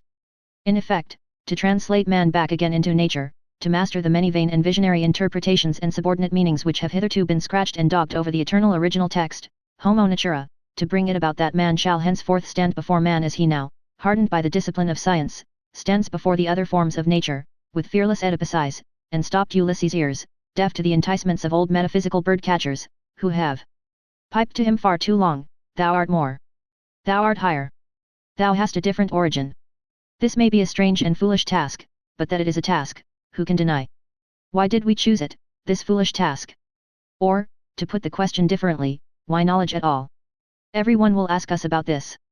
And thus pressed, we, who have asked ourselves the question 100 times, have not found and cannot find any better answer. 231 Learning alters us, it does what all nourishment does, that does not merely conserve. As the physiologist knows. But at the bottom of our souls, quite down below, there is certainly something unteachable, a granite of spiritual fate, of predetermined decision and answer to predetermined, chosen questions. In each cardinal problem there speaks an unchangeable I am this. A thinker cannot learn anew about man and woman, for instance, but can only learn fully. He can only follow to the end what is fixed about them in himself. Occasionally we find certain solutions of problems which make strong beliefs for us, perhaps they are henceforth called convictions. Later on, one sees in them only footsteps to self-knowledge, guideposts to the problem which we ourselves are. Or more correctly to the great stupidity which we embody, our spiritual fate, the unteachable in us, quite down below. In view of this liberal compliment which I have just paid myself, permission will perhaps be more readily allowed me to utter some truths about woman as she is, provided that it is known at the outset how literally they are merely my truths. 232 Woman wishes to be independent, and therefore she begins to enlighten men about woman as she is. This is one of the worst developments of the general uglifying of Europe. For what must these clumsy attempts of feminine scientificality and self-exposure bring to light? Woman has so much cause for shame. In woman there is so much pedantry, superficiality, schoolmasterliness, petty presumption, unbridledness, and indiscretion concealed. Study only woman's behavior towards children, which has really been best restrained and dominated hitherto by the fear of man. Alas, if ever the eternally tedious in woman, she has plenty of it, is allowed to venture forth.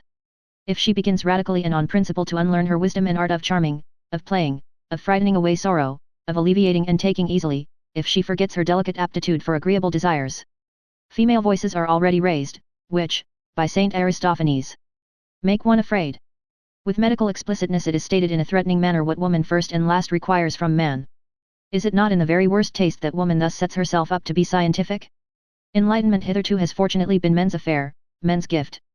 We remain therewith among ourselves, and in the end, in view of all that women write about woman, we may well have considerable doubt as to whether woman really desires enlightenment about herself, and can desire it. If woman does not thereby seek a new ornament for herself, I believe ornamentation belongs to the eternally feminine. Why, then, she wishes to make herself feared, perhaps she thereby wishes to get the mastery. But she does not want truth. What does woman care for truth? From the very first, nothing is more foreign, more repugnant, or more hostile to woman than truth. Her great art is falsehood, her chief concern is appearance and beauty. Let us confess it, we men, we honor and love this very art and this very instinct in woman. We who have the hard task, and for our recreation gladly seek the company of beings under whose hands, glances, and delicate follies, our seriousness, our gravity and profundity appear almost like follies to us. Finally, I ask the question, did a woman herself ever acknowledge profundity in a woman's mind, or justice in a woman's heart? And is it not true that on the whole woman has hitherto been most despised by woman herself, and not at all by us? We men desire that woman should not continue to compromise herself by enlightening us, just as it was man's care and the consideration for woman, when the Church decreed, mulier tatiat in ecclesia. It was to the benefit of woman when Napoleon gave the too eloquent Madame de Staël to understand, mulier tatiat in politicis. And in my opinion, he is a true friend of woman who calls out to women today, mulier tatiat de mulierel. 233 It betrays corruption of the instincts. Apart from the fact that it betrays bad taste. When a woman refers to Madame Roland, or Madame de Staël, or Monsieur George Sand, as though something were proved thereby in favor of woman as she is. Among men, these are the three comical women as they are. Nothing more. And just the best involuntary counter-arguments against feminine emancipation and autonomy. 234 Stupidity in the kitchen, woman as cook, the terrible thoughtlessness with which the feeding of the family and the master of the house is managed. Woman does not understand what food means, and she insists on being cook. If woman had been a thinking creature, she should certainly, as cook for thousands of years, have discovered the most important physiological facts, and should likewise have got possession of the healing art. Through bad female cooks. Through the entire lack of reason in the kitchen. The development of mankind has been longest retarded and most interfered with, even today matters are very little better. A word to high school girls. 235 There are turns and casts of fancy, there are sentences, little handfuls of words, in which a whole culture, a whole society suddenly crystallizes itself. Among these is the incidental remark of Madame de Lambert to her son, Monday ami, ne vous permettez jamais des folies, qui vous feront grand plaisir. The motherliest and wisest remark, by the way, that was ever addressed to a son. 236 I have no doubt that every noble woman will oppose what Dante and Goethe believed about woman. The former when he sang, Ella guardava Cisso, ed io in lay, and the latter when he interpreted it, the eternally feminine draws us aloft, for this is just what she believes of the eternally masculine. 237 7 Apothegms for women. How the longest ennui flees, when a man comes to our knees. Age, alas! And science stayed, furnish even weak virtue aid. Sombre garb and silence meet, dress for every dame. Discreet, whom I thank when in my bliss. God. And my good tailoress. Young, a flower-decked cavern home, old, a dragon thence doth roam. Noble title, leg that's fine, man as well, oh, were he mine. Speech in brief and sense in mass. Slippery for the genius. 237. A woman has hitherto been treated by men like birds, which, losing their way, have come down among them from an elevation, as something delicate, fragile, wild, strange, sweet, and animating. But as something also which must be cooped up to prevent it flying away. 238. To be mistaken in the fundamental problem of man and woman, to deny here the profoundest antagonism and the necessity for an eternally hostile tension, to dream here perhaps of equal rights, equal training, equal claims and obligations, that is a typical sign of shallow-mindedness, and a thinker who has proved himself shallow at this dangerous spot. Shallow in instinct may generally be regarded as suspicious, nay more, as betrayed, as discovered, he will probably prove too short for all fundamental questions of life, future as well as present, and will be unable to descend into any of the depths. On the other hand, a man who has depth of spirit as well as of desires, and has also the depth of benevolence which is capable of severity and harshness, and easily confounded with them, can only think of woman as Orientals do, he must conceive of her as a possession, as confinable property, as a being predestined for service and accomplishing her mission therein. He must take his stand in this matter upon the immense rationality of Asia, upon the superiority of the instinct of Asia, as the Greeks did formerly, those best heirs and scholars of Asia, who, as is well known, with their increasing culture and amplitude of power, from Homer to the time of Pericles, became gradually stricter towards woman, in short, more oriental. How necessary, how logical, even how humanely desirable this was, let us consider for ourselves. 239. The weaker sex has in no previous age been treated with so much respect by men as at present. This belongs to the tendency and fundamental taste of democracy, in the same way as disrespectfulness to old age. What wonder is it that abuse should be immediately made of this respect? They want more, they learn to make claims, the tribute of respect is at last felt to be well nigh galling, rivalry for rights, indeed actual strife itself, would be preferred, in a word, woman is losing modesty. And let us immediately add that she is also losing taste. She is unlearning to fear man, but the woman who unlearns to fear sacrifices her most womanly instincts. That woman should venture forward when the fear-inspiring quality in man, or more definitely, the man in man, is no longer either desired or fully developed, is reasonable enough and also intelligible enough. What is more difficult to understand is that precisely thereby, woman deteriorates. This is what is happening nowadays. Let us not deceive ourselves about it. Wherever the industrial spirit has triumphed over the military and aristocratic spirit, woman strives for the economic and legal independence of a clerk. Woman as clerkess is inscribed on the portal of the modern society which is in course of formation. While she thus appropriates new rights, aspires to be master, and inscribes progress of woman on her flags and banners, the very opposite realizes itself with terrible obviousness. Woman retrogrades. Since the French Revolution, the influence of woman in Europe has declined in proportion as she has increased her rights and claims, and the emancipation of woman, in so far as it is desired and demanded by women themselves, and not only by masculine shallow pates, thus proves to be a remarkable symptom of the increased weakening and deadening of the most womanly instincts. There is stupidity in this movement, an almost masculine stupidity, of which a well-reared woman, who is always a sensible woman, might be heartily ashamed.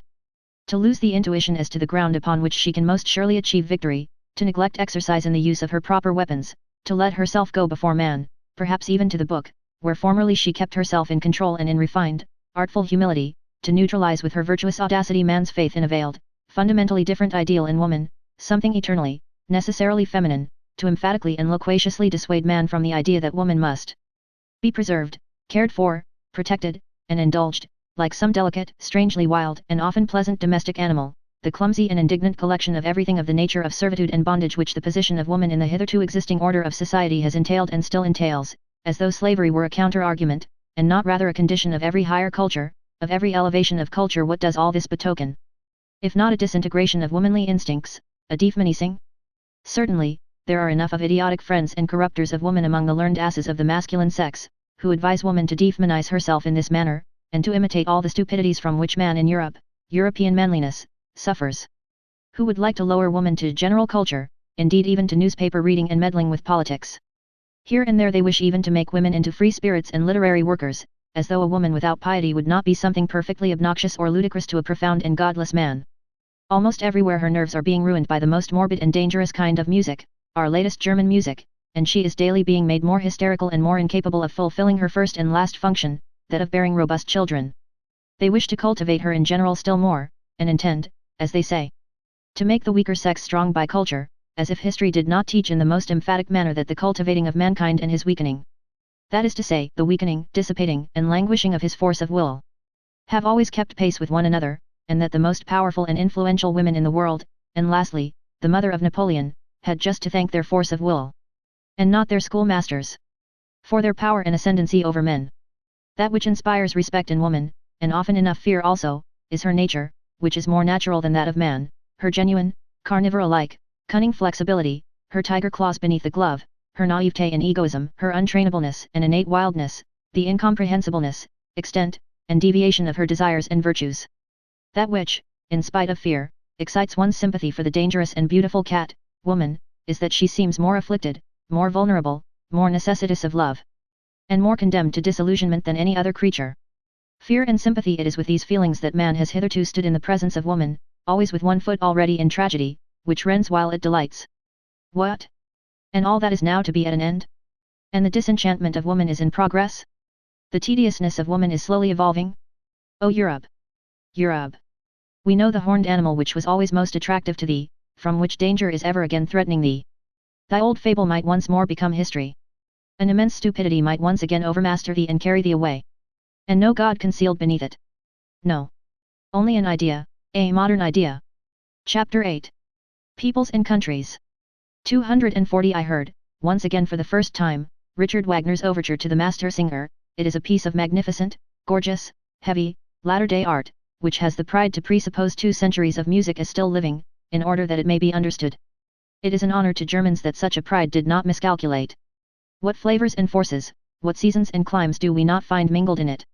It impresses us at one time as ancient, at another time as foreign, bitter, and too modern. It is as arbitrary as it is pompously traditional. It is not infrequently roguish, still oftener rough and coarse. It has fire and courage, and at the same time the loose, dun-colored skin of fruits which ripen too late. It flows broad and full, and suddenly there is a moment of inexplicable hesitation, like a gap that opens between cause and effect, an oppression that makes us dream, almost a nightmare, but already it broadens and widens anew. The old stream of delight. The most manifold delight. Of old and new happiness, including especially the joy of the artist in himself, which he refuses to conceal, his astonished, happy cognizance of his mastery of the expedients here employed, the new, newly acquired, imperfectly tested expedients of art which he apparently betrays to us. All in all, however, no beauty, no south, nothing of the delicate southern clearness of the sky, nothing of grace, no dance, hardly a will to logic, a certain clumsiness even, which is also emphasized, as though the artist wished to say to us, it is part of my intention, a cumbersome drapery, something arbitrarily barbaric and ceremonious, a flurrying of learned and venerable conceits and witticisms, something German in the best and worst sense of the word, something in the German style. Manifold, formless, and inexhaustible, a certain German potency and superplenitude of soul, which is not afraid to hide itself under the raffinements of decadence. Which, perhaps, feels itself most at ease there, a real, genuine token of the German soul, which is at the same time young and aged, too ripe and yet still too rich in futurity. This kind of music expresses best what I think of the Germans. They belong to the day before yesterday and the day after tomorrow. They have as yet no today.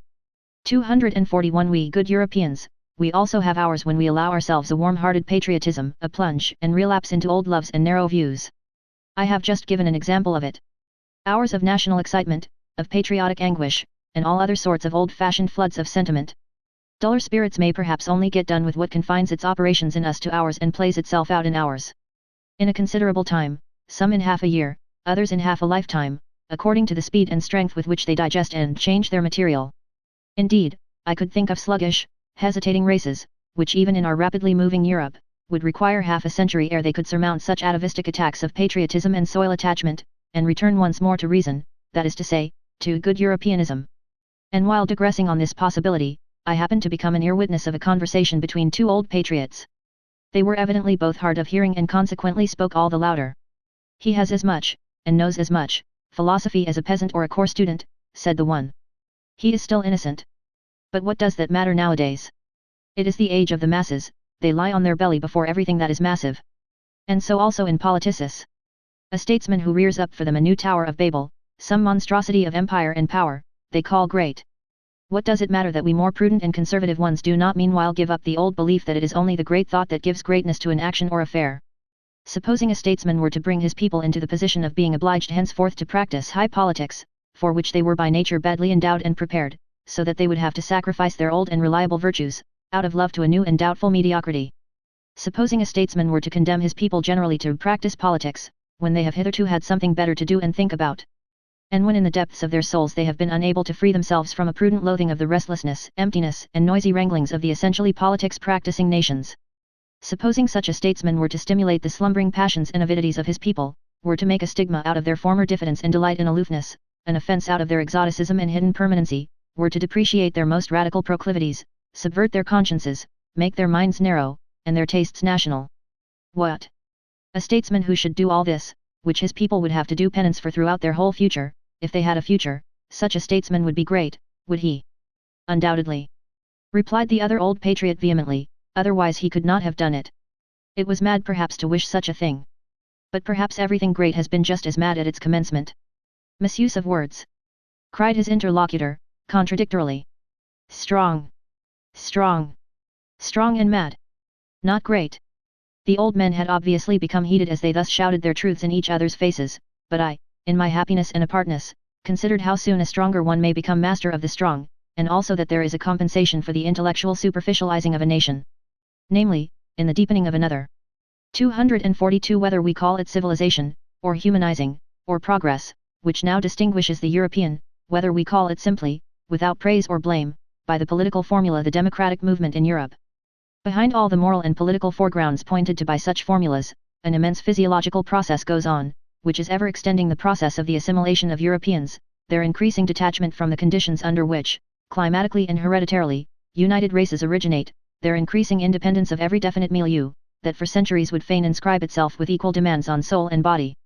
That is to say, the slow emergence of an essentially supranational and nomadic species of man, who possesses, physiologically speaking, a maximum of the art and power of adaptation as his typical distinction. This process of the evolving European, which can be retarded in its tempo by great relapses, but will perhaps just gain and grow thereby in vehemence and depth. The still raging storm and stress of national sentiment pertains to it, and also the anarchism which is appearing at present. This process will probably arrive at results on which its naive propagators and panegyrists, the apostles of modern ideas, would least care to reckon. The same new conditions under which on an average a leveling and mediocrising of man will take place. A useful, industrious, variously serviceable, and clever gregarious man are in the highest degree suitable to give rise to exceptional men of the most dangerous and attractive qualities. For, while the capacity for adaptation, which is every day trying changing conditions, and begins a new work with every generation, almost with every decade, makes the powerfulness of the type impossible, while the collective impression of such future Europeans will probably be that of numerous, talkative, weak-willed, and very handy workmen who require a master, a commander, as they require their daily bread, while, therefore, the democratizing of Europe will tend to the production of a type prepared for slavery in the most subtle sense of the term. The strong man will necessarily in individual and exceptional cases, become stronger and richer than he has perhaps ever been before. Owing to the unprejudicedness of his schooling, owing to the immense variety of practice, art, and disguise. I meant to say that the democratizing of Europe is at the same time an involuntary arrangement for the rearing of tyrants. Taking the word in all its meanings, even in its most spiritual sense. 243 I hear with pleasure that our sun is moving rapidly towards the constellation Hercules, and I hope that the men on this earth will do like the Sunday and we foremost, we good Europeans. 244 There was a time when it was customary to call Germans deep by way of distinction, but now that the most successful type of new Germanism is covetous of quite other honors, and perhaps misses smartness in all that has depth, it is almost opportune and patriotic to doubt whether we did not formerly deceive ourselves with that commendation, in short, whether German depth is not at bottom something different and worse. And something from which, thank God, we are on the point of successfully ridding ourselves. Let us try, then, to relearn with regard to German depth. The only thing necessary for the purpose is a little vivisection of the German soul. The German soul is above all manifold, varied in its source, aggregated and superimposed, rather than actually built. This is owing to its origin. A German who would embolden himself to assert, 2 souls, alas, dwell in my breast, would make a bad guess at the truth, or, more correctly, he would come far short of the truth about the number of souls. As a people made up of the most extraordinary mixing and mingling of races, perhaps even with a preponderance of the pre-Aryan element as the people of the center in every sense of the term, the Germans are more intangible, more ample, more contradictory, more unknown, more incalculable, more surprising, and even more terrifying than other peoples are to themselves. They escape definition, and are thereby alone the despair of the French. It is characteristic of the Germans that the question, what is German, never dies out among them. Kotzebue certainly knew his Germans well enough, we are known, they cried jubilantly to him. But Sand also thought he knew them. Jean-Paul knew what he was doing when he declared himself incensed at Fichte's lying but patriotic flatteries and exaggerations. But it is probable that Goethe thought differently about Germans from Jean-Paul, even though he acknowledged him to be right with regard to Fichte. It is a question what Goethe really thought about the Germans. But about many things around him he never spoke explicitly, and all his life he knew how to keep an astute silence. Probably he had good reason for it. It is certain that it was not the wars of independence that made him look up more joyfully, any more than it was the French Revolution. The event on account of which he reconstructed his Faust, and indeed the whole problem of man, was the appearance of Napoleon. There are words of Goethe in which he condemns with impatient severity, as from a foreign land. That which Germans take a pride in, he once defined the famous German turn of mind as indulgence towards its own and others' weaknesses. Was he wrong? It is characteristic of Germans that one is seldom entirely wrong about them. The German soul has passages and galleries in it, there are caves, hiding places, and dungeons therein, its disorder has much of the charm of the mysterious, the German is well acquainted with the bypaths to chaos. And as everything loves its symbol, so the German loves the clouds and all that is obscure, evolving, crepuscular, damp, and shrouded. It seems to him that everything uncertain, undeveloped, self-displacing, and growing is deep. The German himself does not exist, he is becoming, he is developing himself. Development is therefore the essentially German discovery and hit in the great domain of philosophical formulas. A ruling idea, which, together with German beer and German music, is laboring to Germanize all Europe.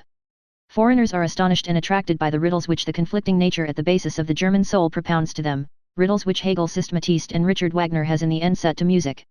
Good-natured and spiteful. Such a juxtaposition, preposterous in the case of every other people, is unfortunately only too often justified in Germany. One has only to live for a while among Swabians to know this. The clumsiness of the German scholar and his social distastefulness agree alarmingly well with his physical rope dancing and nimble boldness, of which all the gods have learned to be afraid. If anyone wishes to see the German soul demonstrated ad oculos, let him only look at German taste, at German arts and manners. What boorish indifference to taste! How the noblest and the commonest stand there in juxtaposition! How disorderly and how rich is the whole constitution of this soul! The German drags at his soul, he drags at everything he experiences. He digests his events badly, he never gets done with them, and German depth is often only a difficult, hesitating digestion. And just as all chronic invalids, all dyspeptics like what is convenient, so the German loves frankness and honesty, it is so convenient to be frank and honest.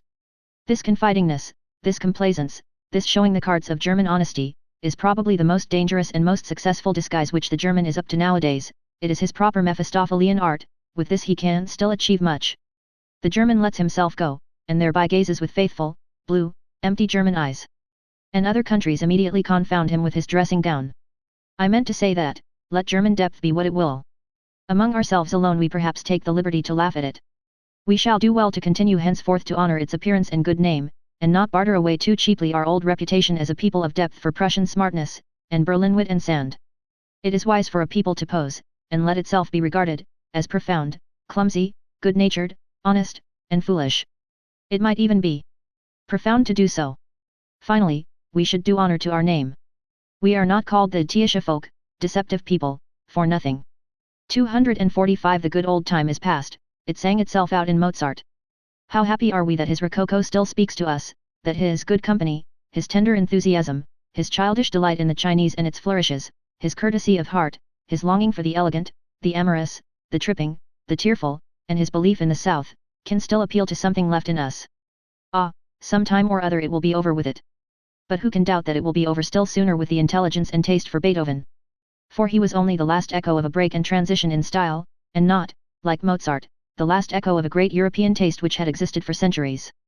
Beethoven is the intermediate event between an old mellow soul that is constantly breaking down, and a future over-young soul that is always coming. There is spread over his music the twilight of eternal loss and eternal extravagant hope. The same light in which Europe was bathed when it dreamed with Rousseau. When it danced round the tree of liberty of the Revolution, and finally almost fell down in adoration before Napoleon. But how rapidly does this very sentiment now pale, how difficult nowadays is even the apprehension of this sentiment, how strangely does the language of Rousseau, Schiller, Shelley, and Byron sound to our ear, in whom collectively the same fate of Europe was able to speak, which knew how to sing in Beethoven. Whatever German music came afterwards, belongs to Romanticism, that is to say, to a movement which, historically considered, was still shorter, more fleeting, and more superficial than that great interlude, the transition of Europe from Rousseau to Napoleon, and to the rise of democracy. Weber. But what do we care nowadays for Frischutz and Oberon? Or Marskner's Hans Heiling and Vamper? Or even Wagner's Tannhauser. That is extinct, although not yet forgotten music. This whole music of Romanticism, besides, was not noble enough, was not musical enough to maintain its position anywhere but in the theatre and before the masses. From the beginning it was second-rate music, which was little thought of by genuine musicians. It was different with Felix Mendelssohn, that halcyon master, who, on account of his lighter, purer, happier soul, quickly acquired admiration, and was equally quickly forgotten, as the beautiful episode of German music. But with regard to Robert Schumann, who took things seriously, and has been taken seriously from the first. He was the last that founded a school. Do we not now regard it as a satisfaction, a relief, a deliverance, that this very romanticism of Schumann's has been surmounted? Schumann, fleeing into the Saxon Switzerland of his soul, with a half-Werther-like, half-Jean Paul-like nature, assuredly not like Beethoven, assuredly not like Byron. His Manfred music is a mistake and a misunderstanding to the extent of injustice. Schumann, with his taste, which was fundamentally a petty taste, that is to say, a dangerous propensity. Doubly dangerous among Germans. For quiet lyricism and intoxication of the feelings, going constantly apart, timidly withdrawing and retiring, a noble weakling who revelled in nothing but anonymous joy and sorrow, from the beginning a sort of girl and Nolly me Tannherr. This Schumann was already merely a German event in music, and no longer a European event, as Beethoven had been, as in a still greater degree Mozart had been. With Schumann German music was threatened with its greatest danger, that of losing the voice for the soul of Europe and sinking into a merely national affair. 246 What a torture are books written in German to a reader who has a third ear!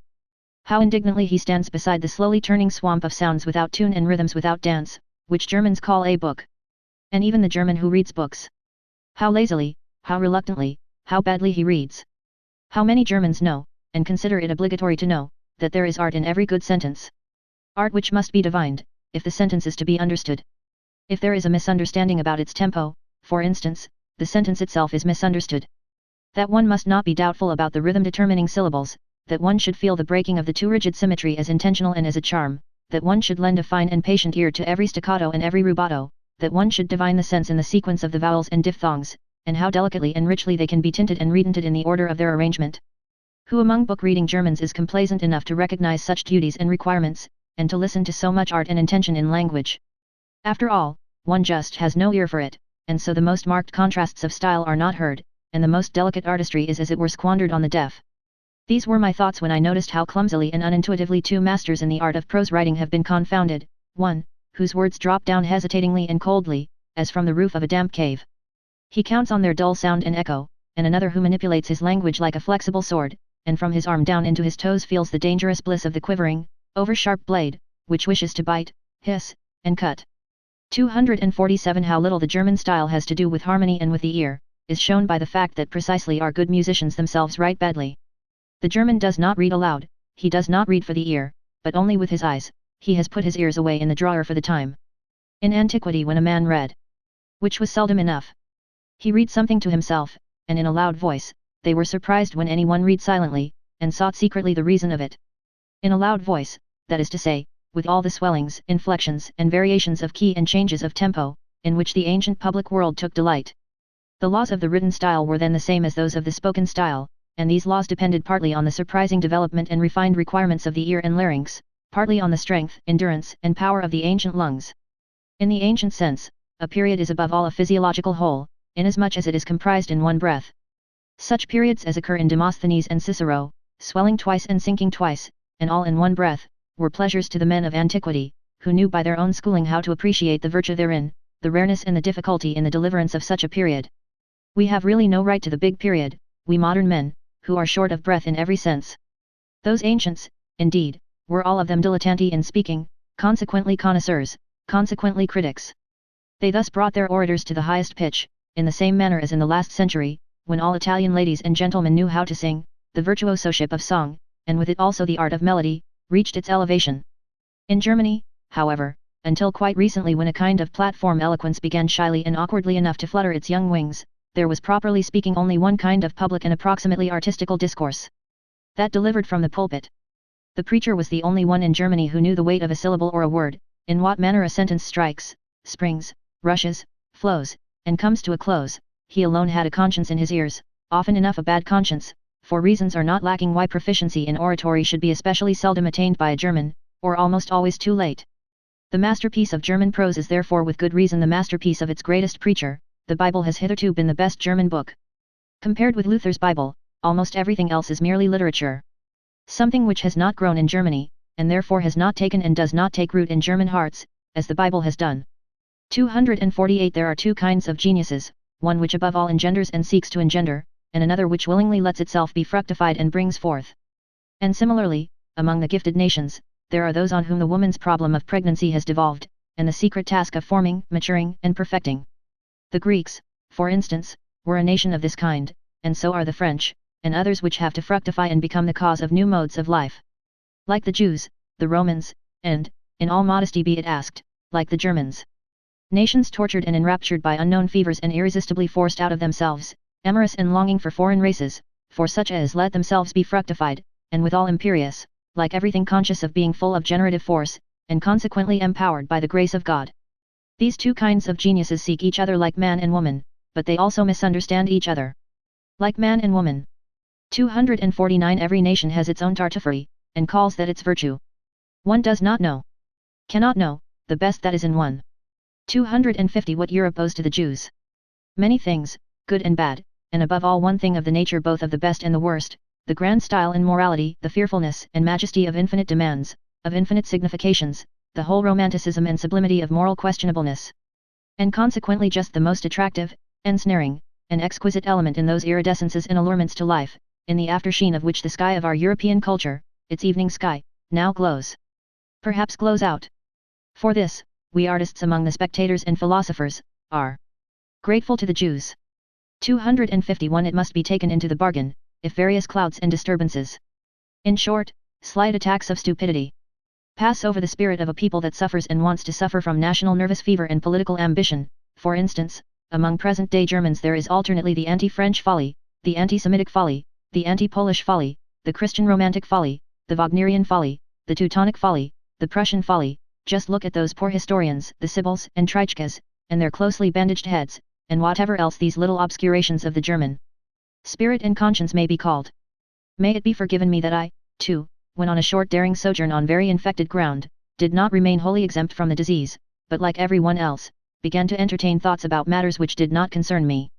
The first symptom of political infection. About the Jews, for instance, listen to the following. I have never yet met a German who was favorably inclined to the Jews, and however decided the repudiation of actual anti-Semitism may be on the part of all prudent and political men, this prudence and policy is not perhaps directed against the nature of the sentiment itself, but only against its dangerous excess, and especially against the distasteful and infamous expression of this excess of sentiment. On this point we must not deceive ourselves. That Germany has amply sufficient Jews, that the German stomach, the German blood, has difficulty, and will long have difficulty, in disposing only of this quantity of Jew. As the Italian, the Frenchman, and the Englishman have done by means of a stronger digestion. That is the unmistakable declaration and language of a general instinct, to which one must listen and according to which one must act. Let no more Jews come in. And shut the doors, especially towards the east, also towards Austria.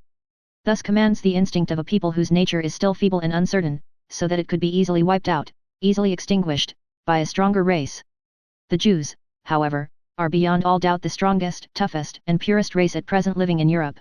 They know how to succeed even under the worst conditions, in fact better than under favorable ones, by means of virtues of some sort, which one would like nowadays to label as vices. Owing above all to a resolute faith which does not need to be ashamed before modern ideas, they alter only, when they do alter, in the same way that the Russian Empire makes its conquest. As an empire that has plenty of time and is not of yesterday. Namely, according to the principle, as slowly as possible. A thinker who has the future of Europe at heart, will, in all his perspectives concerning the future, calculate upon the Jews, as he will calculate upon the Russians, as above all the surest and likeliest factors in the great play and battle of forces. That which is at present called a nation in Europe, and is really rather a residential facta than nata, indeed, sometimes confusingly similar to a residential ficta et picta, is in every case something evolving, young, easily displaced, and not yet a race, much less such a race ere perennius, as the Jews are. Such nations should most carefully avoid all hot-headed rivalry and hostility. It is certain that the Jews, if they desired, or if they were driven to it, as the anti-Semites seem to wish, could now have the ascendancy, nay, literally the supremacy, over Europe. That they are not working and planning for that end is equally certain. Meanwhile, they rather wish and desire, even somewhat importunely, to be insorbed and absorbed by Europe. They long to be finally settled, authorized, and respected somewhere, and wish to put an end to the nomadic life, to the wandering Jew, And one should certainly take account of this impulse and tendency, and make advances to it. It possibly betokens a mitigation of the Jewish instincts, for which purpose it would perhaps be useful and fair to banish the anti-Semitic ballers out of the country. One should make advances with all prudence, and with selection, pretty much as the English nobility do. It stands to reason that the more powerful and strongly marked types of New Germanism could enter into relation with the Jews with the least hesitation. For instance, the nobleman officer from the Prussian border. It would be interesting in many ways to see whether the genius for money and patience, and especially some intellect and intellectuality sadly lacking in the place referred to, could not in addition be annexed and trained to the hereditary art of commanding and obeying.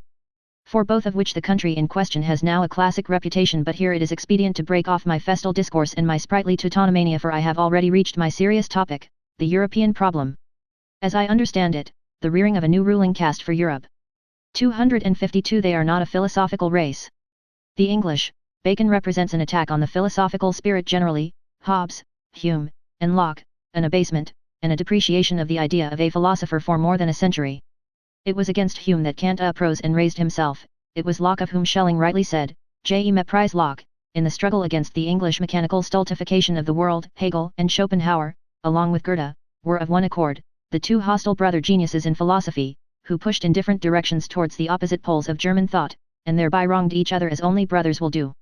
What is lacking in England, and has always been lacking, that half-actor and rhetorician knew well enough, the absurd muddlehead, Carlyle, who sought to conceal under passionate grimaces what he knew about himself, namely, what was lacking in Carlyle. Real power of intellect, real depth of intellectual perception, in short, philosophy. It is characteristic of such an unphilosophical race to hold on firmly to Christianity. They need its discipline for moralizing and humanizing. The Englishman, more gloomy, sensual, headstrong, and brutal than the German, is for that very reason, as the baser of the two, also the most pious. He has all the more need of Christianity. To finer nostrils, this English Christianity itself has still a characteristic English taint of spleen and alcoholic excess, for which, owing to good reasons, it is used as an antidote. The finer poison to neutralize the coarser, a finer form of poisoning is in fact a step in advance with coarse-mannered people, a step towards spiritualization. The English coarseness and rustic demureness is still most satisfactorily disguised by Christian pantomime, and by praying and psalm-singing, or, more correctly, it is thereby explained and differently expressed. And for the herd of drunkards and rakes who formerly learned moral grunting under the influence of Methodism, and more recently as the Salvation Army, a penitential fit may really be the relatively highest manifestation of humanity to which they can be elevated. So much may reasonably be admitted. That, however, which offends even in the humanest Englishman is his lack of music, to speak figuratively, and also literally he has neither rhythm nor dance in the movements of his soul and body, indeed, not even the desire for rhythm and dance, for music. Listen to him speaking, look at the most beautiful Englishwoman walking. In no country on earth are there more beautiful doves and swans, finally, listen to them singing. But I ask too much. 253 There are truths which are best recognized by mediocre minds, because they are best adapted for them. There are truths which only possess charms and seductive power for mediocre spirits. One is pushed to this probably unpleasant conclusion, now that the influence of respectable but mediocre Englishmen, I may mention Darwin, John Stuart Mill, and Herbert Spencer, begins to gain the ascendancy in the middle-class region of European taste. Indeed, who could doubt that it is a useful thing for such minds to have the ascendancy for a time? It would be an error to consider the highly developed and independently soaring minds especially qualified for determining and collecting many little common facts, and deducing conclusions from them, as exceptions. They are rather from the first in no very favorable position towards those who are the rules. After all, they have more to do than merely to perceive. In effect, they have to be something new, they have to signify something new, they have to represent new values. The gulf between knowledge and capacity is perhaps greater, and also more mysterious, than one thinks. The capable man in the grand style, the creator, will possibly have to be an ignorant person. While on the other hand, for scientific discoveries like those of Darwin, a certain narrowness, aridity, and industrious carefulness, in short, something English, may not be unfavorable for arriving at them. Finally, let it not be forgotten that the English, with their profound mediocrity, brought about once before a general depression of European intelligence. What is called modern ideas, or the ideas of the 18th century, or French ideas. That, consequently, against which the German mind rose up with profound disgust, is of English origin, there is no doubt about it. The French were only the apes and actors of these ideas, their best soldiers, and likewise, alas, their first and profoundest victims, for owing to the diabolical Anglomania of modern ideas, the âme française has in the end become so thin and emaciated, that at present one recalls its 16th and 17th centuries, its profound, passionate strength, its inventive excellency, almost with disbelief. One must, however, maintain this verdict of historical justice in a determined manner, and defend it against present prejudices and appearances, the European noblesse of sentiment, taste, and manners, taking the word in every high sense, is the work and invention of France, the European ignobleness, the plebeianism of modern ideas, is England's work and invention. 254 Even at present France is still the seat of the most intellectual and refined culture of Europe, it is still the high school of taste, but one must know how to find this France of taste. He who belongs to it keeps himself well concealed. They may be a small number in whom it lives and is embodied, besides perhaps being men who do not stand upon the strongest legs, in part fatalists, hypochondriacs, invalids, in part persons overindulged, over-refined, such as have the ambition to conceal themselves. They have all something in common, they keep their ears closed in presence of the delirious folly and noisy spouting of the democratic bourgeois. In fact, a besotted and brutalized France at present sprawls in the foreground. It recently celebrated a veritable orgy of bad taste, and at the same time of self-admiration, at the funeral of Victor Hugo. There is also something else common to them, a predilection to resist intellectual Germanizing, and a still greater inability to do so. In this France of intellect, which is also a France of pessimism, Schopenhauer has perhaps become more at home, and more indigenous than he has ever been in Germany, not to speak of Heinrich Heine, who has long ago been reincarnated in the more refined and fastidious lyrists of Paris, or of Hegel, who at present, in the form of Taine, the first of living historians, exercises an almost tyrannical influence. As regards Richard Wagner, however, the more French music learns to adapt itself to the actual needs of the âme moderne, the more will it Wagnerite, one can safely predict that beforehand. It is already taking place sufficiently. There are, however, three things which the French can still boast of with pride as their heritage and possession, and as indelible tokens of their ancient intellectual superiority in Europe, in spite of all voluntary or involuntary Germanizing and vulgarizing of taste. Firstly, the capacity for artistic emotion, for devotion to form, for which the expression, l'art pour l'art, along with numerous others, has been invented. Such capacity has not been lacking in France for 3 centuries, and owing to its reverence for the small number, it has again and again made a sort of chamber music of literature possible, which is sought for in vain elsewhere in Europe. The second thing whereby the French can lay claim to a superiority over Europe is their ancient, many-sided, moralistic culture, owing to which one finds on an average, even in the petty romanciers of the newspapers and chance boulevardiers de Paris, a psychological sensitiveness and curiosity, of which, for example, one has no conception, to say nothing of the thing itself, in Germany. The Germans lack a couple of centuries of the moralistic work requisite thereto, which, as we have said, France has not grudged. Those who call the Germans naive on that account give them commendation for a defect. As the opposite of the German inexperience and innocence in voluptate psychologica, which is not too remotely associated with the tediousness of German intercourse and is the most successful expression of genuine French curiosity and inventive talent in this domain of delicate thrills, Henri Bayle may be noted, that remarkable anticipatory and forerunning man, who, with a Napoleonic tempo, traversed his Europe, in fact, several centuries of the European soul, as a surveyor and discoverer thereof. It has required 2 generations to overtake him one way or other, to divine long afterwards some of the riddles that perplexed and enraptured him. This strange Epicurean and man of interrogation, the last great psychologist of France. There is yet a third claim to superiority. In the French character there is a successful halfway synthesis of the North and South, which makes them comprehend many things, and enjoins upon them other things, which an Englishman can never comprehend. Their temperament, turned alternately to and from the South, in which from time to time the Provençal and Ligurian blood froths over, preserves them from the dreadful, northern grey and grey, from sunless conceptual spectrism and from poverty of blood. Our German infirmity of taste, for the excessive prevalence of which at the present moment blood and iron, that is to say high politics, has with great resolution been prescribed, according to a dangerous healing art, which bids me wait and wait, but not yet hope. There is also still in France a pre-understanding and ready welcome for those rarer and rarely gratified men, who are too comprehensive to find satisfaction in any kind of fatherlandism, and know how to love the South when in the North and the North when in the South. The born Midlanders, they good Europeans. For them Bizet has made music, this latest genius, who has seen a new beauty and seduction, who has discovered a piece of the South in music. 255 I hold that many precautions should be taken against German music. Suppose a person loves the South as I love it, as a great school of recovery for the most spiritual and the most sensuous ills, as a boundless solar profusion and effulgence which o'erspreads a sovereign existence believing in itself. Well, such a person will learn to be somewhat on his guard against German music, because, in injuring his taste anew, it will also injure his health anew.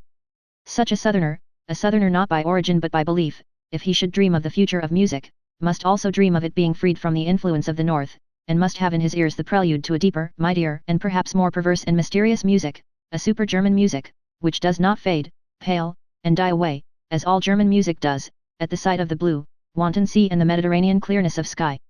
A super European music, which holds its own even in presence of the brown sunsets of the desert.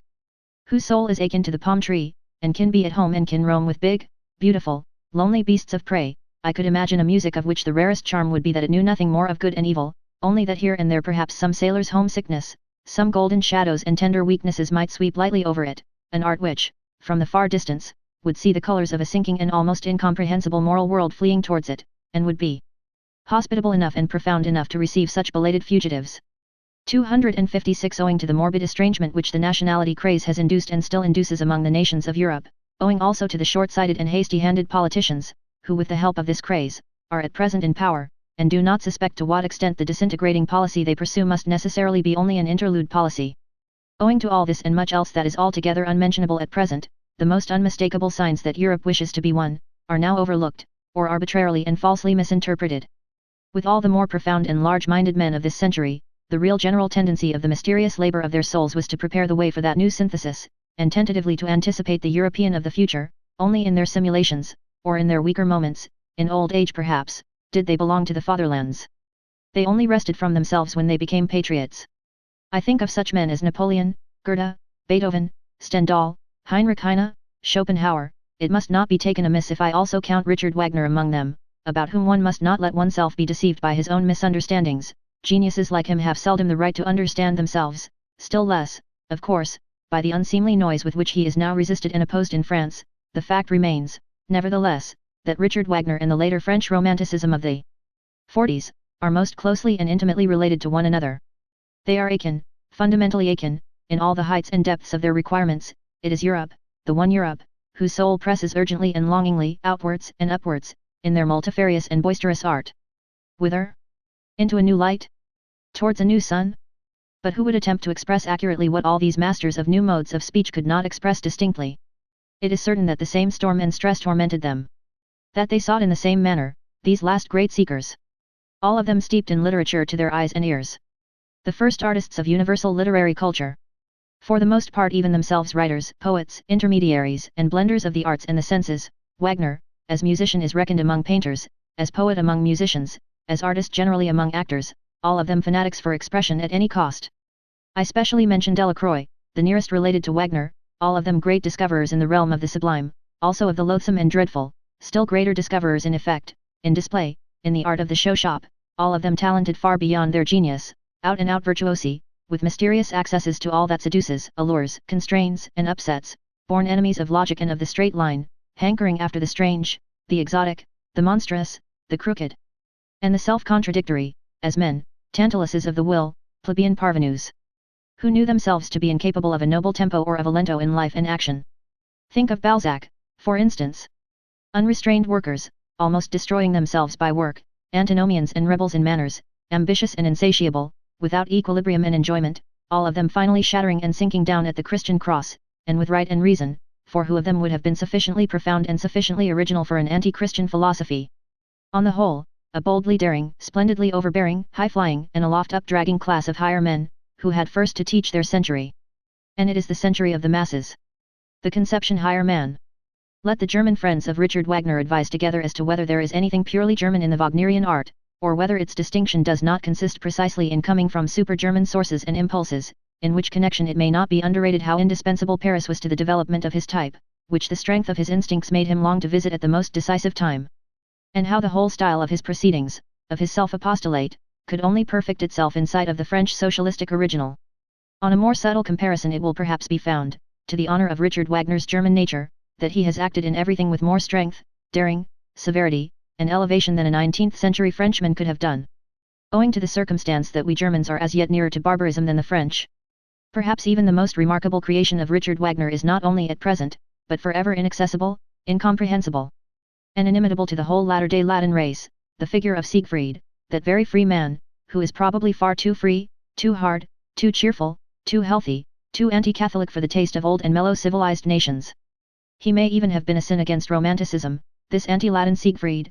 Well, Wagner atoned amply for this sin in his old sad days, when, anticipating a taste which has meanwhile passed into politics, he began, with the religious vehemence peculiar to him, to preach, at least, the way to Rome, if not to walk therein. That these last words may not be misunderstood, I will call to my aid a few powerful rhymes, which will even betray to less delicate ears what I mean. What I mean counter to the last Wagner and his Parsifal music. Is this our mode? From German heart came this vexed ululating? From German body, this self-lacerating? Is ours this priestly hand dilation, this incense-fuming exaltation? Is ours this faltering, falling, shambling, this quite uncertain ding-dong dangling? This sly nun-ogling, ave hour bell ringing, this holy false enraptured heaven o'er springing? Is this our mode? Think well. Ye still wait for admission. For what ye hear is Rome. Rome's faith by intuition. Chapter 9. What is noble?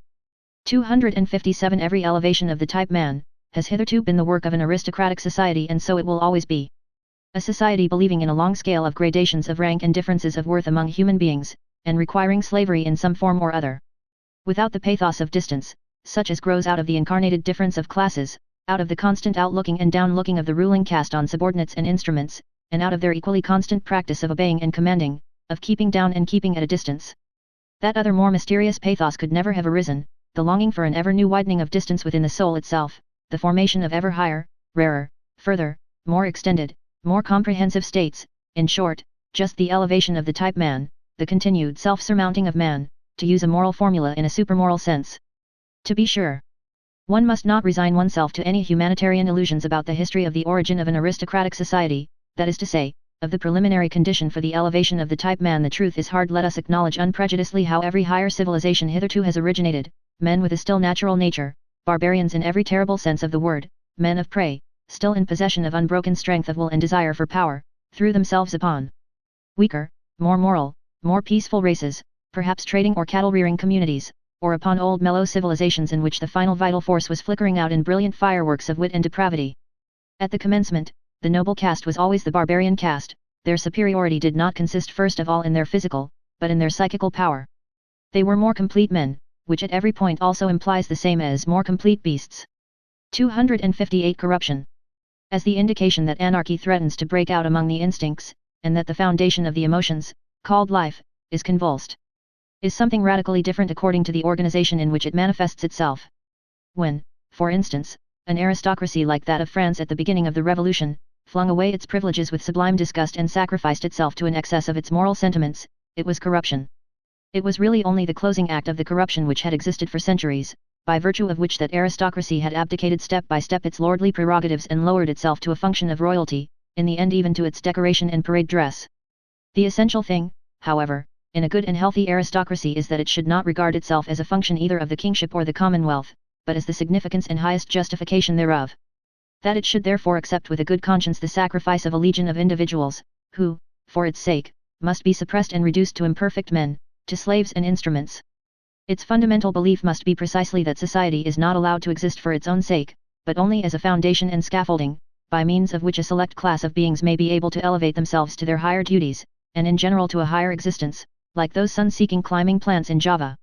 They are called Sippo Matador, which encircle an oak so long and so often with their arms, until at last, high above it, but supported by it, they can unfold their tops in the open light, and exhibit their happiness.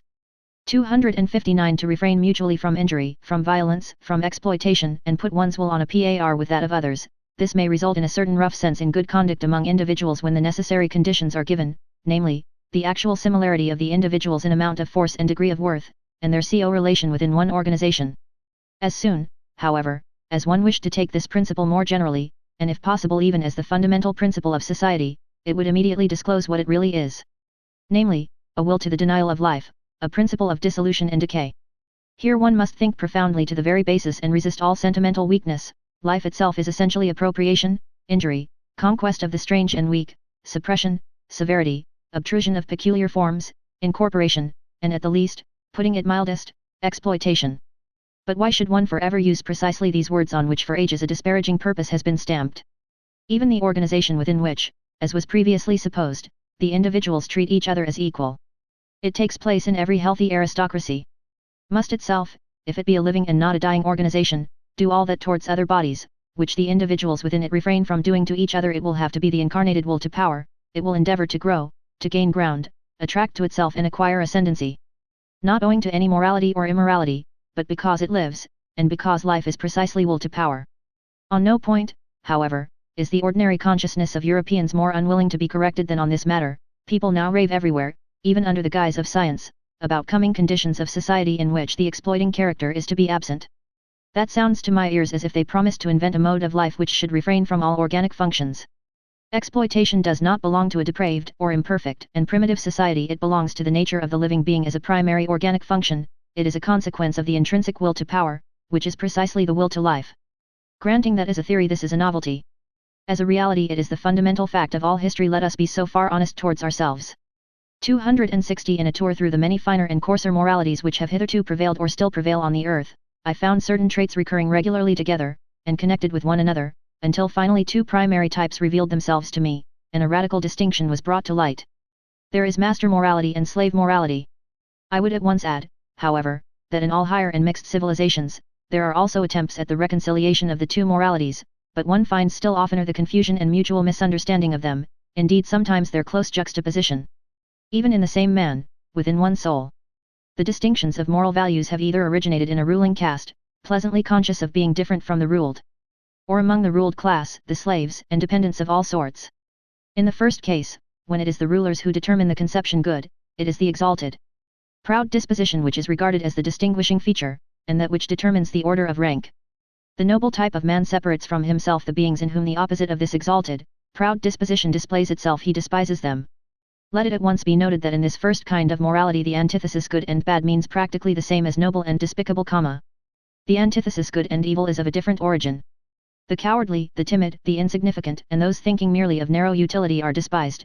Moreover, also, the distrustful, with their constrained glances, the self-abasing, the dog-like kind of men who let themselves be abused, the mendicant flatterers, and above all the liars.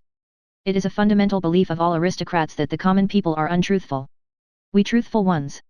The nobility in ancient Greece called themselves. It is obvious that everywhere the designations of moral value were at first applied to men, and were only derivatively and at a later period applied to actions. It is a gross mistake, therefore, when historians of morals start with questions like, why have sympathetic actions been praised? The noble type of man regards himself as a determiner of values. He does not require to be approved of, he passes the judgment. What is injurious to me is injurious in itself. He knows that it is he himself only who confers honor on things. He is a creator of values. He honors whatever he recognizes in himself. Such morality equals self-glorification. In the foreground there is the feeling of plenitude, of power, which seeks to overflow, the happiness of high tension, the consciousness of a wealth which would fain give and bestow. The noble man also helps the unfortunate, but not, or scarcely, out of pity, but rather from an impulse generated by the superabundance of power. The noble man honors in himself the powerful one, him also who has power over himself, who knows how to speak and how to keep silence, who takes pleasure in subjecting himself to severity and hardness, and has reverence for all that is severe and hard. Wotan placed a hard heart in my breast, says an old Scandinavian saga. It is thus rightly expressed from the soul of a proud Viking. Such a type of man is even proud of not being made for sympathy. The hero of the saga therefore adds warningly, he who has not a hard heart when young, will never have one. The noble and brave who think thus are the furthest removed from the morality which sees precisely in sympathy, or in acting for the good of others, or in disinterestment, the characteristic of the moral, faith in oneself, pride in oneself, a radical enmity and irony towards selflessness, belong as definitely to noble morality, as do a careless scorn and precaution in presence of sympathy and the warm heart. It is the powerful who know how to honor, it is their art, their domain for invention. The profound reverence for age and for tradition. All lore rests on this double reverence. The belief and prejudice in favor of ancestors and unfavorable to newcomers, is typical in the morality of the powerful, and if, reversely, men of modern ideas believe almost instinctively in progress and the future, and are more and more lacking in respect for old age, the ignoble origin of these ideas has complacently betrayed itself thereby. A morality of the ruling class, however, is more especially foreign and irritating to present-day taste in the sternness of its principle that one has duties only to one's equals, that one may act towards beings of a lower rank, towards all that is foreign, just as seems good to one, or as the heart desires, and in any case beyond good and evil. It is here that sympathy and similar sentiments can have a place. The ability and obligation to exercise prolonged gratitude and prolonged revenge. Both only within the circle of equals. Artfulness in retaliation, raffinement of the idea in friendship, a certain necessity to have enemies, as outlets for the emotions of envy, quarrelsomeness, arrogance in fact, in order to be a good friend. All these are typical characteristics of the noble morality, which, as has been pointed out, is not the morality of modern ideas, and is therefore at present difficult to realize, and also to unearth and disclose it is otherwise with the second type of morality, slave morality.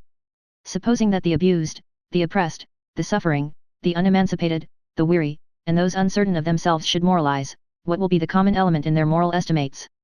Probably a pessimistic suspicion with regard to the entire situation of man will find expression, perhaps a condemnation of man, together with his situation. The slave has an unfavorable eye for the virtues of the powerful, he has a skepticism and distrust, a refinement of distrust of everything good that is there honored. He would fain persuade himself that the very happiness there is not genuine. On the other hand, those qualities which serve to alleviate the existence of sufferers are brought into prominence and flooded with light. It is here that sympathy, the kind, helping hand, the warm heart, patience, diligence, humility, and friendliness attain to honor, for here these are the most useful qualities, and almost the only means of supporting the burden of existence. Slave morality is essentially the morality of utility. Here is the seat of the origin of the famous antithesis good and evil : power and dangerousness are assumed to reside in the evil, a certain dreadfulness, subtlety, and strength, which do not admit of being despised. According to slave morality, therefore, the evil man arouses fear, according to master morality. It is precisely the good man who arouses fear and seeks to arouse it, while the bad man is regarded as the despicable being. The contrast attains its maximum when, in accordance with the logical consequences of slave morality, a shade of depreciation, it may be slight and well-intentioned, at last attaches itself to the good man of this morality, because, according to the servile mode of thought, the good man must in any case be the safe man. He is good-natured, easily deceived, perhaps a little stupid, un bonhomme. Everywhere that slave morality gains the ascendancy, language shows a tendency to approximate the significations of the words good and stupid. A last fundamental difference, the desire for freedom, the instinct for happiness and the refinements of the feeling of liberty belong as necessarily to slave morals and morality as artifice and enthusiasm in reverence and devotion are the regular symptoms of an aristocratic mode of thinking and estimating. Hence we can understand without further detail why love as a passion, it is our European specialty, must absolutely be of noble origin. As is well known, its invention is due to the Provençal poet cavaliers, those brilliant, ingenious men of the Guy Sabre, to whom Europe owes so much, and almost owes itself. 261 Vanity is one of the things which are perhaps most difficult for a noble man to understand. He will be tempted to deny it, where another kind of man thinks he sees it self-evidently. The problem for him is to represent to his mind beings who seek to arouse a good opinion of themselves which they themselves do not possess, and consequently also do not deserve, and who yet believe in this good opinion afterwards. This seems to him on the one hand such bad taste and so self-disrespectful, and on the other hand so grotesquely unreasonable, that he would like to consider vanity an exception, and is doubtful about it in most cases when it is spoken of. He will say, for instance, I may be mistaken about my value, and on the other hand may nevertheless demand that my value should be acknowledged by others precisely as I rate it. That, however, is not vanity, but self-conceit, or, in most cases, that which is called humility, and also modesty. Or he will even say, for many reasons I can delight in the good opinion of others, perhaps because I love and honor them, and rejoice in all their joys, perhaps also because their good opinion endorses and strengthens my belief in my own good opinion, perhaps because the good opinion of others, even in cases where I do not share it, is useful to me, or gives promise of usefulness. All this, however, is not vanity. The man of noble character must first bring it home forcibly to his mind, especially with the aid of history, that, from time immemorial, in all social strata in any way dependent, the ordinary man was only that which he passed for. Not being at all accustomed to fix values, he did not assign even to himself any other value than that which his master assigned to him. It is the peculiar right of masters to create values. It may be looked upon as the result of an extraordinary atavism, that the ordinary man, even at present, is still always waiting for an opinion about himself, and then instinctively submitting himself to it, yet by no means only to a good opinion, but also to a bad and unjust one. Think, for instance, of the greater part of the self-appreciations and self-depreciations which believing women learn from their confessors, and which in general the believing Christian learns from his church. In fact, conformably to the slow rise of the democratic social order, and its cause, the blending of the blood of masters and slaves, the originally noble and rare impulse of the masters to assign a value to themselves and to think well of themselves, will now be more and more encouraged and extended, but it has at all times an older, ampler, and more radically ingrained propensity opposed to it. And in the phenomenon of vanity this older propensity overmasters the younger. The vain person rejoices over every good opinion which he hears about himself, quite apart from the point of view of its usefulness, and equally regardless of its truth or falsehood, just as he suffers from every bad opinion, for he subjects himself to both, he feels himself subjected to both, by that oldest instinct of subjection which breaks forth in him. It is the slave in the vain man's blood, the remains of the slave's craftiness. And how much of the slave is still left in woman, for instance, which seeks to seduce to good opinions of itself? It is the slave, 2. Who immediately afterwards falls prostrate himself before these opinions, as though he had not called them forth. And to repeat it again, vanity is an atavism. 262 A species originates, and a type becomes established and strong in the long struggle with essentially constant unfavorable conditions. On the other hand, it is known by the experience of breeders that species which receive superabundant nourishment, and in general a surplus of protection and care, immediately tend in the most marked way to develop variations, and are fertile in prodigies and monstrosities, also in monstrous vices. Now look at an aristocratic commonwealth, say an ancient Greek polis, or Venice, as a voluntary or involuntary contrivance for the purpose of rearing human beings. There are there men beside one another, thrown upon their own resources, who want to make their species prevail, chiefly because they must prevail, or else run the terrible danger of being exterminated. The favor, the superabundance, the protection are there lacking under which variations are fostered. The species needs itself as species, as something which, precisely by virtue of its hardness, its uniformity, and simplicity of structure, can in general prevail and make itself permanent in constant struggle with its neighbors, or with rebellious or rebellion-threatening vassals. The most varied experience teaches it what are the qualities to which it principally owes the fact that it still exists, in spite of all gods and men, and has hitherto been victorious. These qualities it calls virtues, and these virtues alone it develops to maturity. It does so with severity, indeed it desires severity. Every aristocratic morality is intolerant in the education of youth, in the control of women, in the marriage customs, in the relations of old and young, in the penal laws, which have an eye only for the degenerating. It counts intolerance itself among the virtues, under the name of justice. A type with few, but very marked features, a species of severe, warlike, wisely silent, reserved, and reticent men, and as such, with the most delicate sensibility for the charm and nuances of society, is thus established, unaffected by the vicissitudes of generations. The constant struggle with uniform unfavorable conditions is, as already remarked, the cause of a type becoming stable and hard. Finally, however, a happy state of things results, the enormous tension is relaxed, there are perhaps no more enemies among the neighboring peoples, and the means of life, even of the enjoyment of life, are present in superabundance. With one stroke the bond and constraint of the old discipline severs, it is no longer regarded as necessary, as a condition of existence. If it would continue, it can only do so as a form of luxury, as an archaizing taste. Variations, whether they be deviations, into the higher, finer, and rarer, or deteriorations and monstrosities, appear suddenly on the scene in the greatest exuberance and splendor. The individual dares to be individual and detach himself. At this turning point of history there manifest themselves, side by side, and often mixed and entangled together, a magnificent, manifold, virgin forest-like upgrowth and upstriving, a kind of tropical tempo in the rivalry of growth, and an extraordinary decay and self-destruction, owing to the savagely opposing and seemingly exploding egoisms, which strive with one another for sun and light, and can no longer assign any limit, restraint, or forbearance for themselves by means of the hitherto existing morality. It was this morality itself which piled up the strength so enormously, which bent the bow in so threatening a manner. It is now out of date, it is getting out of date. The dangerous and disquieting point has been reached when the greater, more manifold, more comprehensive life is lived beyond the old morality. The individual stands out, and is obliged to have recourse to his own law-giving, his own arts and artifices for self-preservation, self-elevation, and self-deliverance. Nothing but new whys, nothing but new hows, no common formulas any longer, misunderstanding and disregard in league with each other, decay, deterioration, and the loftiest desires frightfully entangled, the genius of the race overflowing from all the cornucopias of good and bad, a portentous simultaneousness of spring and autumn, full of new charms and mysteries peculiar to the fresh, still inexhausted, still unwearied corruption. Danger is again present, the mother of morality, great danger, this time shifted into the individual, into the neighbor and friend, into the street, into their own child, into their own heart, into all the most personal and secret recesses of their desires and volitions. What will the moral philosophers who appear at this time have to preach? They discover, these sharp onlookers and loafers, that the end is quickly approaching, that everything around them decays and produces decay, that nothing will endure until the day after tomorrow, except one species of man, the incurably mediocre. The mediocre alone have a prospect of continuing and propagating themselves. They will be the men of the future, the sole survivors. Be like them. Become mediocre. Is now the only morality which has still a significance, which still obtains a hearing. But it is difficult to preach this morality of mediocrity. It can never avow what it is and what it desires. It has to talk of moderation and dignity and duty and brotherly love. It will have difficulty in concealing its irony. 263 There is an instinct for rank, which more than anything else is already the sign of a high rank. There is a delight in the nuances of reverence which leads one to infer noble origin and habits. The refinement, goodness, and loftiness of a soul are put to a perilous test when something passes by that is of the highest rank, but is not yet protected by the awe of authority from obtrusive touches and incivilities. something that goes its way like a living touchstone, undistinguished, undiscovered, and tentative, perhaps voluntarily veiled and disguised.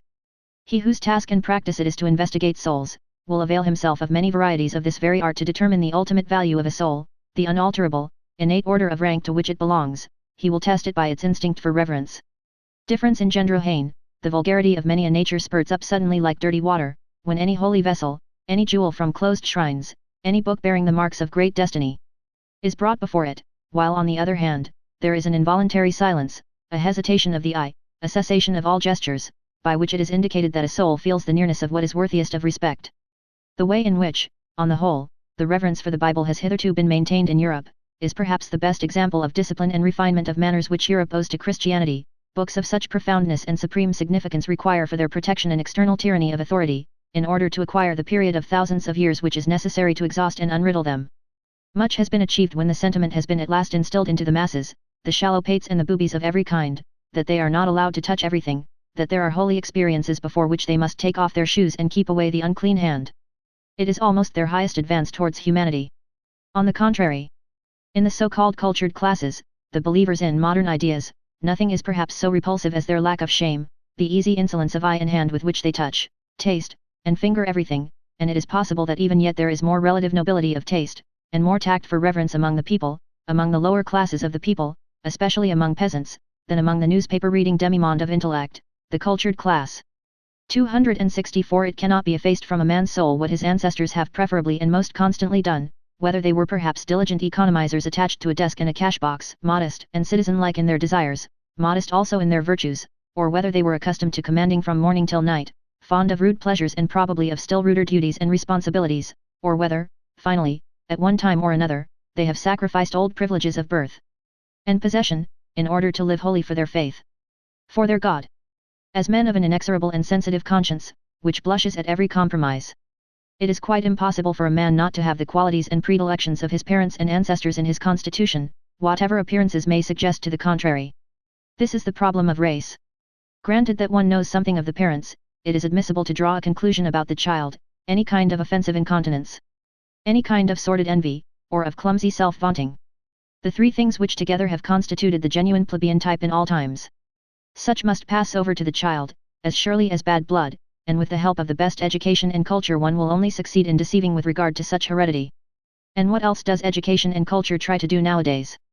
In our very democratic, or rather, very plebeian age, education and culture must be essentially the art of deceiving. Deceiving with regard to origin, with regard to the inherited plebeianism in body and soul. An educator who nowadays preached truthfulness above everything else, and called out constantly to his pupils, be true. Be natural. Show yourselves as you are. Even such a virtuous and sincere ass would learn in a short time to have recourse to the furca of Horace, Naturam expellere, with what results? Plebeianism usque recurrit. Footnote, Horace's Epistles, IX 24. 265 At the risk of displeasing innocent ears, I submit that egoism belongs to the essence of a noble soul, I mean the unalterable belief that to a being such as we, other beings must naturally be in subjection, and have to sacrifice themselves. The noble soul accepts the fact of his egoism without question, and also without consciousness of harshness, constraint, or arbitrariness therein, but rather as something that may have its basis in the primary law of things. If he sought a designation for it he would say, it is justice itself. He acknowledges under certain circumstances, which made him hesitate at first, that there are other equally privileged ones. As soon as he has settled this question of rank, he moves among those equals and equally privileged ones with the same assurance, as regards modesty and delicate respect, which he enjoys in intercourse with himself. In accordance with an innate heavenly mechanism which all the stars understand. It is an additional instance of his egoism, this artfulness and self-limitation in intercourse with his equals. Every star is a similar egoist, he honors himself in them, and in the rights which he concedes to them. He has no doubt that the exchange of honors and rights, as the essence of all intercourse, belongs also to the natural condition of things. The noble soul gives as he takes, prompted by the passionate and sensitive instinct of requital, which is at the root of his nature. The notion of favor has, inter pares, neither significance nor good repute. There may be a sublime way of letting gifts as it were light upon one from above, and of drinking them thirstily like dewdrops, but for those arts and displays the noble soul has no aptitude. His egoism hinders him here. In general, he looks aloft unwillingly. He looks either forward, horizontally and deliberately, or downwards. He knows that he is on a height. 266 One can only truly esteem him who does not look out for himself. Goethe to Rathschlosser. 267 The Chinese have a proverb which mothers even teach their children, Shao Xin, make thy heart small. This is the essentially fundamental tendency in latter-day civilizations. I have no doubt that an ancient Greek, also, would first of all remark the self-dwarfing in us Europeans of today. In this respect alone we should immediately be distasteful to him. 268 What, after all, is ignobleness? Words are vocal symbols for ideas. Ideas, however, are more or less definite mental symbols for frequently returning and concurring sensations, for groups of sensations. It is not sufficient to use the same words in order to understand one another, we must also employ the same words for the same kind of internal experiences, we must in the end have experiences in common. On this account the people of one nation understand one another better than those belonging to different nations, even when they use the same language, or rather, when people have lived long together under similar conditions, of climate, soil, danger, requirement, toil, there originates therefrom an entity that understands itself. Namely, a nation. In all souls a like number of frequently recurring experiences have gained the upper hand over those occurring more rarely. About these matters people understand one another rapidly and always more rapidly. The history of language is the history of a process of abbreviation. On the basis of this quick comprehension people always unite closer and closer.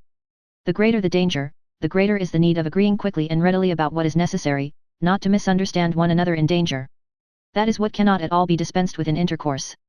Also in all loves and friendships one has the experience that nothing of the kind continues when the discovery has been made that in using the same words, one of the two parties has feelings, thoughts, intuitions, wishes, or fears different from those of the other. The fear of the eternal misunderstanding, that is the good genius which so often keeps persons of different sexes from too hasty attachments, to which sense and heart prompt them and not some Scapenhauerian genius of the species, whichever groups of sensations within a soul awaken most readily, begin to speak, and give the word of command. These decide as to the general order of rank of its values, and determine ultimately its list of desirable things. A man's estimates of value betray something of the structure of his soul, and wherein it sees its conditions of life, its intrinsic needs.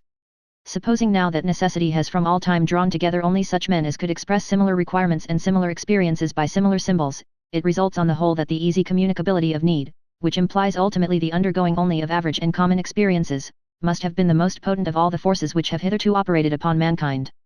The more similar, the more ordinary people, have always had and are still having the advantage, the more select, more refined, more unique, and difficultly comprehensible, are liable to stand alone, they succumb to accidents in their isolation, and seldom propagate themselves. One must appeal to immense opposing forces, in order to thwart this natural, all too natural progresses in simile, the evolution of man to the similar, the ordinary, the average, the gregarious, to the ignoble. 269 The more a psychologist, a born, an unavoidable psychologist and soul diviner, turns his attention to the more select cases and individuals, the greater is his danger of being suffocated by sympathy, he needs sternness and cheerfulness more than any other man.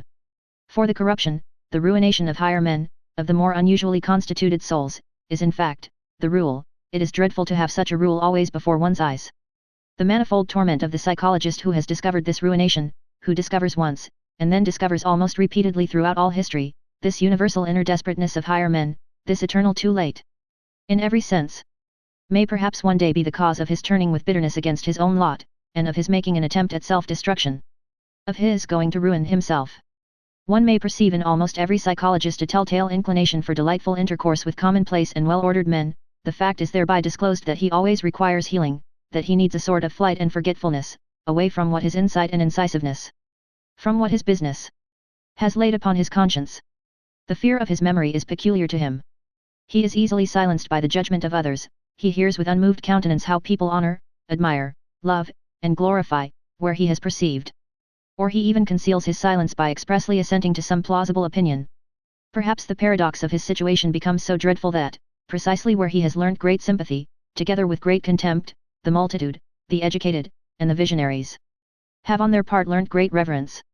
Reverence for great men and marvellous animals, for the sake of whom one blesses and honours the fatherland, the earth, the dignity of mankind, and one's own self, to whom one points the young, and in view of whom one educates them. And who knows but in all great instances hitherto just the same happened, that the multitude worshipped a god, and that the god was only a poor sacrificial animal. Success has always been the greatest liar. And the work itself is a success. The great statesman, the conqueror, the discoverer, are disguised in their creations until they are unrecognizable. The work of the artist, of the philosopher, only invents him who has created it, is reputed to have created it. The great men, as they are reverenced, are poor little fictions composed afterwards. In the world of historical values spurious coinage prevails. Those great poets, for example, such as Byron, Musset, Poe, Leopardi, Kleist, Gogol, I do not venture to mention much greater names, but I have them in my mind, as they now appear, and were perhaps obliged to be, men of the moment, enthusiastic, sensuous, and childish, light-minded and impulsive in their trust and distrust, with souls in which usually some flaw has to be concealed, often taking revenge with their works for an internal defilement, often seeking forgetfulness in their soaring from a too true memory, often lost in the mud and almost in love with it, until they become like the will-o'-the-wisps around the swamps, and pretend to be stars. The people then call them idealists. Often struggling with protracted disgust, with an ever-reappearing phantom of disbelief, which makes them cold, and obliges them to languish for gloria and devour faith as it is out of the hands of intoxicated adulators. What a torment these great artists are and the so-called higher men in general, to him who has once found them out. It is thus conceivable that it is just from woman, who is clairvoyant in the world of suffering, and also unfortunately eager to help and save to an extent far beyond her powers, that they have learned so readily those outbreaks of boundless devoted sympathy, which the multitude, above all the reverent multitude, do not understand, and overwhelm with prying and self-gratifying interpretations. This sympathizing invariably deceives itself as to its power. Woman would like to believe that love can do everything. It is the superstition peculiar to her. Alas, he who knows the heart finds out how poor, helpless, pretentious, and blundering even the best and deepest love is. He finds that it rather destroys than saves. It is possible that under the holy fable and travesty of the life of Jesus there is hidden one of the most painful cases of the martyrdom of knowledge about love, the martyrdom of the most innocent and most craving heart, that never had enough of any human love, that demanded love. That demanded inexorably and frantically to be loved and nothing else, with terrible outbursts against those who refused him their love, the story of a poor soul insatiate and insatiable in love, that had to invent hell to send thither those who would not love him. And that at last, enlightened about human love, had to invent a God who is entire love, entire capacity for love. Who takes pity on human love, because it is so paltry, so ignorant. He who has such sentiments, he who has such knowledge about love, seeks for death. But why should one deal with such painful matters? Provided, of course, that one is not obliged to do so. 270 The intellectual haughtiness and loathing of every man who has suffered deeply. It almost determines the order of rank how deeply men can suffer. The chilling certainty, with which he is thoroughly imbued and colored, that by virtue of his suffering he knows more than the shrewdest and wisest can ever know, that he has been familiar with, and at home in, many distant, dreadful worlds of which you know nothing. This silent intellectual haughtiness of the sufferer, this pride of the elect of knowledge, of the initiated, of the almost sacrificed, finds all forms of disguise necessary to protect itself from contact with officious and sympathizing hands, and in general from all that is not its equal in suffering. Profound suffering makes noble, it separates. One of the most refined forms of disguise is epicurism, along with a certain ostentatious boldness of taste, which takes suffering lightly, and puts itself on the defensive against all that is sorrowful and profound. They are gay men who make use of gaiety, because they are misunderstood on account of it. They wish to be misunderstood. There are scientific minds who make use of science, because it gives a gay appearance, and because scientificness leads to the conclusion that a person is superficial. They wish to mislead to a false conclusion. There are free insolent minds which would fain conceal and deny that they are broken, proud, incurable hearts, the cynicism of Hamlet, the case of Gallieni, and occasionally folly itself is the mask of an unfortunate overassured knowledge. From which it follows that it is the part of a more refined humanity to have reverence for the mask, and not to make use of psychology and curiosity in the wrong place. 271 That which separates two men most profoundly is a different sense and grade of purity. What does it matter about all their honesty and reciprocal usefulness? What does it matter about all their mutual goodwill? The fact still remains. They cannot smell each other. The highest instinct for purity places him who is affected with it in the most extraordinary and dangerous isolation, as a saint, for it is just holiness. The highest spiritualization of the instinct in question. Any kind of cognizance of an indescribable excess in the joy of the bath, any kind of ardor or thirst which perpetually impels the soul out of night into the morning, and out of gloom, out of affliction into clearness, brightness, depth, and refinement. Just as much as such a tendency distinguishes. It is a noble tendency. It also separates. The pity of the saint is pity for the filth of the human, all too human. And there are grades and heights where pity itself is regarded by him as impurity, as filth. 272 Signs of nobility, never to think of lowering our duties to the rank of duties for everybody, to be unwilling to renounce or to share our responsibilities, to count our prerogatives, and the exercise of them, among our duties. 273 A man who strives after great things, looks upon every one whom he encounters on his way either as a means of advance, or a delay and hindrance, or as a temporary resting place. His peculiar lofty bounty to his fellow men is only possible when he attains his elevation and dominates. Impatience, and the consciousness of being always condemned to comedy up to that time. For even strife is a comedy, and conceals the end, as every means does. Spoil all intercourse for him, this kind of man is acquainted with solitude, and what is most poisonous in it.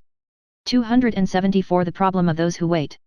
Happy chances are necessary, and many incalculable elements, in order that a higher man in whom the solution of a problem is dormant, may yet take action, or break forth, as one might say, at the right moment.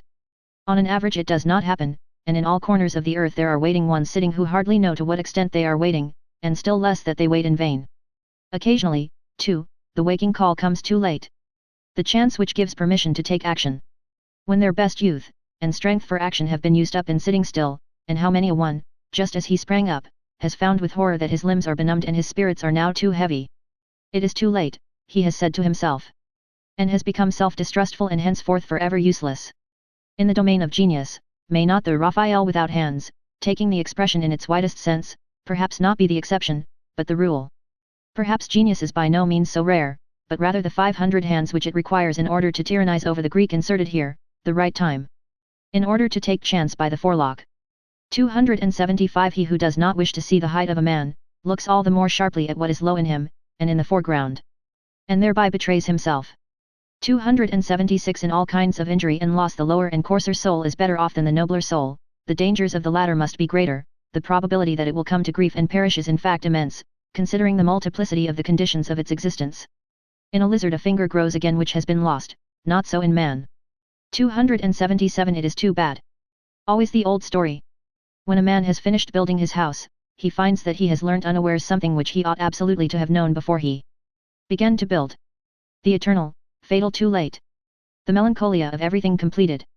278 Wanderer, who art thou? I see thee follow thy path without scorn, without love, with unfathomable eyes, wet and sad as a plummet which has returned to the light insatiate out of every depth. What did it seek down there? With a bosom that never sighs, with lips that conceal their loathing, with a hand which only slowly grasps, who art thou? What hast thou done? Rest thee here, this place has hospitality for every one. Refresh thyself. And whoever thou art, what is it that now pleases thee? What will serve to refresh thee? Only name it, whatever I have I offer thee. To refresh me? To refresh me? Oh, thou prying one, what sayest thou? But give me, I pray thee. What? What? Speak out. Another mask. A second mask. 279 Men of profound sadness betray themselves when they are happy, they have a mode of seizing upon happiness as though they would choke and strangle it, out of jealousy. Ah, they know only too well that it will flee from them. 280 Bad. Bad. What? Does he not? Go back. Yes. But you misunderstand him when you complain about it. He goes back like everyone who is about to make a great spring. 281. Will people believe it of me? But I insist that they believe it of me. I have always thought very unsatisfactorily of myself and about myself, only in very rare cases, only compulsorily, always without delight in the subject, ready to digress from myself, and always without faith in the result, owing to an unconquerable distrust of the possibility of self-knowledge, which has led me so far as to feel a contradictionary in adjecto even in the idea of direct knowledge which theorists allow themselves. This matter of fact is almost the most certain thing I know about myself. There must be a sort of repugnance in me to believe anything definite about myself. Is there perhaps some enigma therein? Probably, but fortunately nothing for my own teeth. Perhaps it betrays the species to which I belong. But not to myself, as is sufficiently agreeable to me. 282. But what has happened to you? I do not know, he said, hesitatingly, perhaps the harpies have flown over my table. It sometimes happens nowadays that a gentle, sober, retiring man becomes suddenly mad, breaks the plates, upsets the table, shrieks, raves, and shocks everybody. And finally withdraws, ashamed, and raging at himself. Whither? For what purpose? To famish apart? To suffocate with his memories. To him who has the desires of a lofty and dainty soul, and only seldom finds his table laid and his food prepared, the danger will always be great. Nowadays, however, it is extraordinarily so. Thrown into the midst of a noisy and plebeian age, with which he does not like to eat out of the same dish, he may readily perish of hunger and thirst. Or, should he nevertheless finally fall to, of sudden nausea. We have probably all sat at tables to which we did not belong, and precisely the most spiritual of us, who are most difficult to nourish, know the dangerous dyspepsia which originates from a sudden insight and disillusionment about our food and our messmates. The after-dinner nausea. 283 If one wishes to praise at all, it is a delicate and at the same time a noble self-control, to praise only where one does not agree. Otherwise in fact one would praise oneself, which is contrary to good taste. A self-control, to be sure, which offers excellent opportunity and provocation to constant misunderstanding. To be able to allow oneself this veritable luxury of taste and morality, one must not live among intellectual imbeciles, but rather among men whose misunderstandings and mistakes amuse by their refinement. Or one will have to pay dearly for it. He praises me, therefore he acknowledges me to be right. This asinine method of inference spoils half of the life of us recluses, for it brings the asses into our neighborhood and friendship. 284 To live in a vast and proud tranquility, always beyond, to have, or not to have, one's emotions, one's for and against, according to choice, to lower oneself to them for hours, to seat oneself on them as upon horses, and often as upon asses. For one must know how to make use of their stupidity as well as of their fire. To conserve one's 304 grounds, also one's black spectacles, for there are circumstances when nobody must look into our eyes, still less into our motives. And to choose for company that roguish and cheerful vice, politeness. And to remain master of one's 4 virtues, courage, insight, sympathy, and solitude. For solitude is a virtue with us, as a sublime bent and bias to purity, which divines that in the contact of man and man. In society, it must be unavoidably impure. All society makes one somehow, somewhere, or sometime commonplace. 285 The greatest events and thoughts. The greatest thoughts, however, are the greatest events. Are longest in being comprehended, the generations which are contemporary with them do not experience such events. They live past them. Something happens there as in the realm of stars. The light of the furthest stars is longest in reaching man, and before it has arrived man denies that there are stars there. How many centuries does a mind require to be understood? That is also a standard. One also makes a gradation of rank and an etiquette therewith, such as is necessary for mind and for star. 286 Here is the prospect free, the mind exalted. Footnote, Goethe's Faust, Part 2, Act V. The words of Dr. Marianus. But there is a reverse kind of man, who is also upon a height, and has also a free prospect, but looks downwards. 287 What is noble? What does the word noble still mean for us nowadays? How does the noble man betray himself? How is he recognized under this heavy overcast sky of the commencing plebeianism, by which everything is rendered opaque and leaden? It is not his actions which establish his claim. Actions are always ambiguous, always inscrutable, neither is it his works. One finds nowadays among artists and scholars plenty of those who betray by their works that a profound longing for nobleness impels them, but this very need of nobleness is radically different from the needs of the noble soul itself, and is in fact the eloquent and dangerous sign of the lack thereof. It is not the works, but the belief which is here decisive and determines the order of rank. To employ once more an old religious formula with a new and deeper meaning. It is some fundamental certainty which a noble soul has about itself, something which is not to be sought, is not to be found, and perhaps, also, is not to be lost. The noble soul has reverence for itself.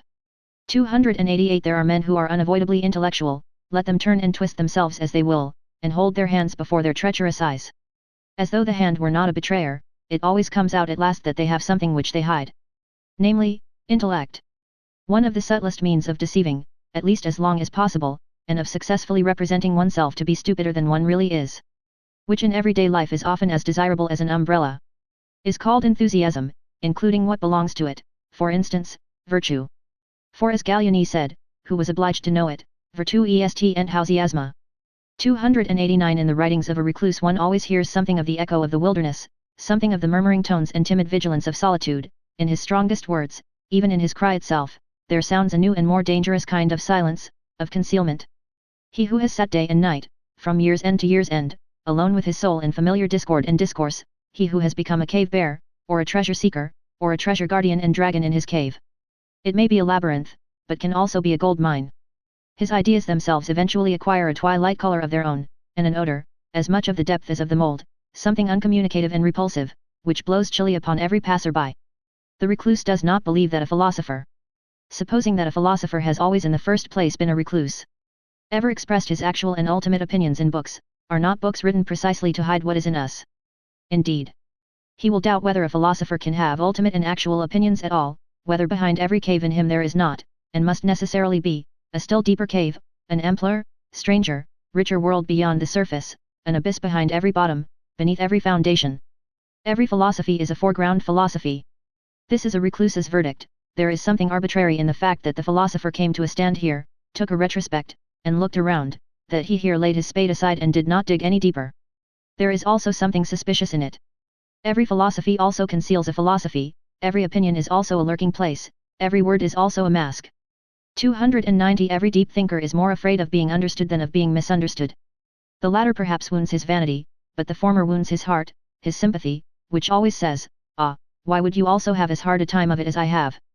291 Man, a complex, mendacious, artful, and inscrutable animal, uncanny to the other animals by his artifice and sagacity, rather than by his strength, has invented the good conscience in order finally to enjoy his soul as something simple, and the whole of morality is a long, audacious falsification, by virtue of which generally enjoyment at the sight of the soul becomes possible. From this point of view there is perhaps much more in the conception of art than is generally believed. 292 A philosopher, that is a man who constantly experiences, sees, hears, suspects, hopes, and dreams extraordinary things, who is struck by his own thoughts as if they came from the outside, from above and below, as a species of events and lightning flashes peculiar to him, who is perhaps himself a storm pregnant with new lightnings, a portentous man, around whom there is always rumbling and mumbling and gaping and something uncanny going on. A philosopher, alas, a being who often runs away from himself, is often afraid of himself. But whose curiosity always makes him come to himself again. 293 A man who says, "I like that, I take it for my own, and mean to guard and protect it from everyone," a man who can conduct a case, carry out a resolution, remain true to an opinion, keep hold of a woman, punish and overthrow insolence, a man who has his indignation and his sword, and to whom the weak, the suffering, the oppressed, and even the animals willingly submit and naturally belong, in short, a man who is a master by nature. When such a man has sympathy, well, that sympathy has value. But of what account is the sympathy of those who suffer? Or of those even who preach sympathy? There is nowadays, throughout almost the whole of Europe, a sickly irritability and sensitiveness towards pain, and also a repulsive restrainableness in complaining, an effeminizing, which, with the aid of religion and philosophical nonsense, seeks to deck itself out as something superior. There is a regular cult of suffering. The unmanliness of that which is called sympathy by such groups of visionaries, is always, I believe, the first thing that strikes the eye. One must resolutely and radically taboo this latest form of bad taste, and finally I wish people to put the good amulet, Guy Saber, gay science, in ordinary language, on heart and neck, as a protection against it. 294 The Olympian Vice. Despite the philosopher who, as a genuine Englishman, tried to bring laughter into bad repute in all thinking minds.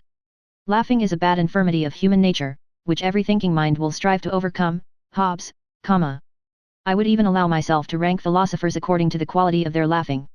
Up to those who are capable of golden laughter.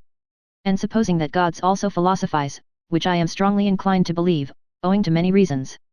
I have no doubt that they also know how to laugh thereby in an overman-like and new fashion. And at the expense of all serious things. Gods are fond of ridicule, it seems that they cannot refrain from laughter even in holy matters. 295 The genius of the heart, as that great mysterious one possesses it, the tempter god and born rat-catcher of consciences, whose voice can descend into the nether world of every soul, who neither speaks a word nor casts a glance in which there may not be some motive or touch of allurement, to whose perfection it pertains that he knows how to appear. Not as he is, but in a guise which acts as an additional constraint on his followers to press ever closer to him, to follow him more cordially and thoroughly. The genius of the heart, which imposes silence and attention on everything loud and self-conceited, which smooths rough souls and makes them taste a new longing. To lie placid as a mirror, that the deep heavens may be reflected in them. The genius of the heart, which teaches the clumsy and too hasty hand to hesitate, and to grasp more delicately, which scents the hidden and forgotten treasure, the drop of goodness and sweet spirituality under thick dark ice. And is a divining rod for every grain of gold, long buried and imprisoned in mud and sand, the genius of the heart, from contact with which every one goes away richer, not favored or surprised, not as though gratified and oppressed by the good things of others, but richer in himself, newer than before, broken up, blown upon, and sounded by a thawing wind, more uncertain, perhaps, more delicate, more fragile, more bruised, but full of hopes which as yet lack names, full of a new will and current, full of a new ill will and counter-current. But what am I doing, my friends? Of whom am I talking to you? Have I forgotten myself so far that I have not even told you his name? Unless it be that you have already divined of your own accord who this questionable God and Spirit is, that wishes to be praised in such a manner? For, as it happens to every one who from childhood onward has always been on his legs, and in foreign lands, I have also encountered on my path many strange and dangerous spirits, above all. However, and again, the one of whom I have just spoken, in fact, no less a personage than the god Dionysus, the great equivocator and tempter, to whom, as you know, I once offered in all secrecy and reverence my first fruits. The last, as it seems to me, who has offered a sacrifice to him, for I have found no one who could understand what I was then doing. In the meantime, however, I have learned much, far too much, about the philosophy of this God, and, as I said, from mouth to mouth. I, the last disciple and initiate of the god Dionysus, and perhaps I might at last begin to give you, my friends, as far as I am allowed, a little taste of this philosophy? In a hushed voice, as is but seemly, for it has to do with much that is secret, new, strange, wonderful, and uncanny. The very fact that Dionysus is a philosopher, and that therefore gods also philosophize, seems to me a novelty which is not unensnaring, and might perhaps arouse suspicion precisely among philosophers. Among you, my friends, there is less to be said against it, except that it comes too late and not at the right time, for, as it has been disclosed to me, you are loath nowadays to believe in God and gods. It may happen, too, that in the frankness of my story I must go further than is agreeable to the strict usages of your ears. Certainly the god in question went further, very much further, in such dialogues, and was always many paces ahead of me. Indeed, if it were allowed, I should have to give him, according to human usage, fine ceremonious tides of luster and merit. I should have to extol his courage as investigator and discoverer, his fearless honesty, truthfulness, and love of wisdom. But such a god does not know what to do with all that respectable trumpery and pomp. Keep that, he would say, for thyself and those like thee, and whoever else require it. I have no reason to cover my nakedness. One suspects that this kind of divinity and philosopher perhaps lacks shame. He once said, under certain circumstances I love mankind. And referred thereby to Ariadne, who was present. In my opinion man is an agreeable, brave, inventive animal, that has not his equal upon earth. He makes his way even through all labyrinths. I like man, and often think how I can still further advance him, and make him stronger, more evil, and more profound. Stronger, more evil, and more profound? I asked in horror. Yes, he said again, stronger, more evil, and more profound, also more beautiful. And thereby the tempter god smiled with his halcyon smile, as though he had just paid some charming compliment. One here sees at once that it is not only shame that this divinity lacks. And in general there are good grounds for supposing that in some things the gods could all of them come to us men for instruction. We men are more human. 296 Alas! What are you, after all, my written and painted thoughts? Not long ago you were so variegated, young, and malicious, so full of thorns and secret spices, that you made me sneeze and laugh. And now? You have already doffed your novelty, and some of you, I fear, are ready to become truths, so immortal do they look, so pathetically honest, so tedious. And was it ever otherwise? What then do we write and paint, we mandarins with Chinese brush, we immortalisers of things which lend themselves to writing, what are we alone capable of painting? Alas, only that which is just about to fade and begins to lose its odor. Alas, only exhausted and departing storms and belated yellow sentiments. Alas, only birds strayed and fatigued by flight, which now let themselves be captured with the hand. With our hand. We immortalize what cannot live and fly much longer, things only which are exhausted and mellow. And it is only for your afternoon, you, my written and painted thoughts, for which alone I have colors.